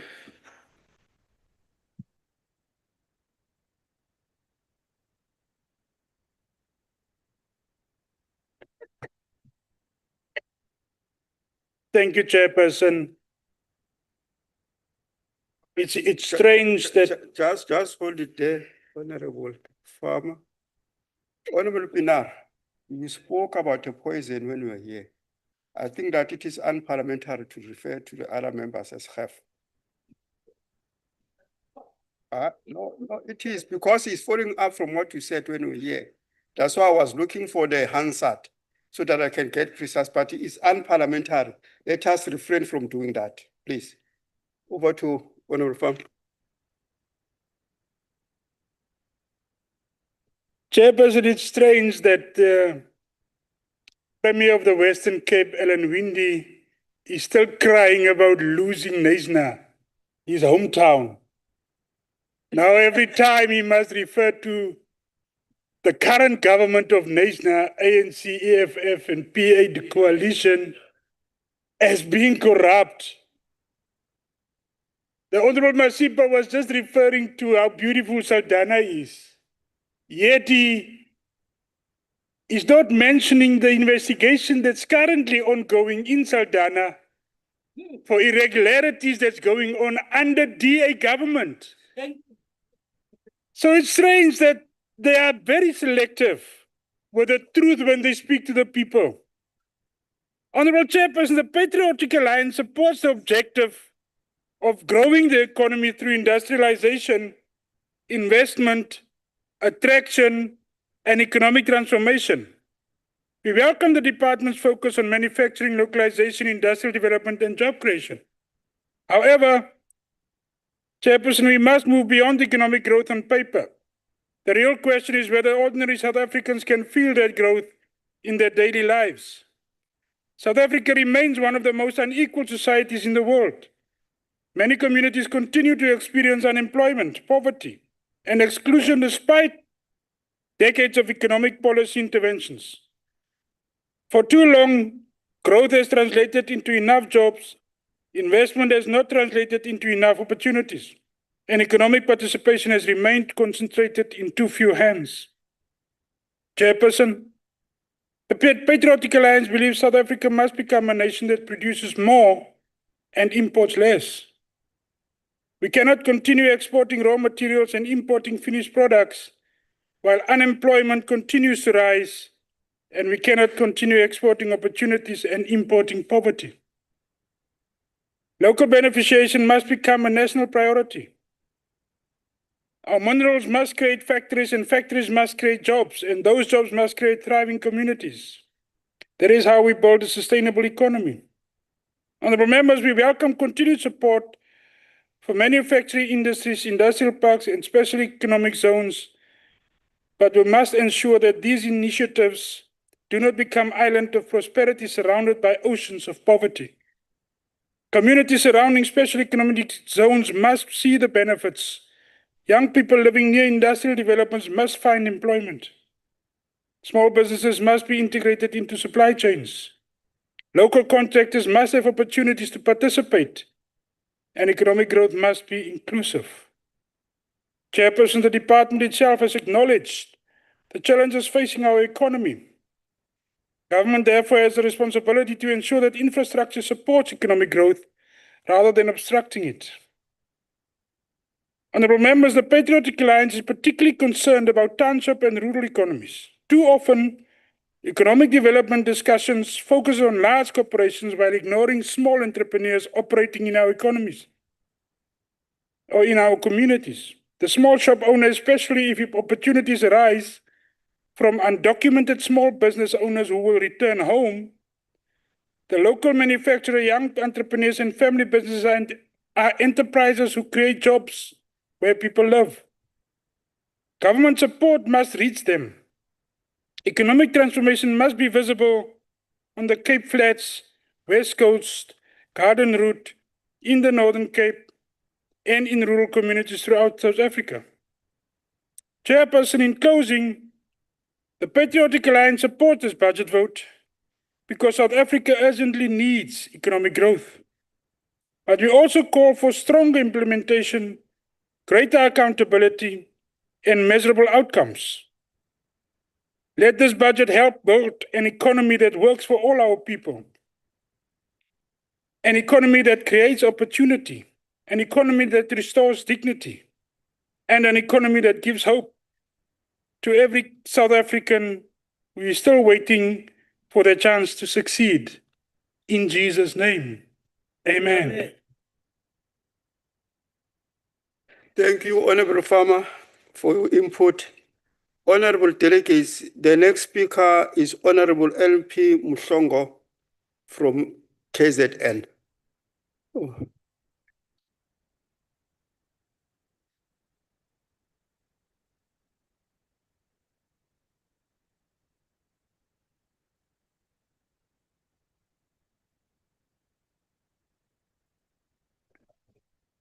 Honorable Chairperson, Minister, Deputy Minister, fellow South Africans, and honorable members, Nganbingelela. This proposed budget votes for the DTIC in 2026-27 financial year is a house built on sand. Honorable Chairperson, today I rise not to celebrate the budget vote, but to sound a clarion call of alarm to this House and our citizens. The Department of Trade, Industry and Competition presents us with a budget that is clearly rhetorically ambitious, but when one examines the numbers and the methods being proposed, it is structurally hollow. This is a house built on sand, and a tide of both global and economic crisis is rising. We have heard the 3 Ds: decarbonization, diversification, digitalization. We have been promised a new era of industrial transformation, yet when we look beyond the glossy pages of the APP, we see a department in an ongoing crisis, a department whose ambition statements have far exceeded its means, whose governance is in disarray, and whose policies are actively driving investments away from our shores. This is another example of managed decline. By the way of illustration, let me indicate to you just how bad these sounding statements are. The first and most fundamental contradiction is that of toxic mix of ambition, fantasy, shrinking resources, yet expanding mandates. Honorable Chairperson, there is a fundamental principle in management: you cannot do more with less. Yet that is precisely what the Department of Trade, Industry, Competition Department expects us to believe is possible. Honorable Chairperson, let's not forget at the film industry, a platform literally on fire as we speak. Yet we seem to be ignoring the sector, its stakeholders and our citizens. Why is this? Honorable Chairperson, this sector that perfectly illustrates the department's capacity for self-harm, the South African film and television industry. We have a multi-billion rand industry that serves as a global showcase for our nation, that creates thousands of jobs, and that has a significant multiplier effect in provinces such as Western Cape, Gauteng, and KwaZulu-Natal. Yet the department has allowed a backlog of outstanding incentive claims of a balloon of a staggering 1.2 billion. For 2 years, Honorable Chairperson, 2 years producers have not been paid. They have been forced to rely on bank loans with crippling interest rates. We have lost production to competing destinations like Morocco, Georgia, and Australia. The department's solution to establish a national film working group, with respect, Honorable Chairperson, we do not need another working group. We need 1.2 billion in outstanding payments to be settled as first priority, not talk of working group. We need a tax-based incentive mechanism which has been languishing in cabinets to be fast-tracked. We need a decisive action, not a bureaucratic procrastination. The department is destroying a viable industry and livelihood of 10,000s of our citizens through sheer administrative paralysis, or is this another agenda at play? Honorable Chairperson, perhaps the most damaging impact on this department is not what it does, but what it fails to do. To provide policy certainty, all our citizens have now near the cost of policy uncertainty. Why? The proposed amendment of the BBEE calls a prime example. Business Leadership South Africa has explicitly warned that the uncertainty surrounding these amendments is actively driving down investment in the manufacturing sector. When companies do not know if their empowerment status will be revoked, when they fear losing their licenses to operate, when they do not invest, they pause, they hesitate, and the global economy hesitation is dead. This is not an abstract. We have seen companies like Nissan close their local manufacturing operations and expand in Egypt. We are watching the automotive sector, a key pillar of our industrial policy, suffer from policy drift. The APD review is due to be completed in September 2026. It's been delayed, creating uncertainty in a sector that has capital-intensive planning cycle of 3 to 5 years, while the DTIC waiver investors choosing Vietnam, Mexico, Egypt over South Africa. The minister tells us to trust the process, but Honorable Chairperson, when the process itself is creating uncertainty, when it's driving investment away, when we have a sovereign duty to intervene on behalf of our national interests and those of every citizen in South Africa. Honorable Chairperson, a department is incapable of leading itself, cannot lead economy. This is a stark reality that has unfolded before our eyes and that we now have to face to protect our citizens. The National Assembly Portfolio Committee report has identified leadership vacancies at 5 critical entities: the NGB, NCR, NRCS, ECIC, and SABS. This is not a feral issue. This is an engine room of our economic regulation. These are bodies responsible for ensuring our products are safe, our companies are compliant, and exporters are insured. Furthermore, 7 of these DTIC's 18 entities are performing below 80% benchmark. This is not a sign of challenges. It's systemic failure of oversight and governance. The recommendation to prioritize the filling in of vacancies is insufficient. We need an explanation. We need accountability. Who is responsible for the state of affairs? Why are these positions vacant for months, even years? When is the ministerial intervention? We cannot entrust our industrial policy to a department that cannot even staff its own regulatory body, or is yet another example of managed decline in Mabom. The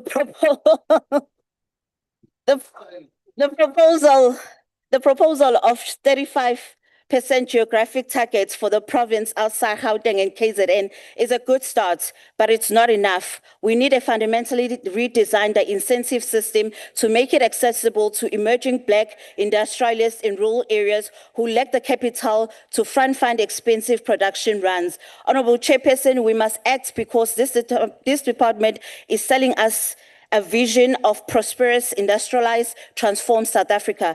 But the numbers, the governance failures, and the policy uncertainty tells us a different story. The TIC's department has lost its way. It's burning money on outdated models while starving the transformative programs.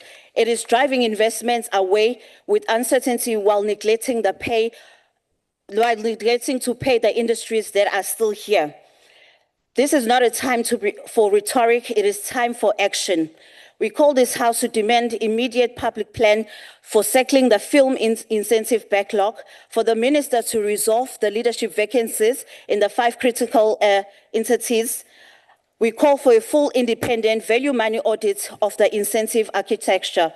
The department's motto is improving lives through industrial development. Honorable Chairperson, with these budgets, we are not improving lives. They are mismanaging the future of our nation and both keeping and putting millions of South Africans into poverty. Therefore, Umkhonto weSizwe rejects. Thank you, Chair. Thank you very much, Honorable Mhlongo. Good afternoon, delegates, ladies and gentlemen.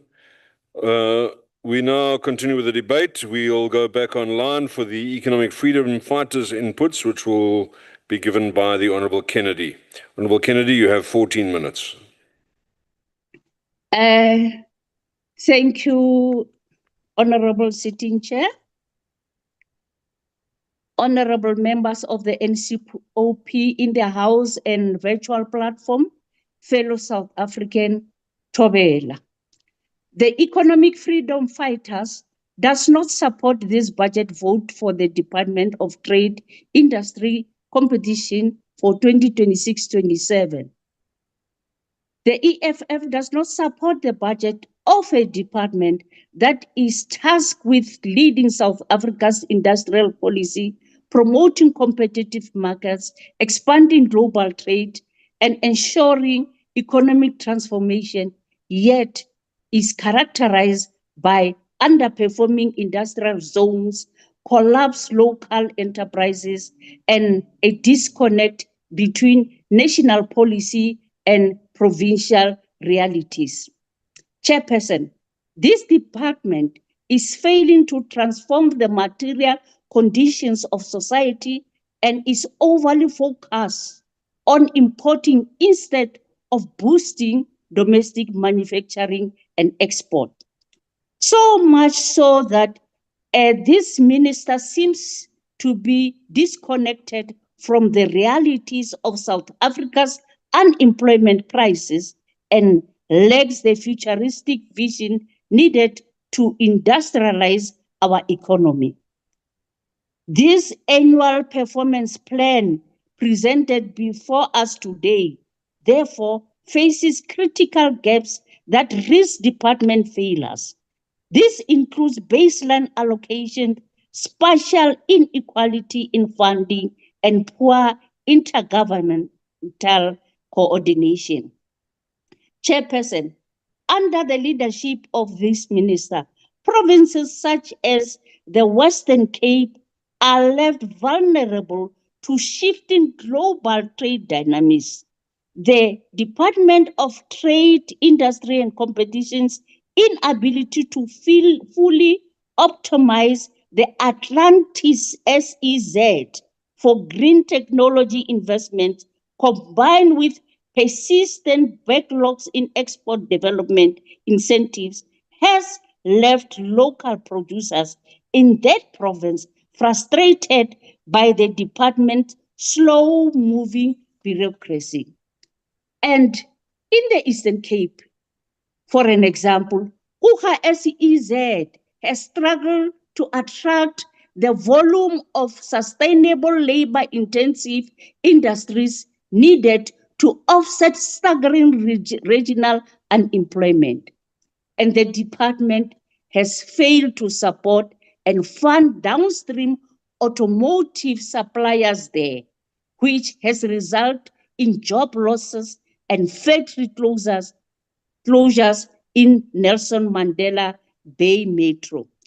And in Limpopo, the situation is not any different as the province struggles with extreme poverty and underdeveloped industrial infrastructure.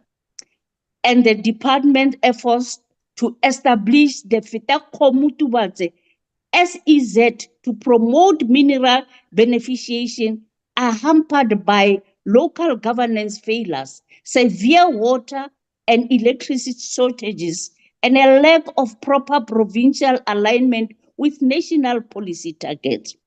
The same can be said about the Northwest Province. The department support mechanisms in the province, such as agro-processing grants, have frequently failed to reach emerging farmers due to bureaucratic gatekeeping, lack of collateral, and the poor quality of business plans submitted by SMEs. Chairperson, this department budget, unfortunately, is expected to decrease at an average annual rate of 0.6%, dropping from 11.7 billion to 10.9 billion due to a sharp drop in structural transformation allocations. This makes it difficult to funding targeted reindustrialization without relying on one-off interventions. And so, historical economic concentration remains a problem as this department lacks a localized strategy for township and rural industrialists, leading to the reproduction of spatial inequality and stifling economic growth outside major metropolitan centers. As the EFF, we are also concerned at how the APP falls short in directly addressing infrastructure bottlenecks. Without a capable, coordinated state to provide water, electricity, and bulk infrastructure at municipal level, industrial zones and local manufacturing hubs will fail to scale. With South Africa remaining a net oil importer, the budget and performance plans are heavily exposed to international supply chain disruption and geopolitical conflicts. This threatens overall industrial competitiveness and increases recessionary risk. We reject this budget as this department lacks the robust and enforcement capacity needed to tackle the illicit economy, which cost the country an estimated 700 billion annually, severely undermining local compliant businesses. Cheap smuggling imports and counterfeit goods bypass legitimate supply chains. This forces compliant local manufacturers who face high labor and operational costs to operate below viable capacity, downsize, or shut down entirely. This unfair market competition is created by uncontrolled, unregulated, illicit traders subvert tariffs, custom duties, and safety regulation. They flood markets with substandard goods that legitimate producers who adhere to labor safety and taxation laws simply cannot compete with concerning prices. Honorable Chairperson, this inefficient budget vote 39 and its APP would severely stall South Africa's reindustrialization and worsen the country's high unemployment rate. Bottlenecks or inefficiencies here will leave factories without adequate energy, without water or logistics, destroying efforts to reduce the cost of doing business.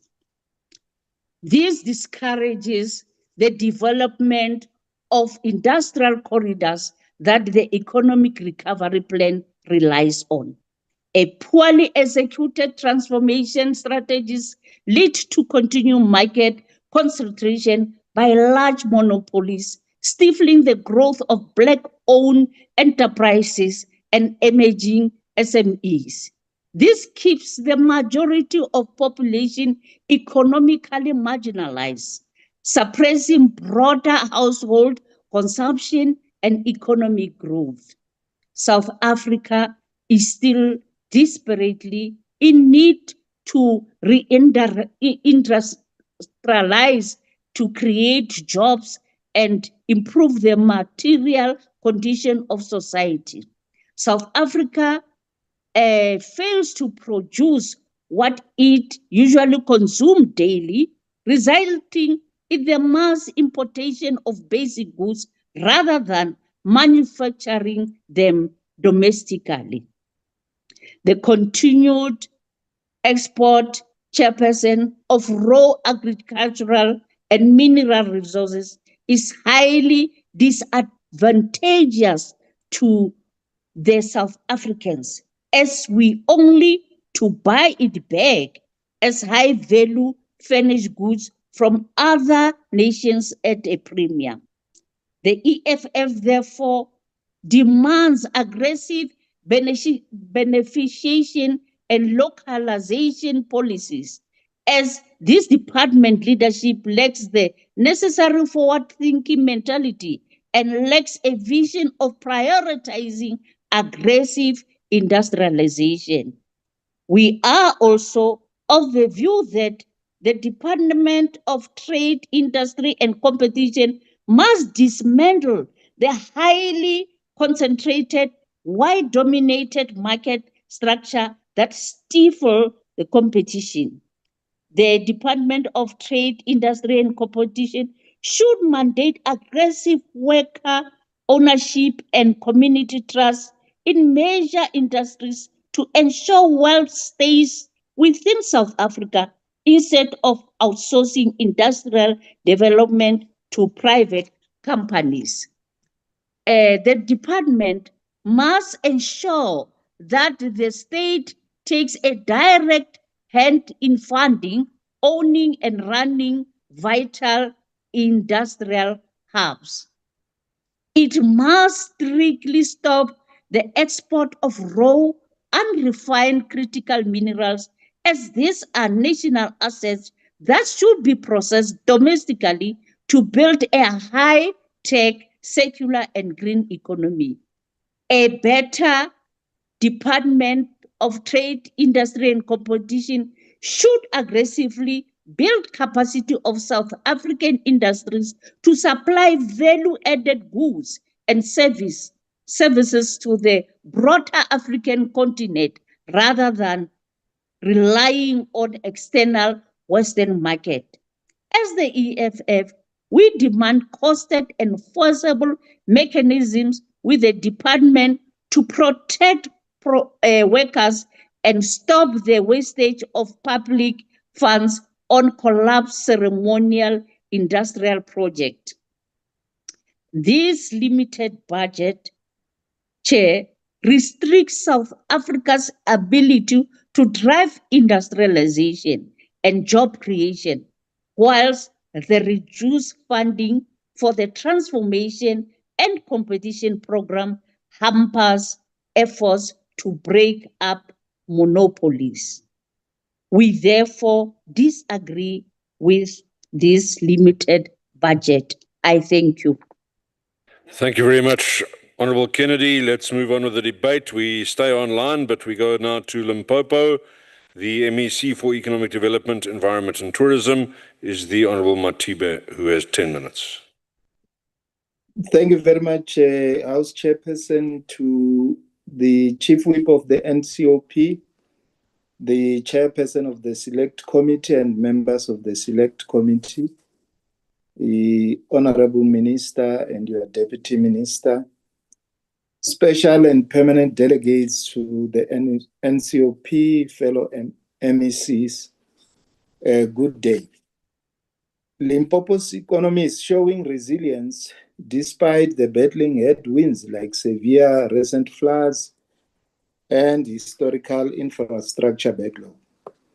The province's growth trajectory is focusing on strategic industrialization anchored by our strong resource-based industries, agriculture and mining. These two sectors remain anchored for acceleration of Limpopo's industrialization future and aligned to the industrial development strategy adopted by Cabinet. Limpopo's rich endowment of minerals, fertile agricultural land and strategic geographic position, it as a cornerstone of South Africa's economic transformation. Transitioning from raw material exports to local beneficiation is the foundation for the province's economic transformation. By processing minerals and agricultural produce locally rather than exporting them in raw form, the province can anchor sustainable industrialization, create labor-intensive jobs, build a competitive and diversified economy. House Chairperson, Limpopo's critical mineral resources are vital to catalyze local industrialization through decarbonization and diversification. This is our pathway to participate in key value chains and contribution, energy transition and green technology. Despite mining being the cornerstone of Limpopo's economy, our communities still faces high unemployment rate due to entrenched structural, institutional, and skills-based challenges. In this regard, Limpopo provincial government has taken a decision to establish the Mining and Mineral Beneficiation Skills Academy in Sekhukhune District. Through this Mining and Mineral Beneficiation Skills Academy, the The communities or local communities will benefit from mining activities through education, reducing reliance on external labor and fostering sustainable economic participation. House Chairperson, special economic zones are central to Limpopo's reindustrialization, transforming the province from raw mineral exporter to a hub of value-added manufacturing and green energy and logistics. Limpopo's industrialization strategy is anchored by two major designated SEZ, each targeting distinct regional strength and global market. Through a decisive action on acceleration of Musina Makado SEZ development, progress has been made with construction of critical bulk infrastructure on water supply, storage, and reticulation underway. More infrastructure projects will commence in this financial year. The intention of the Department of Electricity to develop energy park at the MMSEZ as part of its renewable energy independent power producer procurement program is a major boost towards operationalization of the zone. House Chairperson, we welcome the designation of Fitahomo towards a SEZ by the Department of Trade, Industry and Competition through the Gazette issued on the 22nd of May. This is a boost towards Limpopo's industrialization through mineral beneficiation and green economy. There are currently 46 companies on the investment pipeline with a combined investment value of approximately 52.6 billion, and these companies envisaged creating 8,000 jobs in a short term and over 20,000 jobs in the long term. To date, Industrial Development Corporation, IZP unit, has successfully completed due diligence on 9 investment companies. To accelerate Fitahomo towards SEZ development, an approach on infrastructure development model will be adopted to ensure enabling critical infrastructure is developed to pave way for factories and heavy industries to be built. House Chairperson, to contribute to the growth of manufacturing sector, Limpopo will continue to prioritize revitalization of industrial park, refurbishment of Sishiko and Kowankowa Industrial Park in partnership with DTIC. Development Bank of Southern Africa has progressed through 2 completed phases. We will continue to mobilize funds to expand industrial revitalization programs to stimulate township and rural economies to reduce unemployment, fostering inclusive development in historically marginalized areas. To tap into automotive industry value chain, Limpopo has identified aftermarket service and parts manufacturing supported by critical minerals. End of this month, the province will host an intergovernmental engagement with stakeholders which include National Treasury, Eastern Cape Automotive Industry Development Corporation, and Northwest Department of Economic Development. House Chairperson, despite the challenging global trading and competitive investment environment, Limpopo continues to contribute to the country's investment mobilization drive. And in 2025, in Limpopo Investment Conference, held in October 2025, the province has secured 170 billion in new investment commitments, bringing the total to approximately 450 billion over the past 5 years. The focus now is firmly on implementation and realization of these investments. We will continue to mobilize investments towards emerging sunrise industries identified by Limpopo Development Plan, which includes, amongst others, automotive, cannabis, renewable energy, digital economy, wildlife economy, and creative industry. To leverage the opportunities in the digital economy, the province will in partnering with Huawei, develop 4IR and digitalization strategy. This collaboration will prioritize accelerating digital governance, expanding connectivity, and unearthing local ICT talent. House Chairperson, while focusing on localization, the province will adopt the market prioritization and diversification strategic approach to drive industrialization, boost manufacturing and commodity exports, while building regional integration across the country's priority markets. Our key export sectors, mining, agriculture, are vulnerable to global geopolitical dynamics. However, we are glad that Limpopo citrus and avocado exports are insulated from US market volatility due to our long-standing trade relation with EU markets. We are delighted that AGOA has been extended and PGM metals are exempted from US duties. As mining production hub for critical minerals, stability of commodity markets will go a long way to stabilize the sector. House Chairperson, in conclusion, the resilience of our economy amid geopolitical dynamics give us hope to never despair, and Limpopo remains a rising investment frontier for South Africa's industrialization, future, and pathway to the regional integration. I thank you, and we, as Limpopo, we support the budget. Thank you very much. Rory Wu.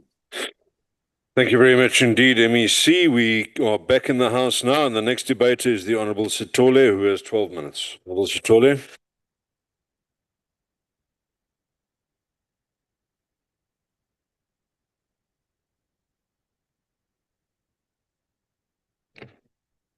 Thank you very much, House Chairperson. To the Chairperson of the NCOP, the Deputy Chairperson, the Chief Whip of the House, Honorable House Chairpersons and Honorable Members, Minister and Deputy Minister, Baagi Afrika Borwa dumelang. Honorable Members, nations do not succeed by accident. They succeed because they have vision. They succeed because they plan for the future, invest in their people, and have the courage to act in difficult times. A government without vision manages decline. A government with vision creates opportunity, drives growth, and builds hope. Today, we debate a budget that is not only about expenditure, it is about the vision of an inclusive and prosperous South Africa. Helen Keller once said, "The only thing worse than being blind is having sight but no vision." Her words remind us that seeing is not enough. We need purpose, we need direction, we need a vision for the future. Unfortunately, Honorable Minister, the EFF and the MKP do not see the bigger picture, or they choose to ignore it. But then again, I understand very well, Honorable Mhlongo. There's no way that when your political home is in chaos, we can expect you to bring peace to us. But I can assure you, the ANC does see the bigger picture. We are not focused only on today's challenges. We are building a better future for generations to come. Our industrial policy is reversing deindustrialization, driving structural transformation, and investing in infrastructure.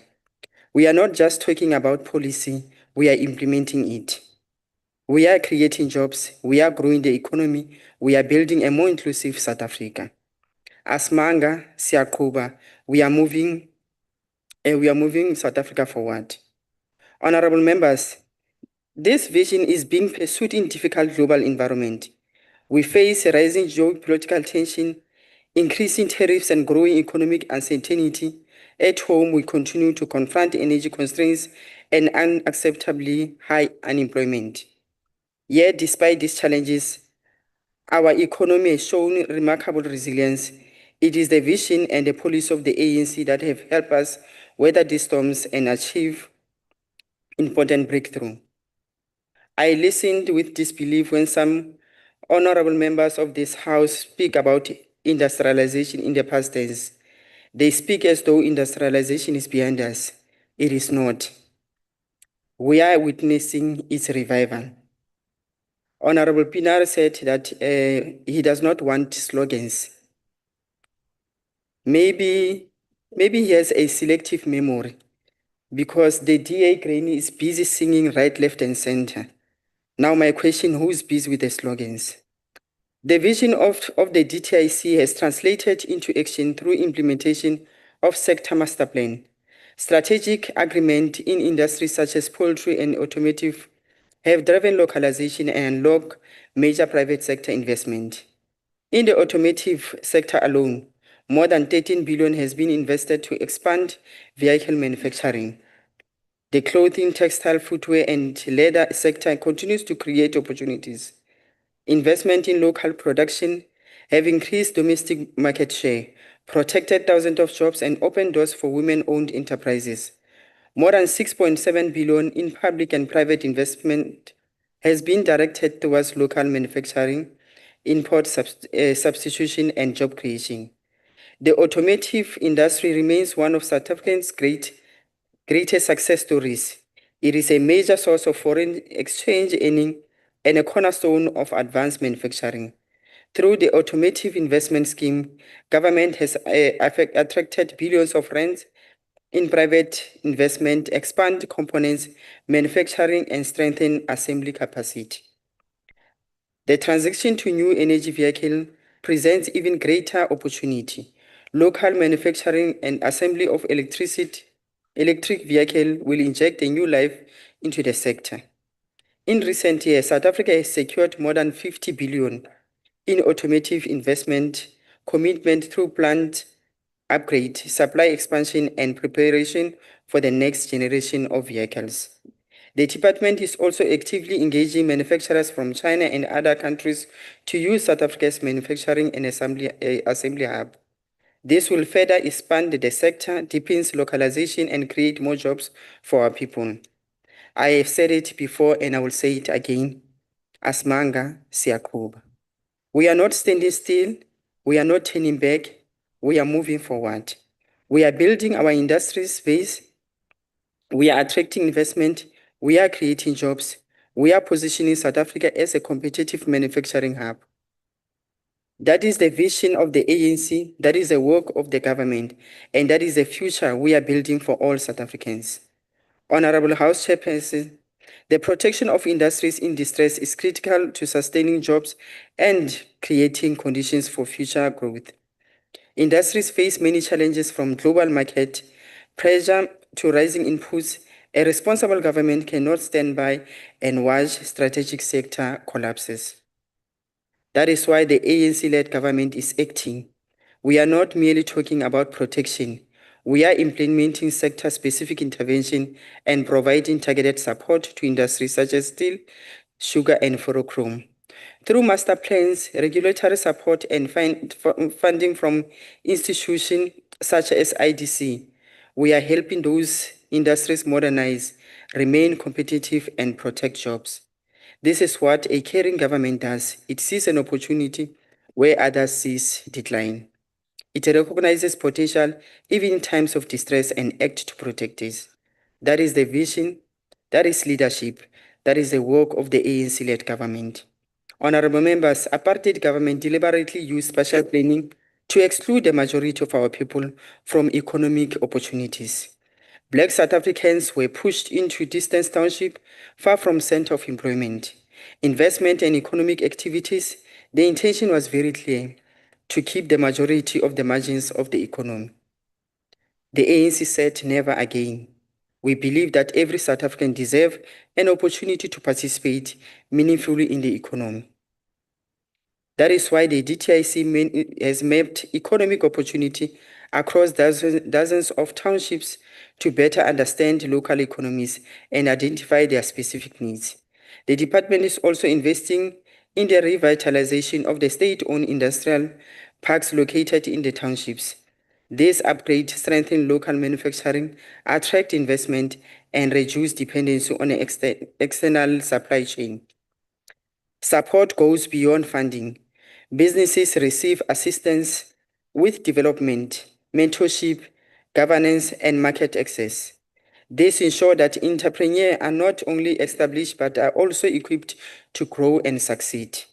Honorable members, this is what vision looks like. It is about undoing the legacy of the apartheid and bringing economy opportunity closer to our people. As Manga Siyakuba, we are moving forward. Honorable members, the world is constantly changing. Without vision, we will be stagnant. We will be doing things in 2035 exactly as we did them in 1986. Progress demands adaptation. Adaptation demands vision, and vision requires courage to act. That is why the new industrial development strategy anchored on the 3Ds of decarbonization, diversification, and digitalization is not only necessary, it's visionary. These three strategic pillars will modernize our economy. They will drive the transition to low carbon technologies, cleaner energy system, and climate resilient industrial process. They will increase productivity, encourage innovation, and improve coordination across industries. Most importantly, they will ensure that South Africa remains competitive in a rapid changing global economy. Honorable members, this is not a vision for yesterday. It is a vision for tomorrow. It is a vision that prepares our industries, our workers, and our economy for the future. Batho ba Afrika Borwa, e ke penelopele e le tshwanetseng. Asmanga Siyakuba. Honorable Minister, the story of the South Africa cannot be one of the decline. It must be a story of progress, opportunity, and shared prosperity. The vision of the ANC-led government is clear: to industrialize our economy, create jobs, and support local industries, empower township enterprises, and prepare our country for the industries of the future. To those who doubt, we say, look at the investment, look at the job protected, look at the industries being built, look at the opportunity being created. The evidence is there for all to see. The people of South Africa deserve a government with vision, a government that does not merely react to challenges, but actively shapes the future. A government that plans, act, and deliver. That is what the DTIC is doing. That is what the ANC-led government is doing. The choice before us is simple: a future of growth or a future of stagnation, a future of opportunity or a future of decline. The ANC chooses growth, the ANC chooses opportunity, the ANC chooses the future. As Manga Siyakuba, we are moving forward. For these reasons, the African National Congress proudly support Budget Vote 39. I thank you. Thank you very much, Honorable Sitting. And let's move quickly on then to the Honorable Vandenberg, who has the next 5 minutes.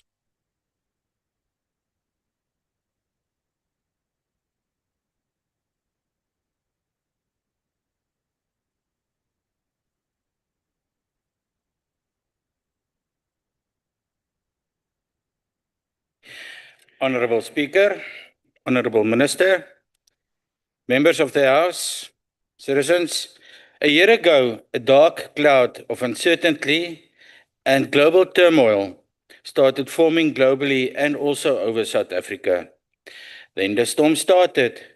Waves of price shocks, tariffs, threats, oil price surges, fertilizer scarcity, blockades, mining disasters and closures, diamond market collapse, floods, foot and mouth disease, auto factory closures, and more.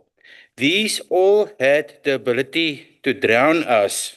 Yet, through it all, our ship South Africa has managed to hold together. For this resilience alone, we should give ourselves a round of applause.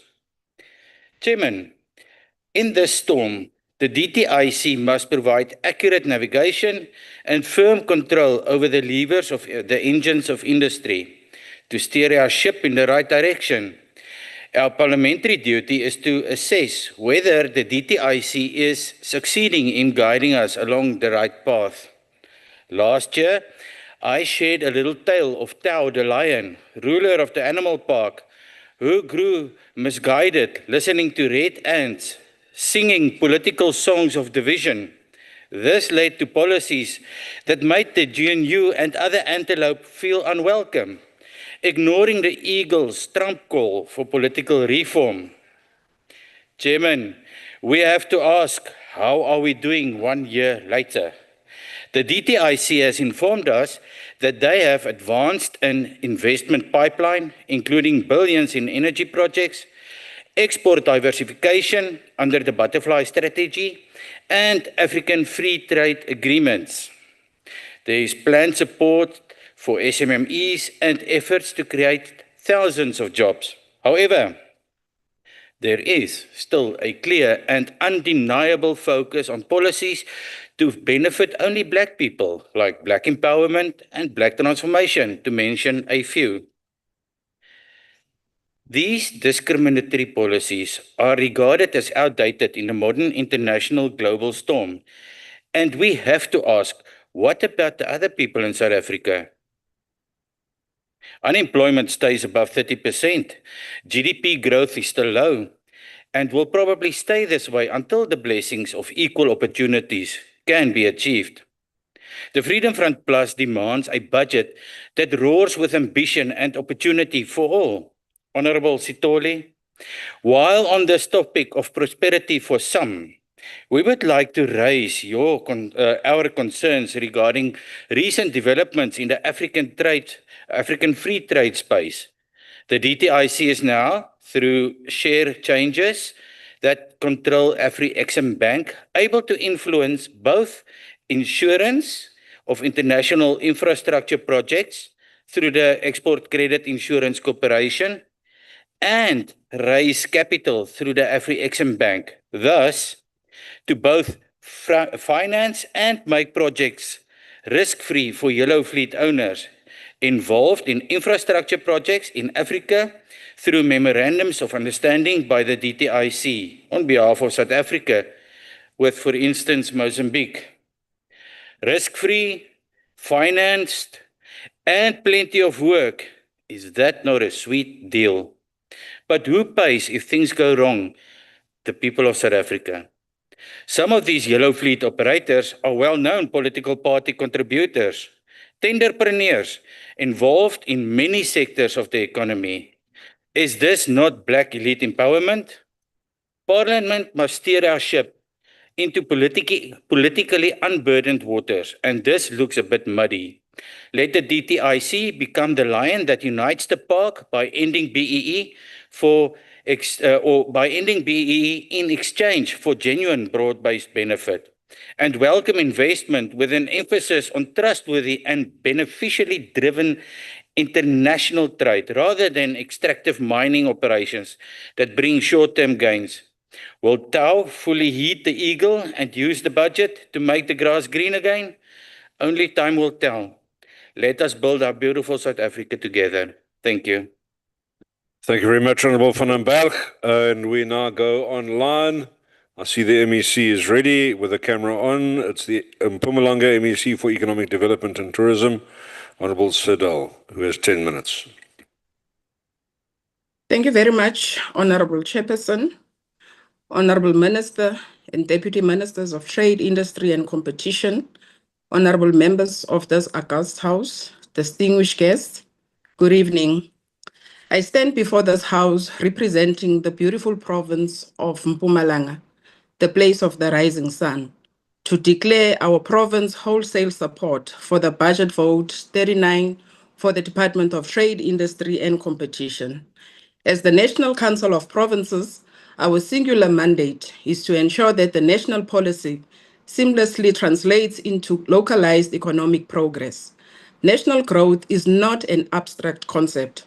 It is the aggregate of thriving provincial economies. When we deliberate on this budget, we are voting for the revival of factories and the expansion of agricultural fields and the industrial longevity of Mpumalanga province. Honourable Chairperson, our participation in this policy debate is guided by a fundamental constitutional reality. The economic growth of the country is entirely dependent on the structural health, industrial capacity, and the localized support given to our 9 individual provinces. We cannot talk about national economic industrialization if we do not intentionally build the productive capacities of the regions, the townships, and our vast rural economies.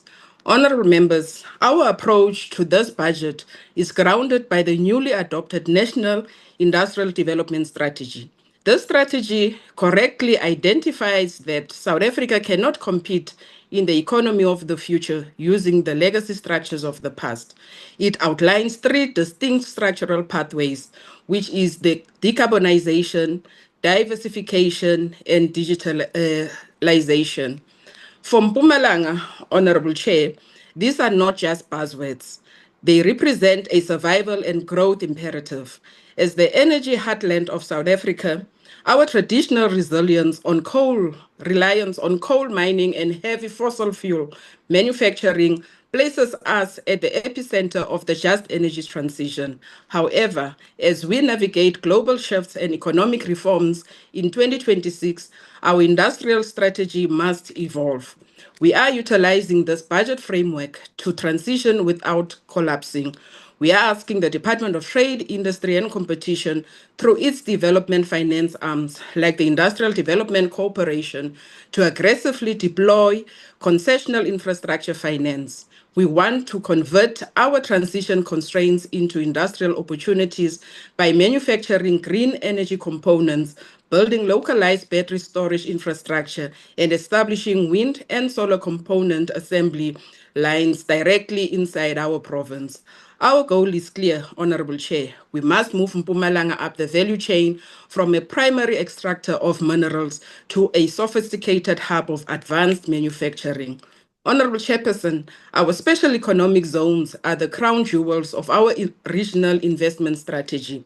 The Nkomasi SEZ, strategically positioned along the Maputo Development Corridor, is poised to become a world-class logistics and agro-processing powerhouse, linking South Africa to Mozambique and the global markets. However, I must indicate that red tape has historically delayed private sector appetite. We therefore highly welcome the department's commitment to the Business Omnibus Bill and the rollout of the fusion centers. By bringing national, provincial, and local authorities under one roof, we are targeting a strict 90-day turnaround time for critical industrial investment approvals. Furthermore, we are indicating that we are prioritizing and revitalizing the revitalization of the state-owned industrial parks, such as those in the Enkandastria and Kapuweni. These small parks are critical ecosystems for our local, medium, small, and micro enterprises. They require digital infrastructure, reliable power allocations, and security upgrades that this budget vote promises to deliver, Honorable Chair. In Mpumalanga, we expect this fund to aggressively scale up our Black Industrialist program. We want to move beyond tokenistic small-scale procurement. We want to seek Black-owned firms in Mpumalanga manufacturing mining equipment, processing forestry materials, and dominating regional logistics supply chains. We are ready to match national efforts by utilizing the Mpumalanga Economic Growth Agency to co-invest alongside the Department of Trade, Industry, and Competition. But transformation cannot just be a numbers game on a national spreadsheet, Honorable Chair.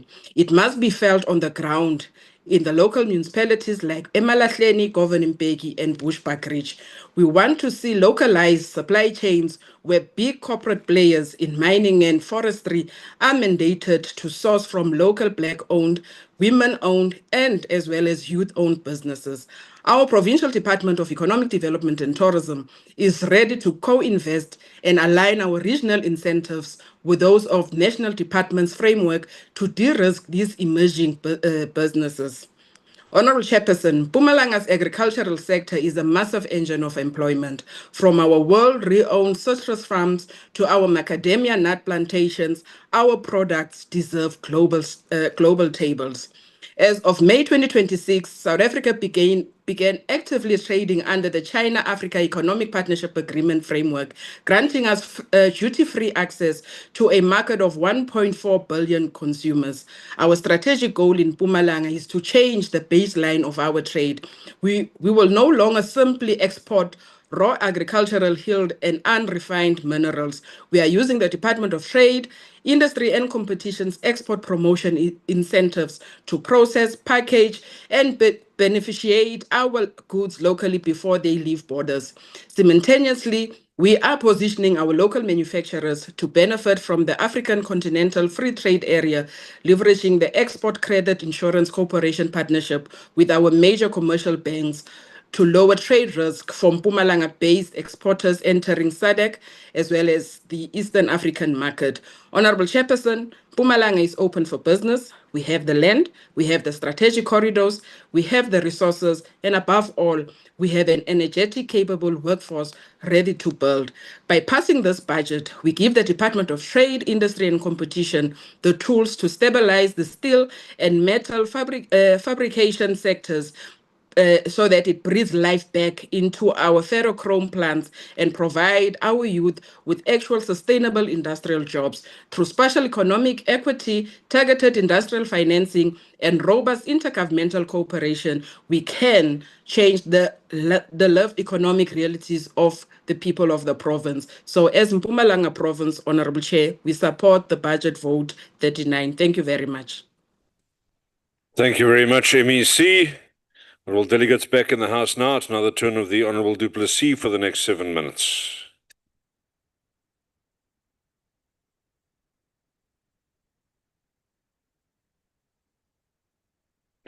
Honourable House Chair, Minister, Deputy Minister, members and fellow South Africans. The words of the economist Ross Roberts, love locally, trade globally, are useful. In the context of the Department of Trade, Industry and Competition, it means building productive capacity at home while expanding South Africa's ability to compete in regional, continental, and global markets. In early 2026, South Africa maintained an improved and healthy trade surplus, supported in part by trade with Botswana, Eswatini, Lesotho, and Namibia. This is welcome.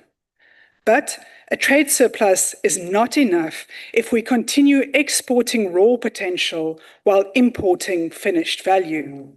To love locally and trade globally, South Africa must process more of what we grow. This is why functional industrial parks and special economic zones are central to the conversation. They are places where the primary and secondary sectors meet and grow local economies of excellence. It is here that minerals can be beneficiated, agriculture produce can be processed, components can be manufactured, logistics can be organized, and small businesses can access larger value chains.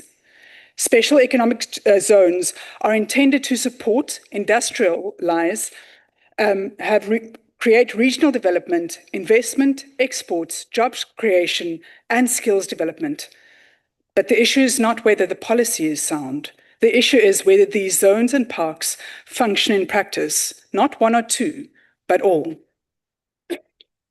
Makaro Musina SEZ, originated in 2016, has not done this. It makes sense then why it is a priority in the revitalization project, as it has no real positive impact or benefit in the community, even though millions has been spent on it. And I do hope that the progress will be real. In the primary sector, fundamental to economic growth and job creation, South Africa has real advantages in agriculture, mining, fisheries, forestry, and energy.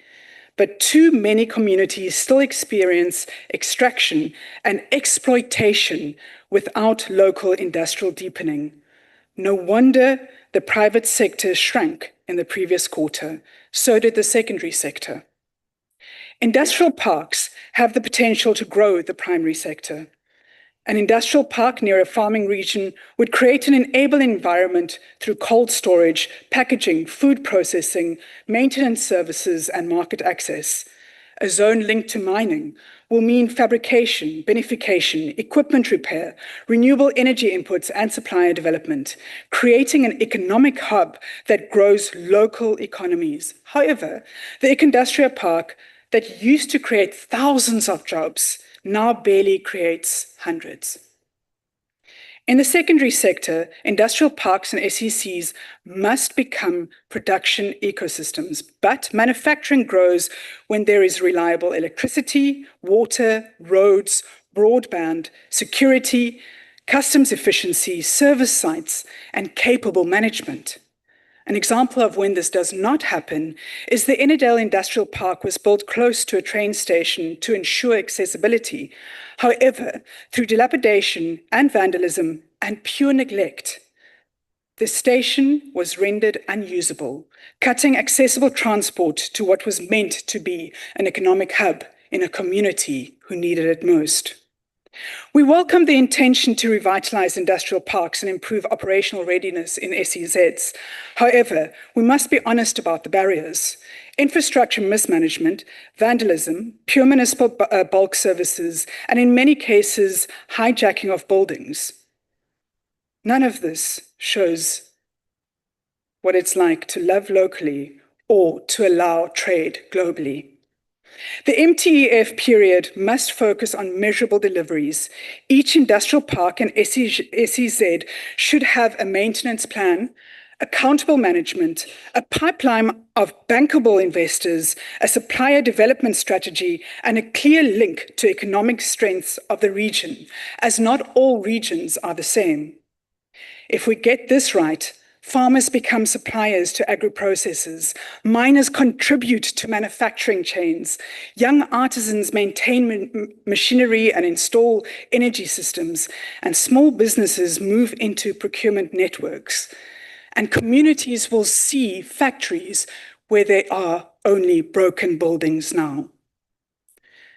This is further how South Africa can use regional and continental trade more strategically. Functional SEZs and industrial parks support the production of processed foods, machinery, automotive components, pharmaceuticals, construction materials, clothing, and the green economy, just to name a few products for the global trade. Yes, these spaces also need to be inclusive. The department will need to show how cooperatives and small manufacturers will access sites, incentives, training, finance, networking, and procurement opportunities. Transformation is strongest when it is attached to production, ownership, and skills. For additional oversight and accountability, the department will need to report regularly to Parliament on every industrial park and SEZ regarding active tenants, jobs sustained and created, private investment attracted, infrastructure and bulk services failures resolved, local suppliers supported, and export generated, just to name a few. Industrial parks and SEZs can create a strong primary and secondary sector in South Africa, as they bring resources to a factory that is creating jobs for low and semi-skilled workers who can access the global market with the necessary support and training. By undoing the dilapidation that has taken place over the past 20 to 30 years and revitalizing these community-based economic hubs, the department will show what it is to love locally and to trade globally. I thank you. Thank you very much, Honourable Du Plessis. Honourable delegates, it's now the turn of the ministry once again, and then the House recognises the Deputy Minister of Trade, Industry and Competition, Honourable Abrahams.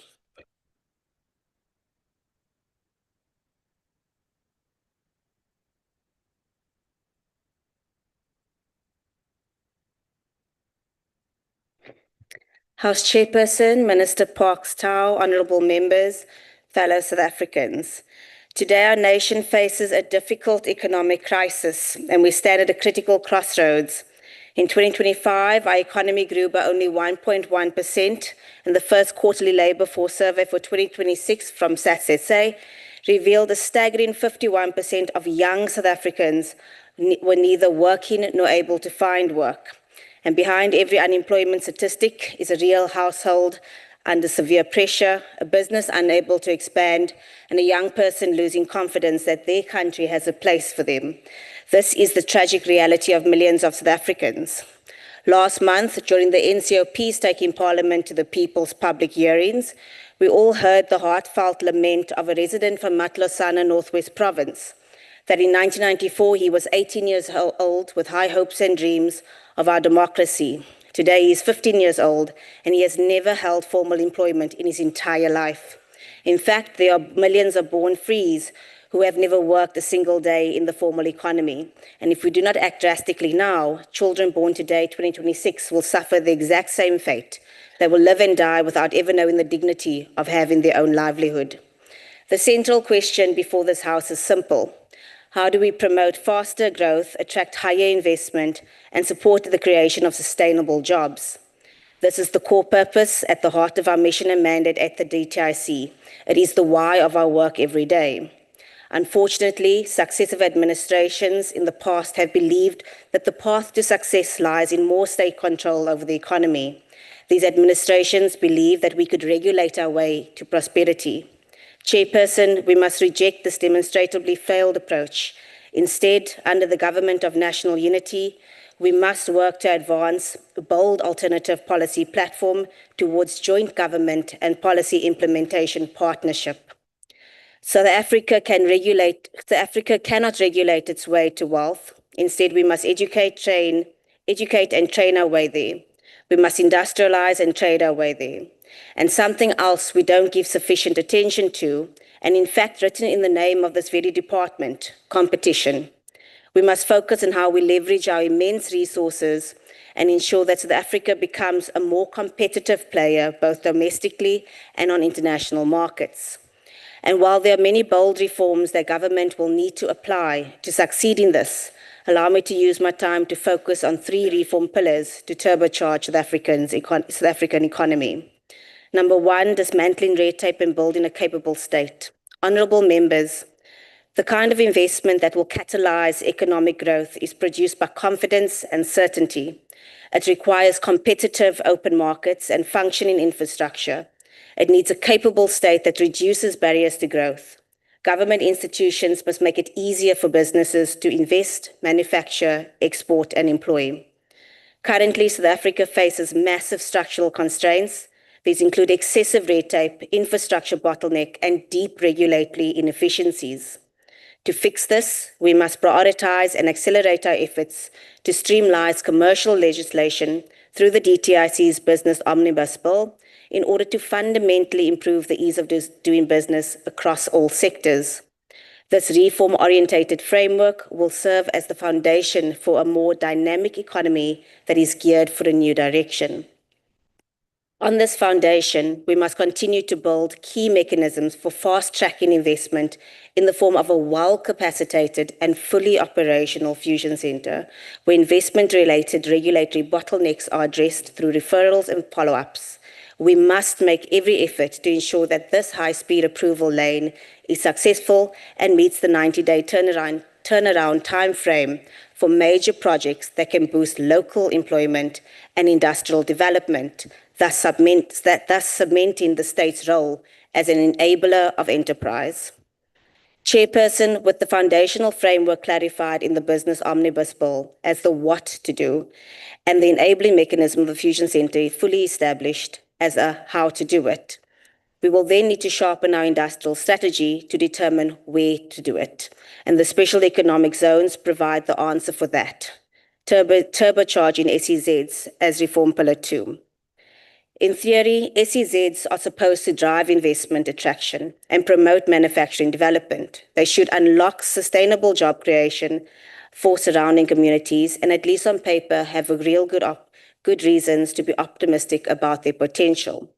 For an SEZ to be truly successful, it needs to be genuinely special and seamless.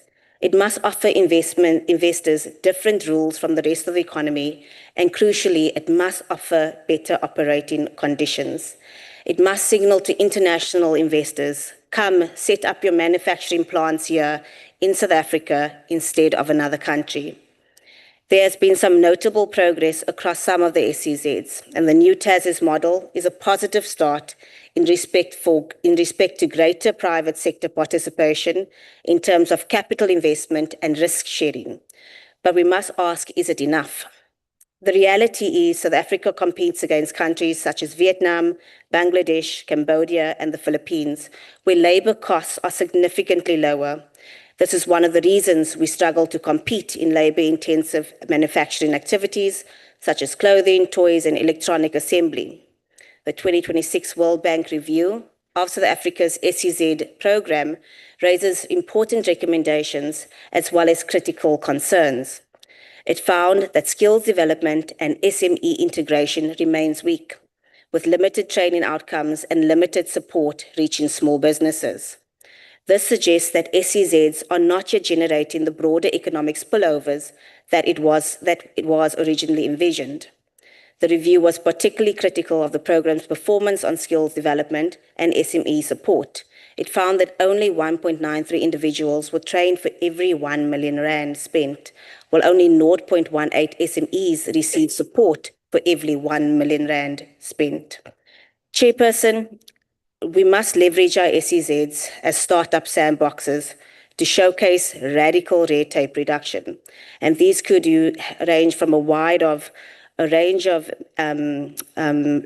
interventions, such as reliable and competitive energy prices, labor and employment flexibility, expanded employment tax incentives and wage subsidy programs, fast-track port, airport, and logistic access, streamlined visa processes for investors and skilled personnel, duty-free imports rather than lengthy rebate processes, quicker and simpler processing through the equity equivalent investment program or exemption from BBBE compliance.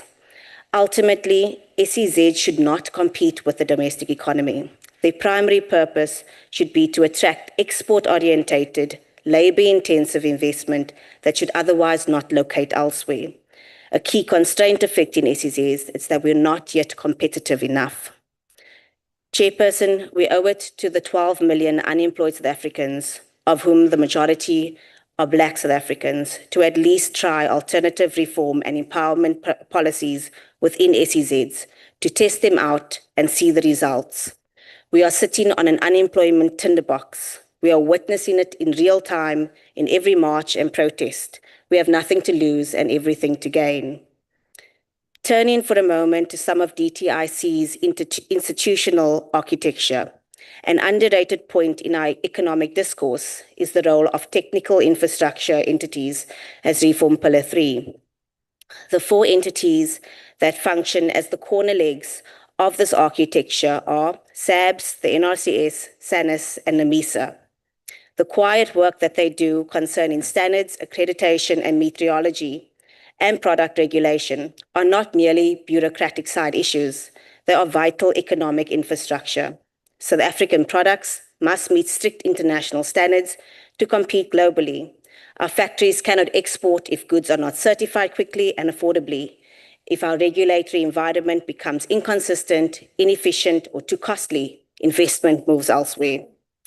Therefore, this budget debate is a timely occasion to be reminded that the financial allocation to these entities must translate into measurable improvements. We must demand better turnaround times, stronger governance, and expanded certification capacity. We must also ensure that our testing facilities are modernized in real time so that businesses do not have to send their products overseas at great cost because we don't have the testing capacity. It is through modernization, innovation, and partnership that these entities must actively support our exporters and manufacturers on the ground. A capable regulatory environment must do more than just certify goods. It must play a critical role in combating the unfortunately thriving illicit market, where counterfeit and illegal goods flood our shops and streets and informal sector daily. The illicit trade costs our economy billions in rands annually, which is stolen revenue that must be supporting local businesses, jobs, and services. Businesses that follow the law should never be forced to compete against businesses that ignore the law. It is a fundamental issue of fairness and the rule of law. Government has a responsibility to ensure that legitimate businesses operating responsibly are protected from unfair and unlawful competition. It is why government must continue to partner with the private sector, civil society, and law enforcement agencies to protect local production, clean up local supply chains, and aggressively clamp down on non-compliance through strengthened enforcement action. As a country where the creepy crawly pool cleaner was invented and the medical CAT scan was conceptualized and developed, there is no doubt that technical accuracy and high standards in an environment that allows legitimate businesses and innovation to thrive can be part of our toolbox to build South Africa's global competitive. Deputy Minister, can I ask you to pause there and take a seat, please? Honourable Modise. Thank you, Chair. Will the DM take a question? DM, will you take a question? Take a question. Don't believe so. Thank you, Honourable Modise. She said no. Thank you. DM, please continue with your speech. In conclusion, Chairperson, the choice before us is clear. We can choose to stay on our current path of low growth and rising unemployment, or we can continue to believe that more state regulation will somehow solve a crisis caused by the state itself, or we can choose a bold new economic direction. We can replace state control with economic freedom. We can replace elite enrichment with broad-based economic inclusion. And we can fix and boost our technical infrastructure, turbocharge our SEZs, and slash red tape that strangles growth. We can build an economy where that 50-year-old man in Matlosana can find work, and we can build a nation where the child born today in 2026 is guaranteed a future of opportunity, prosperity, and dignity. South Africans want jobs, they want investment, they want an economy that will give all citizens without elite connections a fair chance to build a better life. Let us therefore abandon the business as usual approach and embrace the bold reforms demanded of us to build a working and prosperous South Africa for all. I wish to thank the Minister, the DG, the DTIC officials, as well as all the officials from the entities for their ongoing dedication and contribution to building a more capable and responsive state. And let us all continue to approach our work with urgency, not because it's a commitment made by political principles or politicians, but because it can make a real difference and bring the dignity of a job to millions of our people. I thank you. Thank you very much, Deputy Minister.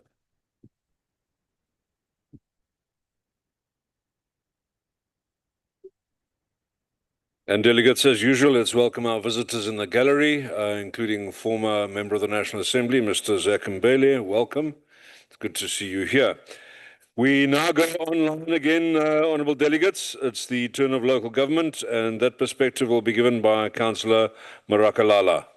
Councillor, you have 10 minutes.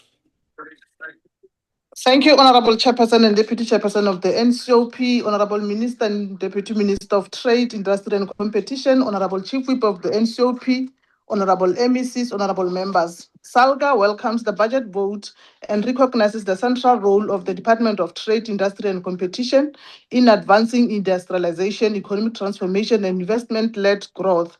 The Minister's articulation of transformation as a moral, constitutional and economic imperative resonates strongly with local government, which remains the primary interface between the state and the economy at community level.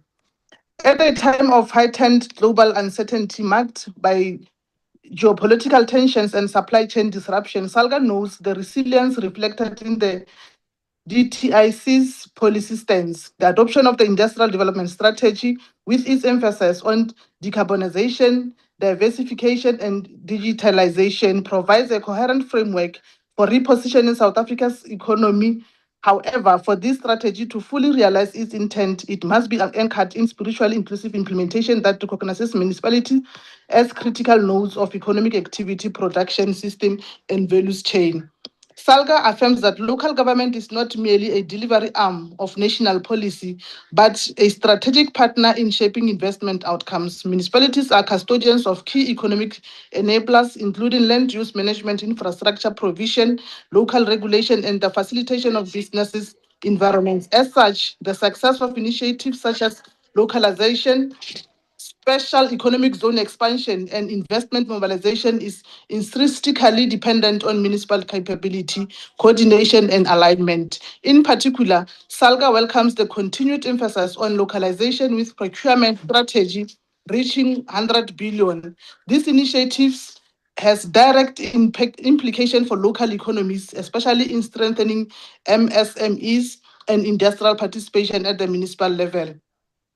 We, however, emphasize the importance of deliberately integrating municipalities into localization frameworks to ensure that local procurement translates into tangible enterprise development, job creation, and spatial transformation across districts and secondary cities.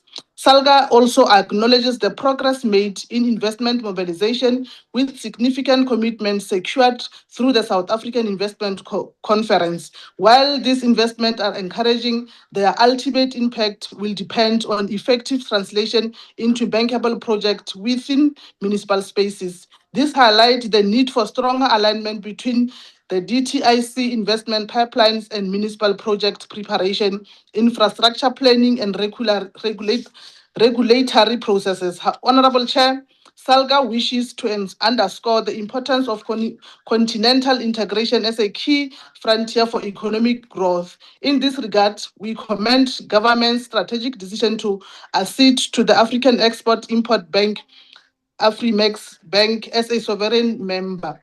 This development presents a critical opportunity to unlock alternative sources of development finance and trade facilitation instruments for municipalities. SALGA has over several years cultivated a strategic working relationship with Afrixim Bank, primarily anchored on knowledge sharing, trade facilitation, and municipal capacity building.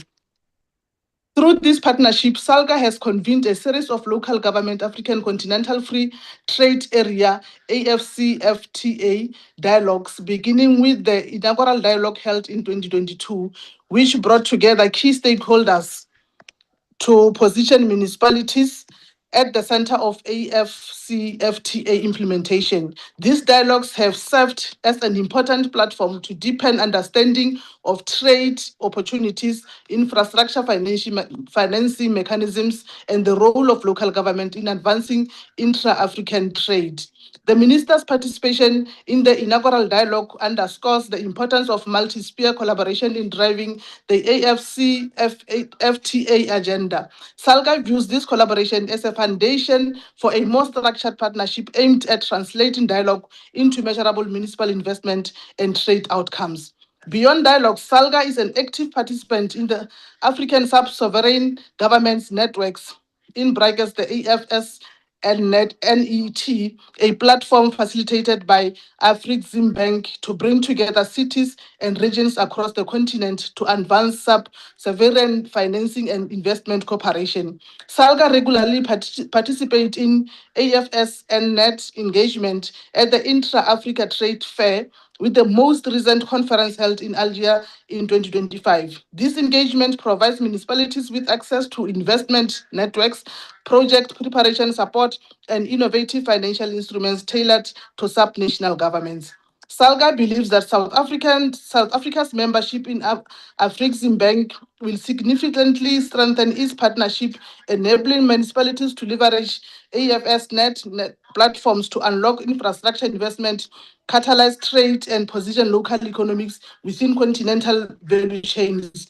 This represents a critical opportunity to bridge the gap between national trade policy and local economic development outcomes. Honorable Chair, SALGA further notes the continued prioritization of special economic zone, the SEZ in brackets, as instruments for spatial transformation. While progress has been made, there remains a need to ensure stronger integration between SEZs and surrounding municipal economies, particularly in ensuring that local enterprises participate meaningfully in SEZ value chain. Equally, the fight against illicit trade, as highlighted by the minister, is of direct importance to municipalities. Illicit economic activity undermines local economies, erodes municipal revenues bases, and compromises legitimate businesses. SALGA supports enhanced enforcement mechanisms and calls for collaboration with local government to strengthen bylaws enforcement and compliance at the point of economic activity. On development finance, SALGA welcomes the efforts to reposition development finance institutions to support industrialization. However, municipalities continue to face significant challenges in accessing project preparation, funding, and blended finance. There is a need for a dedicated pipeline linking municipal infrastructure and economic development projects to instruments such as those offered by the IDC, NEF, and increasingly Afrexim Bank. In conclusion, SALGA supports the department's budget vote and its focus on enhancing the country's industrial competitiveness, which at the same time is accelerating historical redress. However, we emphasize that the realization of South Africa's industrialization, investment, and trade ambitions will depend on the effect localization of these strategies within municipal spaces. Local government must be fully integrated as a partner in policy design, implementation, and financing. SALGA remains committed to working with DTIC, its entities, and strategic partners such as Afrexim Bank to build capable investment-ready municipalities that can drive inclusive economic growth, deepen intra-African trade, and unlock the full potential of the AfCFTA. Thanks very much, Honorable Chairperson. Thank you very much, Councillor. Honourable delegates, now at the podium we have the Honourable Brits, who has the microphone for the next 6 minutes.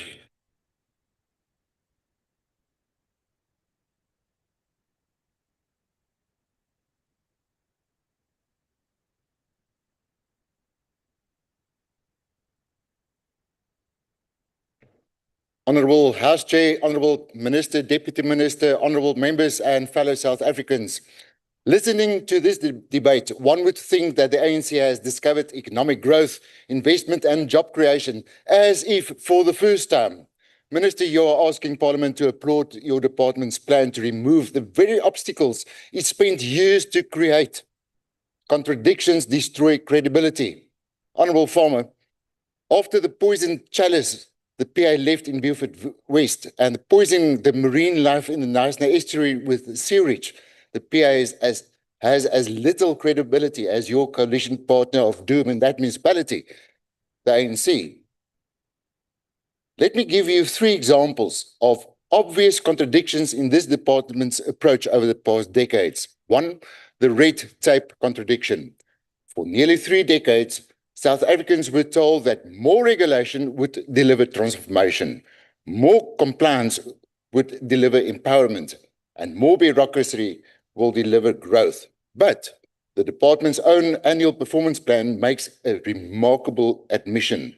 Red tape, excessive regulation, compliance burdens, and barriers to entry are constraining investment, growth, and job creation, and openly identifies these as major constraints. The department itself now acknowledges that growth requires less red tape, fewer barriers, and a more competitive business environment. This is a major contradiction the same department is admitting to. Now, who created these barriers in the first instance? The ANC. 2, the Transformation Fund contradiction. This is the greatest contradiction in the ANC's approach to empowerment. For more than 20 years, government defended every aspect of the BEE framework as if it were beyond criticism. Anyone who questions the effectiveness of BEE... Yes, Honourable Badenhorst, why don't you take your seat, Honourable Brits? I see you already have. Thank you. Honourable Badenhorst. Yeah, I'll do Rule 47, Chair. I'm so sorry, Honourable Brits, but if we can just get Rule 47, Honourable Nokunyama and Honourable Finis are talking so loudly, they're waking up Honourable Modisi in front here. Honourable delegates, please, if you can keep your chit-chat to acceptable levels and not disturb the speaker at the podium. Honourable Brits, please continue with your speech.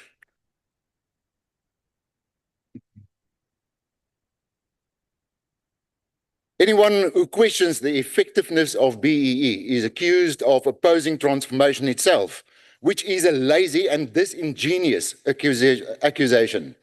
The ANC spent 20 years telling South Africans that BEE is working. Now it is redesigning the very system it spent years defending. That is not evidence of success. It is an admission that the current approach has failed to produce the transformation, growth, and inclusions that South Africans were promised and now needs to be replaced with something else. Today, this department is reviewing, refining, and redesigning the framework through a proposed 100 billion rand transformation fund. This fund effectively acknowledges that the current BEE empowerment model has not delivered on the ANC's empty promises made over many years. The ANC's answer to the failure of one empowerment scheme is to replace it with another empowerment scheme, and that is a contradiction. 3, promised jobs contradiction. Minister, you made more job promises here today, but can we believe you? In the 2019 election campaign, the ANC promised to create 275,000 additional jobs per year for 5 years, which would amount to about 1.375 million jobs by 2024. In his June 2019 State of the Nation address, President Ramaphosa set a 10-year target to employ 2 million young people. Was that delivered on? Employment increased from about 16.4 million in 2019 to just over 16.7 million in late 2023, a gain of only 300,000 jobs, not 1.375 million. Now South Africans was fed another empty promise. By who? The ANC. And while the minister continues to launch new funds, new programs, and new interventions, unemployment remains among the highest in the world, and inequality has increased under the ANC's rule. South Africans don't believe these promises anymore. The reality is that governments do not create jobs. Businesses, entrepreneurs, and investors create jobs. Government's responsibility is to create the conditions to allow them to succeed. And this the department has not yet stepped up to that responsibility. The department's own APP now correctly identifies many of the obstacles standing in the way of growth. And those obstacles for job creation were designed and unashamedly brought to you by the ANC, Honourable Dlamini. Chairperson, if we want evidence of what worked, we don't have to look very far. For every 10 people who got a job over the last 5 years in the country, 9 of them live in the Western Cape. Not because the Western Cape enjoys special treatment, but the difference is there is an effective DA government in the Western Cape, something the Honourable Peters from the Eastern Cape can only dream about. South Africa needs growth, investment, and above all, jobs. And Minister, South Africans are getting impatient, restless, and gutful. The DA supports genuine economic transformation, not more contradictions, not redistribution of stagnation, redistribution of poverty, redistribution of unemployment. But sadly, that is what South Africans got from the ANC. Minister, we will be watching you. I thank you. Thank you very much, Honourable Brits. Colleagues, the next person at the podium is the Honourable Mabilo, who has 13 minutes. As chairperson, as chair, this side, as chair. Beg your pardon, Honourable Mabilo, won't you take your seat? Yes, Chief Whip. Yeah, as chair, the other point relates to the use of a language that is unbecoming, and you allowed Honourable Brits to say he's hurtful. Is that parliamentary? Honourable Chief Whip, it is my recollection that that word has been found to not be unparliamentary in the other house. But I am speaking from memory and I'm not clear. So I think if I'm going to then ask the table to assist us, and perhaps we can consult the Hansard. I'm not going to make a ruling on whether it's unparliamentary or not. I believe there was a previous ruling and it will be important for us to check up on that. Thank you, Chief Whip. Honourable Mabilo, if you take your seat again, please. Honourable Badenhorst, what are you rising? I'll rise on Rule 35 at the back of the book, the rule book, on parliamentary expressions. Yes, please continue. Thank you very much, Chair. Chair, I've consulted the back of the book, page 300 till 303. And because I went to a school that taught me to read for meaning in the Western Cape, I can't see the word gatvol in any of those expressions. So I don't think it's unparliamentary. Indeed. Thank you very much, Honourable Badenhorst. I have ruled that we will consult further on this. That list is not exhaustive, and I don't think that it's only the words that are included there that should be considered unparliamentary. But it is out of order, we Chair. do need to consult further and find out, because I believe there has been a previous ruling on this particular word. Honourable Nonkonyana. Chair, I rise in terms of Rule 6912. You had made a ruling that you consult Hansard. It is out of order for the honourable member to insist on the matter in which we have ruled. So he was out of order, Honourable Badenhorst, with respect. Thank you, Chair. Thank you, Honourable Nonkonyana. I think it would be constructive if we continue with the debate. Honourable Mabilo, you have 13 full minutes, and you may start. Point of order, Chair. Honourable Badenhorst. Rise on Rule 69.5, Chair. Indeed, I'm familiar with it, yes. Chair, I just want to maybe, if you want to educate Mr. Nonkonyama there, that the presiding officer may, at his or her discretion, allow delegates to address the presiding officer briefly on a point of order that has been raised. Thank you, Chair. Thank you very much, Honourable Badenhorst. Yes, indeed, you are correct. However, I had made my ruling already, so both you and Honourable Nonkonyana are correct. I don't think we need any further assistance on this. We will go and check the records and see what we can find with regards to the word gatvol. And before I pass to any other members in this sitting, let's proceed with the debate. Honourable Mabilo, please take the podium. Thanks very much, House Chair, Honourable Minister, Honourable DM, Honourable Members. The African National Congress rises in full support of Budget Vote 30. The budget vote comes at a time when South Africa and the world are navigating economic uncertainty, geopolitical tensions, supply chain disruptions, and rising protectionism. Yet, despite these challenges, our country continues to make progress in rebuilding industrial capacity, expanding exports, and positioning itself as a competitive manufacturing economy. Our Chair, I wish to focus on three key issues in this debate. One, firstly, is the expansion of trade and export. Secondly, is financing local industrialization and manufacturing. Thirdly, responding to the opposition's narrative that government intervention and transformation policies have failed. The Department of Trade and Industry and Competition remains one of the key instruments through which the ANC-led government of national unity seeks to reverse the legacy of apartheid, namely poverty, inequality, unemployment, and economic exclusion.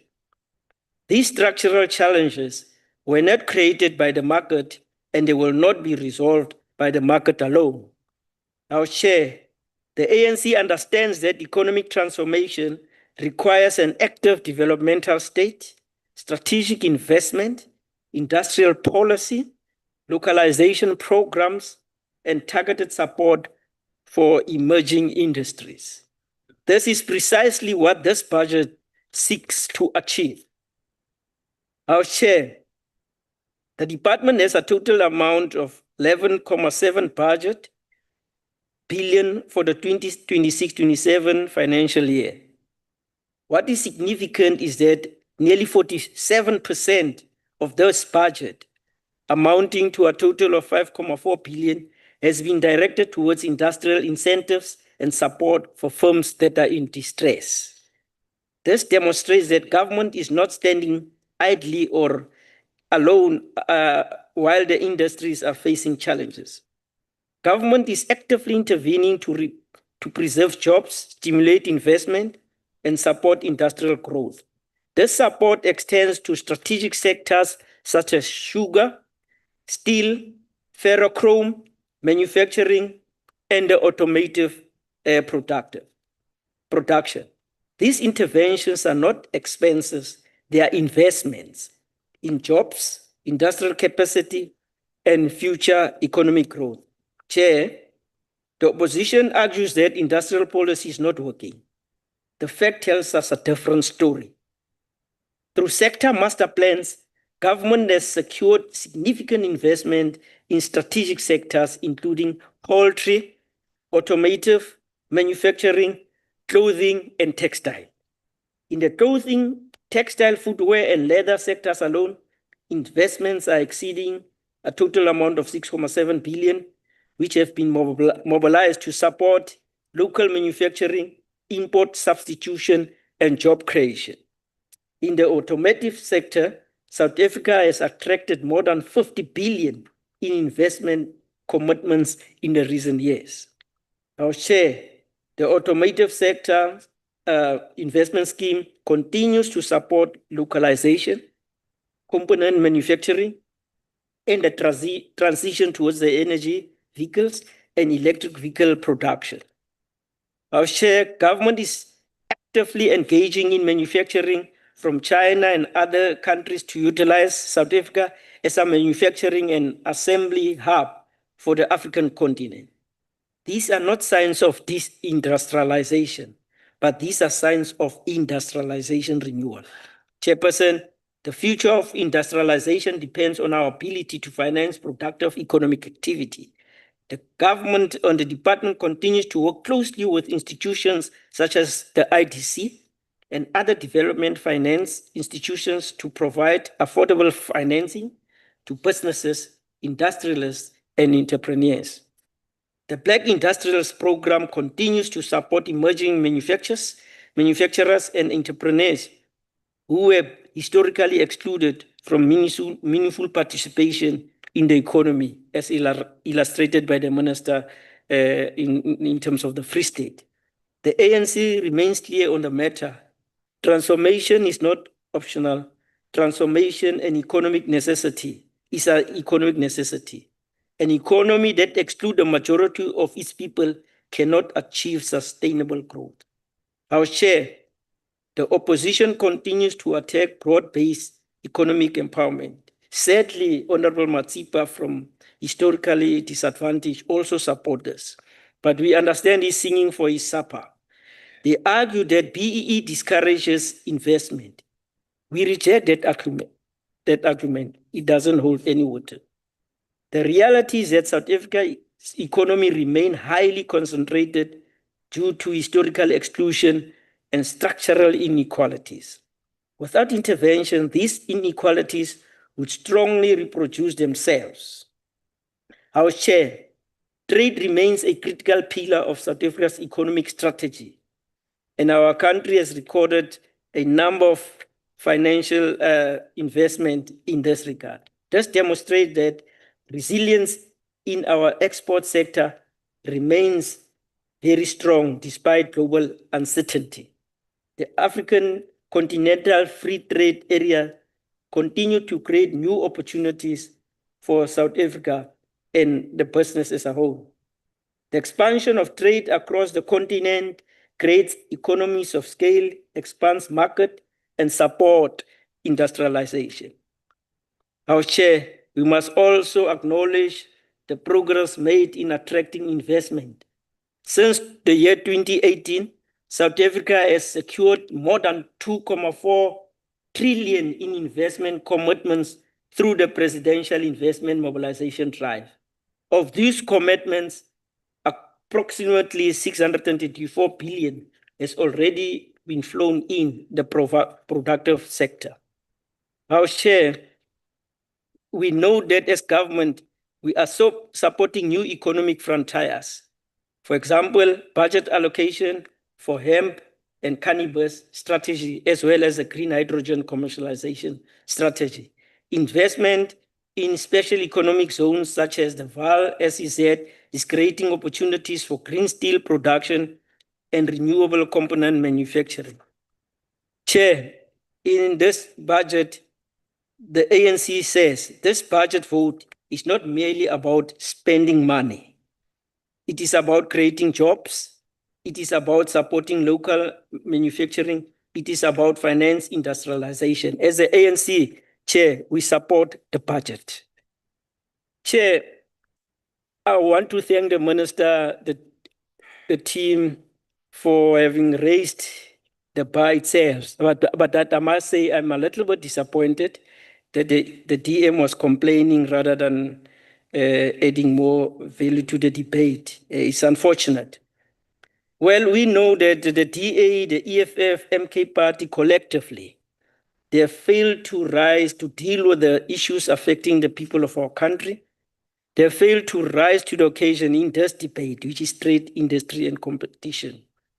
The budget that they fail to deal with the following issues, two issues: sustainable economic growth, support for businesses and job creation, target of 10,000.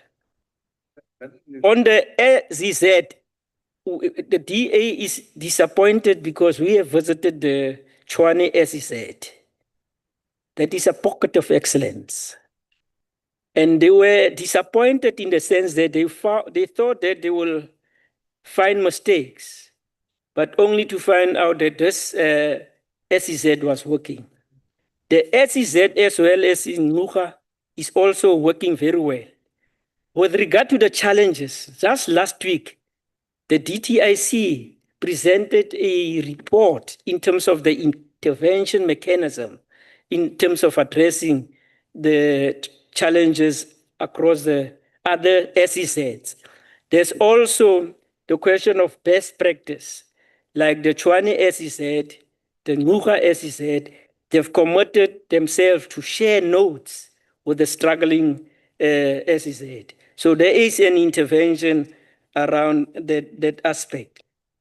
With regard to the broader issues around the SEZs, the turnaround strategy of the TIC is well on track. Well, we all know now, as from last week, that not all is well in the DA. You could see the mood last week. You could see the mood last week. All of them were in low morale because of the development there. But what is the point?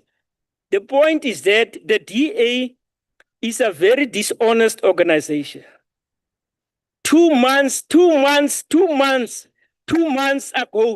ago, they've made a particular commitment. 2 months down the line, that commitment is no longer there. It's public knowledge that there's dissent. There's, okay. Honorable Mambilo, won't you take your seat, please? Yes, Honorable Badenhorst.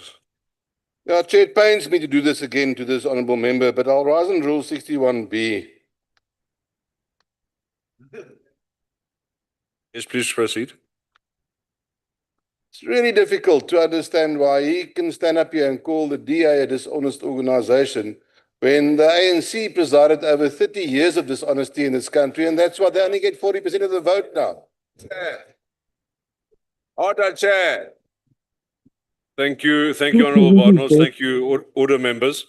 Members, I think we'll all agree that is a point of debate, and if we engage in that debate, we might be here for the rest of the day or the evening. It is indeed a point of debate, but Honorable Mabilo, please continue with your speech. So thanks very much, Chair. Honorable Pinar, you attacked the ANC loosely on its ideological outlook.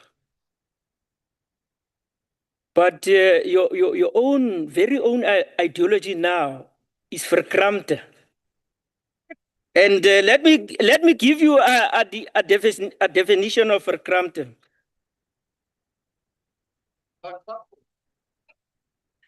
According to the Oxford Dictionary,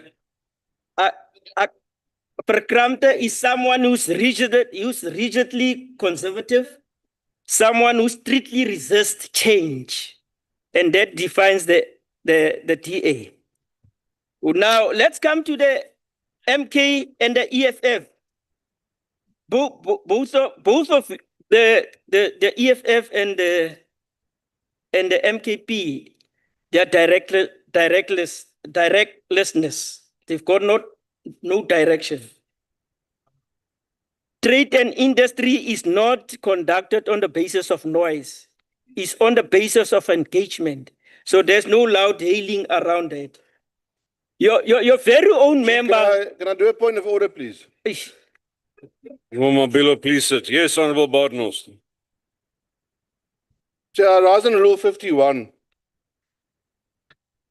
Yes, I'm there. Please proceed. Yeah, I was just wondering if there's anything you can do in your power at all to try and save this House from having to endure the drivel that this member is spewing from the podium.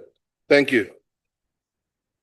Honourable Member, I think he's staying within the parameters of the debate, but let's allow him to continue. He's got a few more seconds. We have another 33 seconds to listen to. So, Chair, as I indicated, the ANC supports the budget, but I'm saying that the DTIC is conducting its business in terms of strategic engagements with a number of role players. So, honorable members of the MK and EFF, you have lost the debate in the sense that you have not been able to rise to the occasion. However, MKP and EFF members of the community are disappointed that you are... Honourable Mabilo, I'm afraid your time has now expired, and I have to grant Mr. Badenhorst his wish.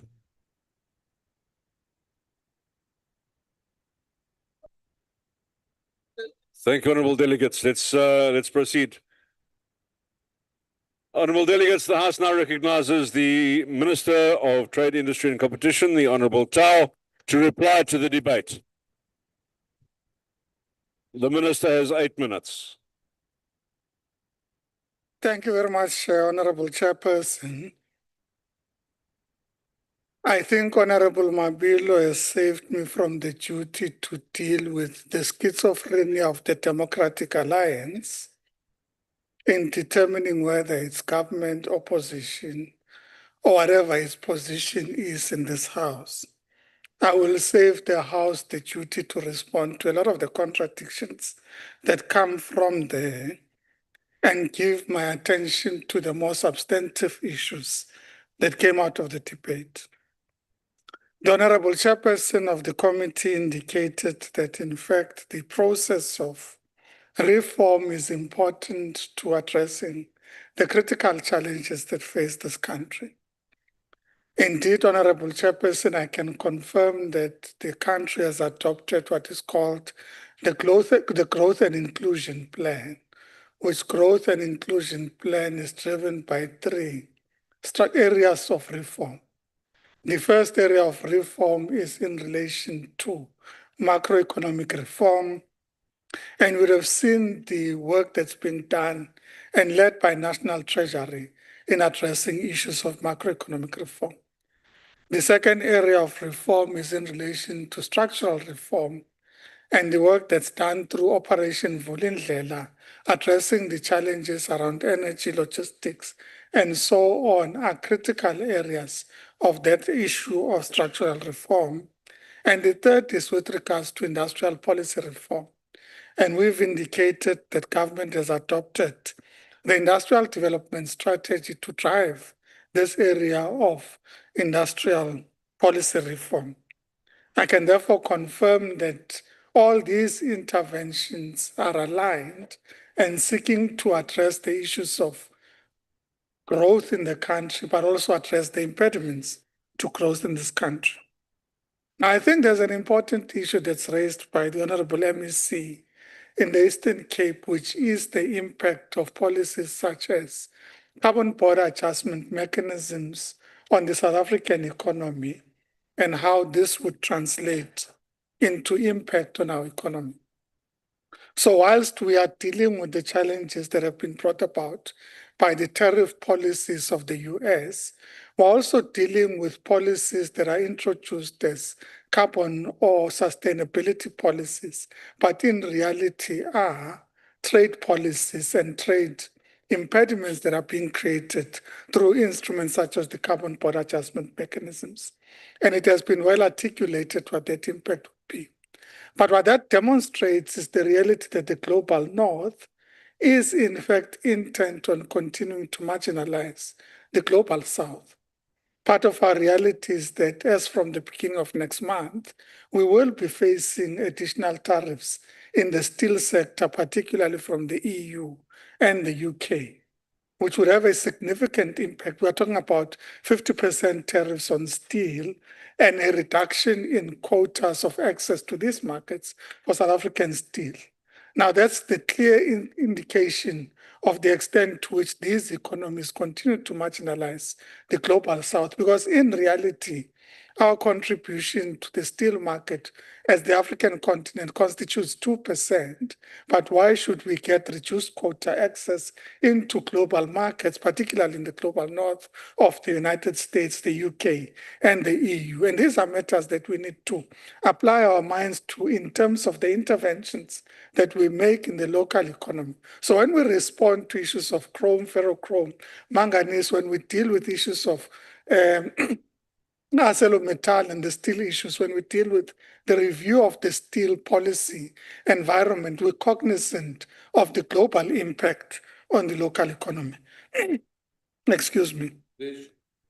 Now, coming back to issues that were also raised with regards to the Africa Continental Free Trade Agreement, but also our accession to the Afrexim Bank. I can confirm that today we returned from Egypt, having signed over the weekend a country implementation plan for the African, or rather the Afrexim Bank country program. And this country program consists of 3 areas. It is about trade and industrial competitiveness pipeline of $8 billion as a commitment to the South African economy. It is about a $3 billion commitment to the Afrexim Inclusive Development Support Program that looks at transformation and ensuring economic inclusion for those historically marginalized. It is about the South Africa Trade and Investment Promotion Program that is also a $2 billion program that's looking at insurance and reinsurance initiatives to support companies that are able to export into the African market and promote intra-Africa trade. And then there are issues that relate to the broader transformation issues that we're dealing with. And there's been a lot of inaccuracies that have been raised in this House about the Transformation Fund, the review of the transformation architecture, and in fact, the successes of BEE to date. Those who deny the successes of BEE to date, in fact, are denying the reality of the number of Black enterprises that are participating in the JSE.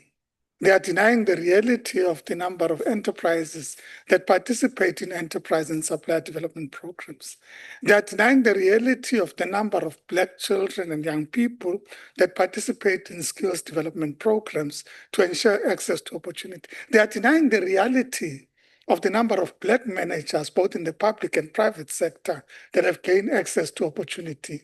Because indeed what you seek to say is that every individual managing director, CEO, CFO, or whoever holds a senior position in the public and private sector who are either Black people or women, in fact, including white women who have been affirmed as a result of Black economic empowerment policies, do not deserve to be there. Now, that is a misrepresentation or a misunderstanding of what BEE represents, because in fact, what we're reversing includes the oppression of white women in this country by apartheid policies and law, and therefore white women are included in the Black economic empowerment policy architecture. But you see, you won't know because you don't want to know that reality. Because we're dealing with all those who have been oppressed. We're dealing with the issues of all those who have been oppressed, who have been disadvantaged as a result of the policies of your predecessors. So indeed, you will not understand what transformation is about in this country. And I think the statement made by Honorable Du Plessis in the context of course, the schizophrenia that says transformation must be linked to production, ownership, and skills is the most pragmatic contribution to this discourse by any member of the DA. Otherwise, everybody else has just said things that in fact are just about reversing instead of advancing this country. Thank you very much.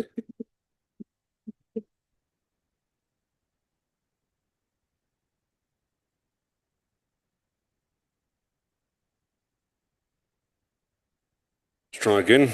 Let's try again. Thank you very much. Delegates, I would like to thank the Minister, the Deputy Minister, all permanent delegates, MECs and all special delegates and SALGA representatives for availing themselves for today's sitting. Honourable delegates, that concludes the business of the day. You will note that the sitting for tomorrow has been amended to be a virtual sitting and the House is therefore adjourned. Thank you.